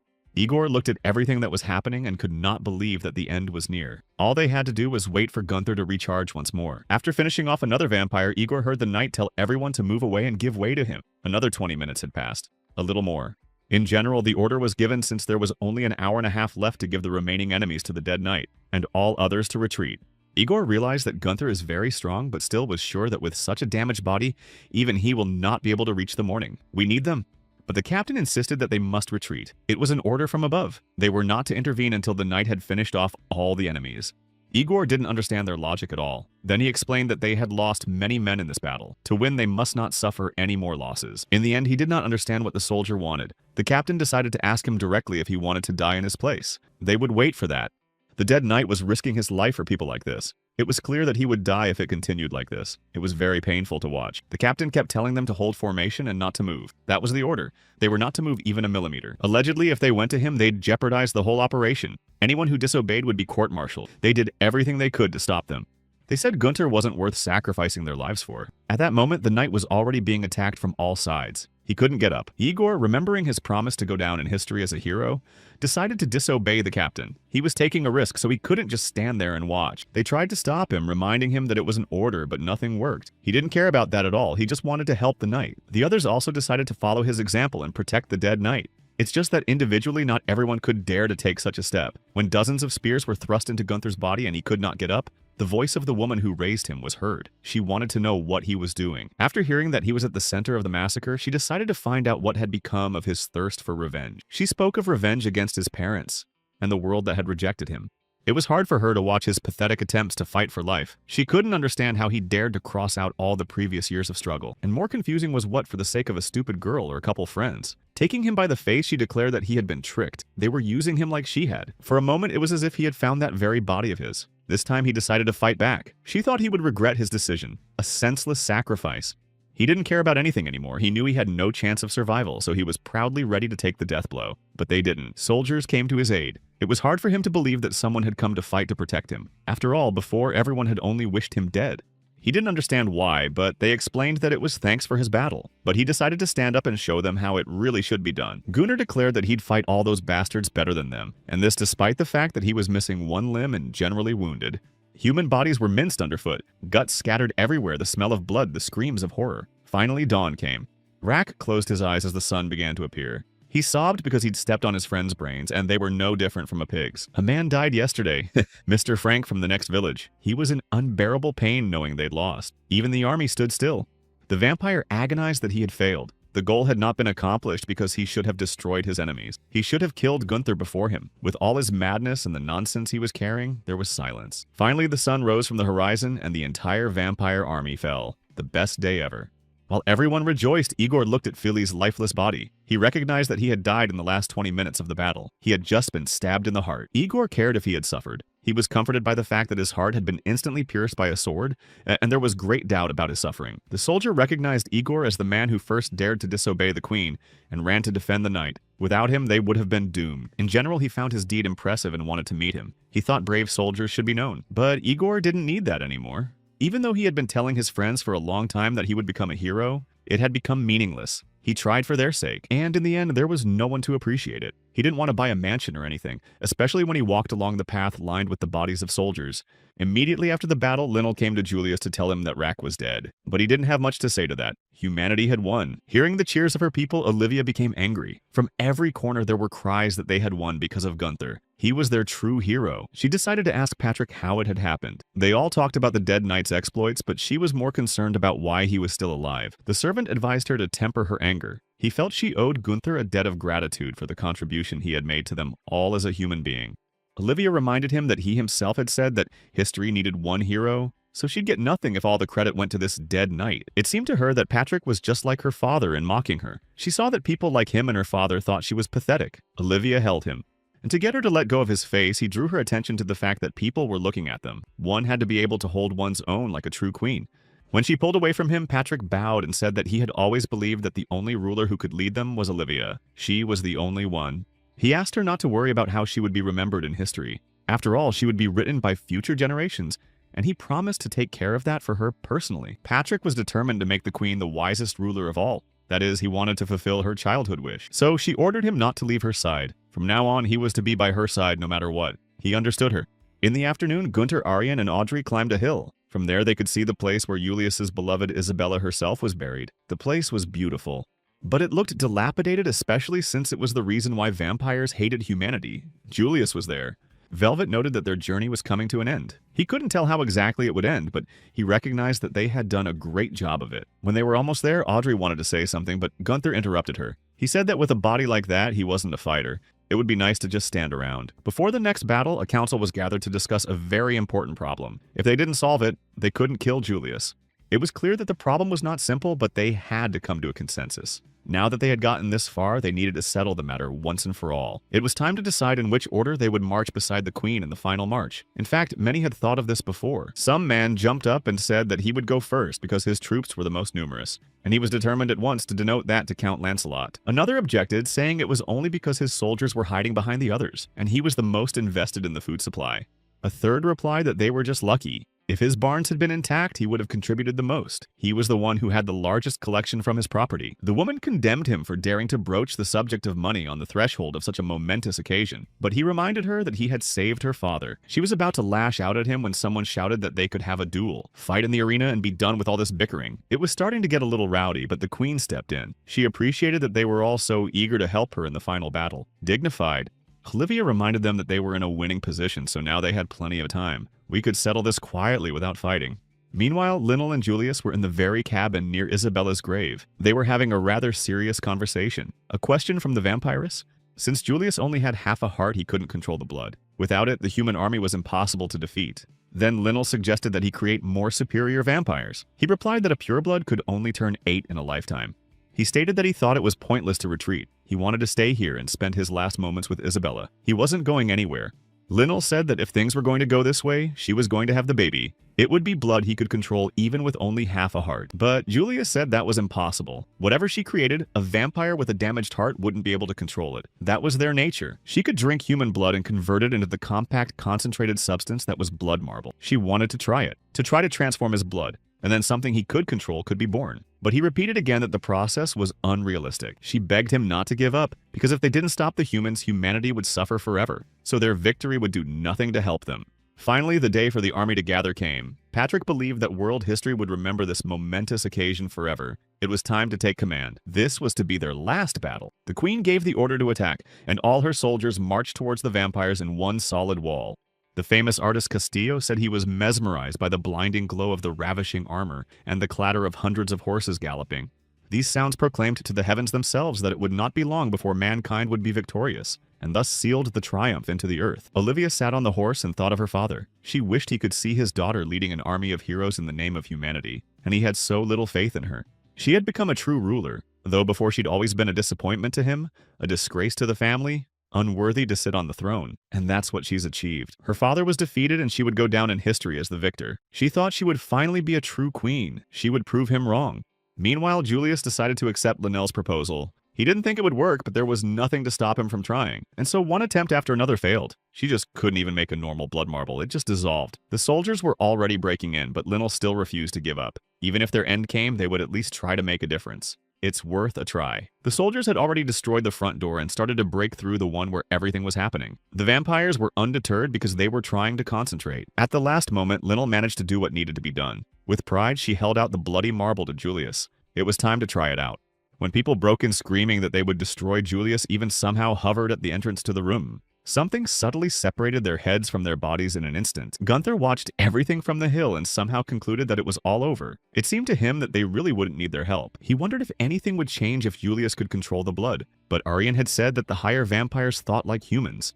They can change the shape of their blood at will, but purebloods can change themselves into anything they want. And if he could control the blood, they wouldn't survive. Meanwhile, the soldiers began to leave the cabin and run into the sun. The only thing that could save them was that the vampires wouldn't come out to them. Velvet could even feel what was going on outside. He immediately realized that Linnell had spawned something incredible. He crazily enjoyed it. The humans were finished. When something huge and dark like a giant shadow started to come out of the cabin, Olivia was shocked. She didn't understand why it wasn't burning. Linnell was happy that she had finally fulfilled her mother's dream and given birth. Now she knew for sure that human suffering would end. Then a huge stream of black dust or something similar headed into the sky. It resembled some sort of pipe if it wasn't clear that it was a vampire. In parallel, the King of Kings wrote that pureblood vampires could become anything and create anything they wanted. The beginning of the last chapter of the story. He prayed to God to spare humanity. It was only fair to give victory to the vampires because they were not so terrible. Gunther was shocked when he saw something incomprehensible. He realized they were screwed. They needed to destroy it before it got worse.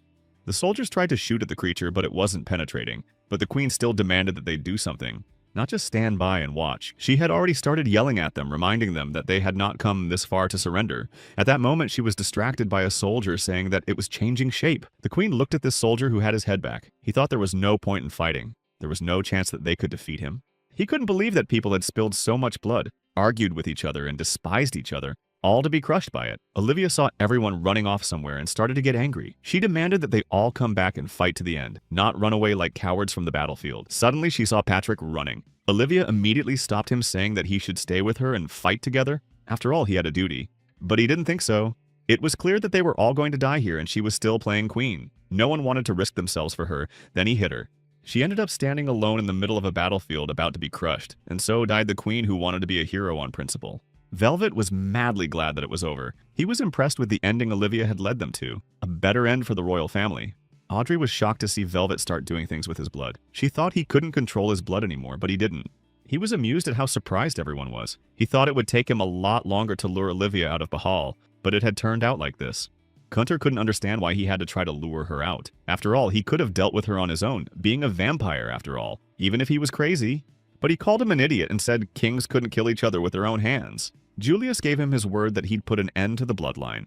Velvet responded by killing as many people as he could. All conditions fulfilled, his role was over. He thanked them for the journey and promised to wait in hell. In the sky was an incomprehensible creature of black color, on the face of which began to draw out various emotions. The soldier was very frightened when he saw it. Everyone who saw it in the depths of his soul realized that this world was coming to an end. So everyone who survived decided that they had to get out of there as soon as possible. It seemed like dozens of souls were following them. They were like those that could only be found in hell, but it was incomprehensible where they came from. No one would grieve for people. No one would suffer for the people. It was clear that not a single tear would be shed now. Humanity had lost this battle. Human obsession and greed and pain and suffering would all disappear. The world will finally be free of human oppression. The world would cease to suffer from them. Julius was happily ready to become the destroyer of this world. He didn't want to do it for his own sake. He always remembered how she wanted the world to be. And he was finally ready to fulfill her wish. After all, those things had taken her life, and deserved to see the entire human race disappear from the face of the earth. Leonard, meanwhile, was looking at it from afar and couldn't realize how big it was. The soldier reported to him that it was about 3 kilometers in diameter, not the limit. Igor added that no sword or arrow could hit the thing. The captain said the worst part is that it doesn't burn in the sun. It's invulnerable. Ronak had already decided that this was the end of their existence, but Leonard told them not to give up before their time. There had to be a way out. He had come to his conclusion that the further it goes, the slower it expands. So they had a little time to spare. Too bad Julius couldn't be handled like the others. Audrey figured Julius was in that castle in the center, so if they can get through something and get there, they have a chance. Only Gunnar can. But even if they manage to modify his body, it will still be difficult. There's more than one of these creatures in one dead night. We have to think of something. Ronak said the first thing to do is to fix the black wagon. Then they would return to Bachal and figure out what they could put together from what they had. Then Audrey turned her attention to Gunther. He was suspiciously quiet. She didn't like the fact that he wasn't participating in their conversations. Didn't try to speak up. But he was just watching those strange things and couldn't look away. He noticed that out of the big gross stuff came smaller gross stuff, and out of that came the smallest stuff. It all looked like tree roots. The one who appeared last looked like a child. Even his naive expression could tell. Gunther remembered that Julius wanted to grow old and go to the other world when he had children. It was as if he was catching up now. Audrey wanted to say that wasn't the case, but she was prevented by Arian's laughter. She found it unseemly that she laughed at such important things. Then Leonard noticed that the same Gunther he had met for the first time had finally returned. Now everything fell into place. Behind them were the soldiers. They came running to report that there were still survivors. Like Patrick, Leonard wondered how he had survived and began to thank them for saving him. He said he'd been on the verge of death many times and barely escaped. Those things are incredibly strong. Each one of them moved like a living thing. They're targeting people. So when a few people scattered in different directions, there was a gap where they escaped. Thanks to those who died. Only 2 out of 200 people survived. Their army suffered huge losses, but it didn't matter. The queen was dead. Clearly, the others sacrificed their lives literally as bait. If they can get those things to focus on something, they can control them. Once they arrived in Bayal, they gathered all the materials they could. Several people explored the entire lab and brought back everything they found. Leonard said they needed the most powerful parts to enhance Gunther's body. Audrey wanted to talk more about the plan they had talked about, but he wouldn't. He thought it was the best idea so far. And then he had to go looking for volunteers. They decided to make an immediate public announcement. Leonard told the crowd that they were now fighting the last enemy of mankind. But unfortunately, they had not yet found his weakness. To win, they needed their support. He knew it was absurd, but he asked them to read them. After his speech, he asked them all to reconvene in the square in 10 days. It was necessary to distribute this announcement to all the people. These leaflets said that the Dead Knight had been fighting the vampires all this time. There was also mention of a life energy storage device. People still didn't fully understand why they needed it. They thought that ordinary people couldn't help them, and some even bulged their eyes when they read it. In general, if Gunther can get into the castle, it's highly likely that he can defeat Julius. All that was left was to figure out how he could get in. Audrey noted that if Patrick was able to get out of there alive, they could. But Leonard thought that they needed 200 people as bait. Gunther even laughed at how cleverly they switched concepts by calling them bait. He thought it was more apt to call them human shields, and he couldn't imagine anyone going into such a thing voluntarily. But Leonard had already decided that he would be the first if no one else would. The knight didn't doubt it because he had always thought this kid was crazy. In the end, Arian said she would volunteer if she could. However, Gunther immediately besieged her, saying that she would be the last to go to the other world even if the world ends. Audrey rolled her eyes at that. Still, she said they couldn't lose Arian. She was too precious to them. Leonard needed to talk to the dead knight about something else. Besides human help, he had something to ask Gunther. That is, he wanted him to do something, even though he knew it was an impossible request. Anyway, he was asked to give a speech. It's just that no one else knew that he was the dead knight. He was their only hope. Audrey said people are more likely to fight alongside someone they know than some stranger. So this was their chance to encourage someone. That's why they wanted Gunther to introduce himself to the people, to inspire them to join them in this battle. He certainly could. Leonard immediately said that they knew how sharp the dead knight's tongue was, so they would write him a text to read. And Audrey added that his speech was being compiled by several writers. He would only have to read it expressively to evoke emotion in people. He didn't really know what it would look like, but still, if there was no way around it, he was willing to do whatever it took, as long as there was a result. When he stepped onto something like a stage, people began to whisper. They all thought the dead knight was repulsive. He was not well received, and when Gunnar saw the text, he started to doubt he'd read it. But Audrey said they'd worked for days to write the speech for him. She asked him not to worry, noting that they had smoothed out all the sharp edges of his character. She thought that might be his only problem. So he began to read the words. First, he voiced the idea that they had gathered in this square for one single purpose. They must help the world. As he went on, the audience started whispering and kept asking him what he was saying. They just couldn't hear him at all. Audrey asked him to speak louder. And when he read the words that they were fighting for their nearest and dearest, he turned around and looked at Ariane, and eventually he got tired of reading it. Stepping back from what was written, he stated that they were all going to die anyway, so there was no point in this nonsense. Of course the guys wanted to condemn him, but he kept going. He said they were all in trouble and it would be nice if they weren't mocked after they died. Gunnar admitted that the chances of them winning were practically nil, so if they're not stupid, they realize now is the time to get out. That's his advice. He didn't really care if they helped him or not, but there was only one way out of this situation and he wanted to take it. He started by being born against his will, but he could choose how he wanted to go to the other world, and that was much more fun for him. Afterward, he was convicted of recklessness. Audrey, however, liked that his speech was more sincere, but Leonard realized that in any case the choice was up to the people. Tomorrow would be decisive because tomorrow people would make their final decision. Tomorrow the townspeople would make their choice right or wrong. Audrey pointed out to them how close these things are, so they were running out of time. It was time to get things done. During the night, the King of Kings summoned Gunther to him. He thanked him for letting him finish the story of Isabella, but the knight didn't care. So he decided to cut to the chase. He said that most people were against resurrecting Gunther. It was his personal decision. He was listened to. Of all the possible endings to this story, there is only one where he can protect what he holds dear. He wondered if he would listen to him or not, but Gunther was still curious about what the offer was. Then the King of Kings invited him to walk around and listen to the story of how his body was created. It was known that they conducted various experiments using the blood of a pure-blooded vampire in order to achieve this knight's immortality. So they had to cut up Julius' body, pull out his insides, remove the joints from his body. They did a lot of horrible things to him. However, the flesh parts and extracted blood were not stored outside of Julius' body at all, with one exception, his heart, though it was said that he had eaten it. And the King of Kings did not deny that he ate part of his heart, but he also used it in numerous experiments. The heart didn't disappear without a body. It just dissolved into thin air if you took it out. If you cut it in a certain way and put it in the right conditions, there was a reaction. It was reanimation. The piece would instantly come to life when it was exposed to a certain blood. At this point, Gunther began to realize where this was going. He noted that the most violent reaction was caused by the blood of a pure-blooded vampire. It also reacted slightly to other samples, but that was beside the point. The most surprising thing was when the piece itself didn't come to life or move. It was giving energy to the dead organism around it. That's when the creature came back to life. The King of Kings immediately realized what Gunther wanted to say, so immediately without listening to him confirmed his speculations. That's why he told him all this.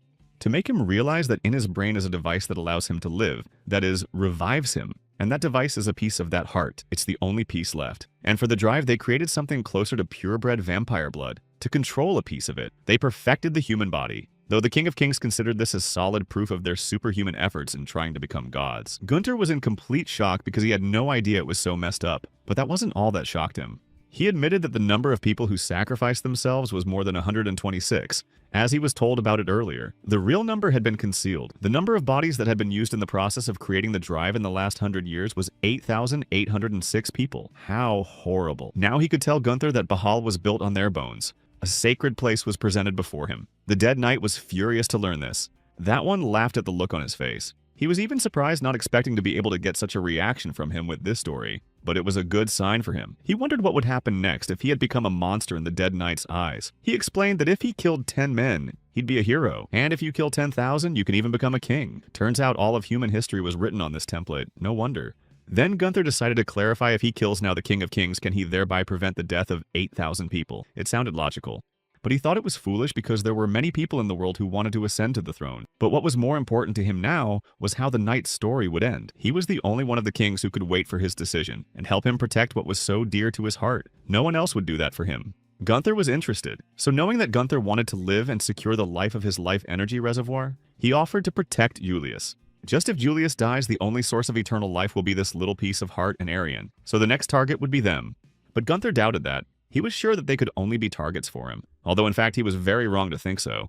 Because as he had already told him, there were many people in the world dreaming of sitting on the throne. Every one of them would want to get that immortality. He advised him to aim directly at Julius's head the next time he saw him. Doing so endlessly would prevent him from thinking, the age of humanity would be upon us.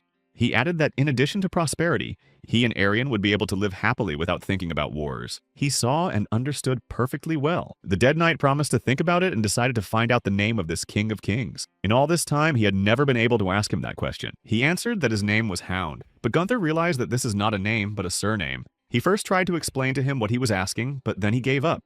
The king at first wanted to tell him his real name, but then he turned away and said that it didn't matter. The main thing is Hound. Gunther noted how funny he is, knows everything about every person in the country, and to rule for him is easy, but his own name just forgot. The next day, the guys came to the square at the right time. They planned to meet at 10 o'clock at this place with the volunteers, but no one was there. Igor heard that the shore was full of people they were trying to run through the water. Gunnar pointed out said it was smart they'd prolong their lives a little. Audrey was still hoping for their help. However, Gunther asked them not to panic. He was ready to handle everything on his own as he usually did. Just as he was about to leave, they saw a huge crowd of people. They said that they had come to fight him together. They all wanted to help him. Finally, they got ready for the battle. They had to throw off all the heavy things because the lighter they were, the faster they would run. Not bad. Their job is to distract. They need to dress in bright colors and make noise to attract attention. The main thing is to try and stay alive and stay 5 meters away. Leonardo said they'd have to form a diamond around Gunther while they ran, and Ronak reported that they found all the parts needed for the body. They'll take them with them. So far, they've fitted the Dead Knight with horse legs as speed is important now. Obviously, he won't be able to fight with them. Then they'll be replaced. Only he didn't understand what Audrey was going to do. She said she would run with the others carrying one of his body parts, but he was against it. Gunther even got angry and raised his voice, and he explained that he was afraid that Reino will come to him and drag him to the grave. You can't do that. Leonardo supported him. He too thought it was better for the girl to stay. They all respected Rhino and would not want his death to suddenly be in vain. Suddenly, Ronak apologized and said that he was very scared to go there. Leonardo calmed him down by saying that he could stay. They did not force anyone. Gunther told Ariane that he hoped they would see each other again tomorrow. Those were her words spoken to him once. Smiling, she said that it would be so. After these words, they jumped on their horses and set off to attack their enemy. The rest of us could only pray that they would succeed. Before this, one of the volunteers, a girl back home, had a serious talk with her mother. She was against her sacrificing herself for others, but the girl knew she had to. When Brown ran into the crumbling house to save the children, she was so frightened that she stood like a dummy. And when Fela had fought vampires to save the villagers, she'd cowardly run away. So she figured this time she'd do what she had to do. This time she was going to go to battle, but her mother told her not to be stupid, reminding her that absolutely everyone would do that if it were her. Everyone wants to live. She didn't see the point of dying in a horrible massacre when no one would even remember her. She didn't want her to think that the deaths of those were judicious. Mother was sure that Brown and Fela would be forgotten in a year or two, just as everyone else would be forgotten. She was beginning to beg her daughter to run away with them. And then the father came in. He said that he would remember his daughter's deed even if everyone else forgot. He would remember her always because he wanted her to go. The girl thanked her father for his support and promised them that she would come back from the battle alive. So they had nothing to worry about because she was sure of herself, and she ended up dying on the way to the castle. It seemed to the people that the strategy was working, and if this continued, they would get to Julius. Gunther remembered a man. He had advised him to look his enemy in the eye. It was clear from his gaze whether he was going to attack or not. It's just a hunter's instinct. The knight told him not to show off. He asked him what he saw in his eye, and he warned him right away that he'd changed it several times. And now, during all this mess, this man bravely threw himself on the monster so that Gunther could continue his journey and reach the castle sooner. Before the battle, Audrey told one of the volunteers that it was a suicide mission. That's why they wanted to know his name and what he wanted to leave behind. He had a strong feeling that after all this, humanity would be on a better path. And now he was being crushed by a huge, incomprehensible creature. The others tried very hard not to turn around because there was something behind them. If they turned around, they wouldn't be able to escape from what was chasing them. They couldn't believe that they had made it to the castle. They could see that Julius was up there somewhere, so that left the task with an asterisk for the night. A lot of people made it there alive. Leonard was in a hurry because they had to get Gunther's legs together as soon as possible, and they had to bring all the weapons they had brought. The Dead Knight didn't have much time left. They'd been going through these things for too long. At this rate, he might not make it to Julius. Then Gunther had an idea and needed the others to hurry up. Leonard didn't even know what he was up to, but he trusted him. They molded his body into something unique. There was no guarantee that the lower limbs would last long, but they would definitely help him jump higher, so he could reach his goal faster, and he was about to leave when he heard some screams. Something had happened to Igor. He was wounded so badly that his bones had turned to mush. It was clear that he was no longer alive. It was a shame because he had done so much for them, and even before he died, all he wanted to know was if the dead knight had made it here in one piece. Everyone reported to him that he was all right. Igor said it was a great honor to fight such a hero side by side. Gunther heard this and said that he was not the hero. He cried and left, gone to the afterlife. Leonard, of course, was sad at what was happening, but still he was forced to hurry Gunther, as they had very little time. Then he jumped up and flew high and high. He flew and thought about the things that had already died and did not resist. It was a blessing that they didn't complicate the road. Julius greeted him because he had been waiting for him for a long time. As he had promised him, they would stay in this place forever, depending on how he decided. For that, Gunther was ready to respect vampires because they never reneged on their words. Unlike humans, Julius was true to his promises. To the dead knight, his offer seemed pretty damn entertaining, but first he needed to figure out if he could trust Julius or not. He needed the vampire to prove that his blood could energize Julius the way his life energy reservoir did, and he gave him his energy back. Gunther was surprised at how fast it was happening. He didn't even have to wait 20 minutes. Everything was just as he said it would be. This confused him a little. After all, Julius wanted to hear the final decision from him, but instead of words, Gunther thought for a while and corrected his mask and walked towards the vampire. For the one, his choice became clear. Forming around himself 4 huge fists, he declared that this is the beginning of their last battle. The strongest would win. In the end, the dead knight put his fist squarely into that huge hand. Of course, it seemed impossible to win in such a case. And so it was. Gunther simply lost that arm because it was suddenly separated from his body. Thankfully, this time he didn't have it alone. Julius reminded him that this whole place was subject to his will, so no matter what he did, he would never be able to defeat a pure-blooded vampire. Still, Gunther wasn't going to give up, and after many attempts, he almost got to his face again. But a jaw that appeared out of nowhere prevented him. Again, he tried to shoo him away. Attacked again, thrown back again. Julius had already told him several times that it was pointless, that he would not win. The knight had already lost 4 of his limbs and it wasn't stopping him. Julius couldn't understand why he didn't give up and fought on. He had seen countless people suffering because of others. He had seen countless people turn their own kind into monsters.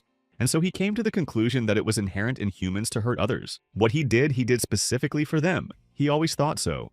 Still, he did not understand why Gunther continued to fight for humans. He saw no reason to support such a tough humanity. But the knight, saying that he had chosen such a path himself, tried to attack Julius again. He simply dodged and let Gunther lose another limb. All his armor came off, but it didn't matter. The main thing was that he was again very close to Julius' head, and after another blow there was an explosion. He was already happy that it had finally worked. But no. Julius was able to stop such a powerful attack with one hand. He seemed invincible. Gunther's dozens of attempts had always failed, and these things surprisingly stopped participating as if they were waiting. The soldiers saw it and were amazed. Once again, the dead knight pointed his sword at the vampire's head. Again, he was thwarted. Julius repeated that it was all useless. All around him, some dragon-faced heads were forming. It was clear that now the attack would be even more impossible because they were in.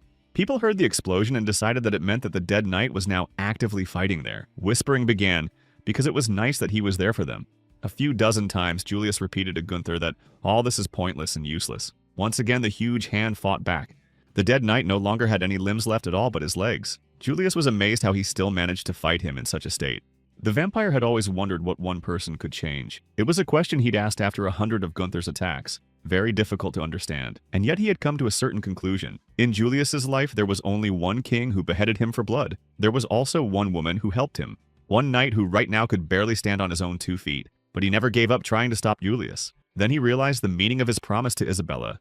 And what Julius was thinking at that moment will forever be a mystery. The very second he thought about the question proved decisive. It created a gap where none had existed before. It determined the winner of this battle. Gunther managed to wait for the moment when he could attack. At that moment, the dead knight remembered the words of the King of Kings who told him to aim for the vampire's head. He had to decide head or heart. Julius thought about what was possible to change alone. He wanted to keep his promise to the love of his life, but he thought he was wrong. It didn't matter though because Isabella was by his side. She approached him as he stood on the ocean and put her hand on his cheek. Just at that moment, Gunther pierced his head with the rest of his hand. He was eager to complete the last chapter of his life. The one didn't want to live anymore anyway. After that, everything around him disappeared. All the evil that Julius had created was finally vanquished. And so Gunther woke up right at the moment when all the people were looking at him. For the first time in his life, he was so welcome. People shouted his name and were ready to pray for their savior, and he himself had not yet fully realized it.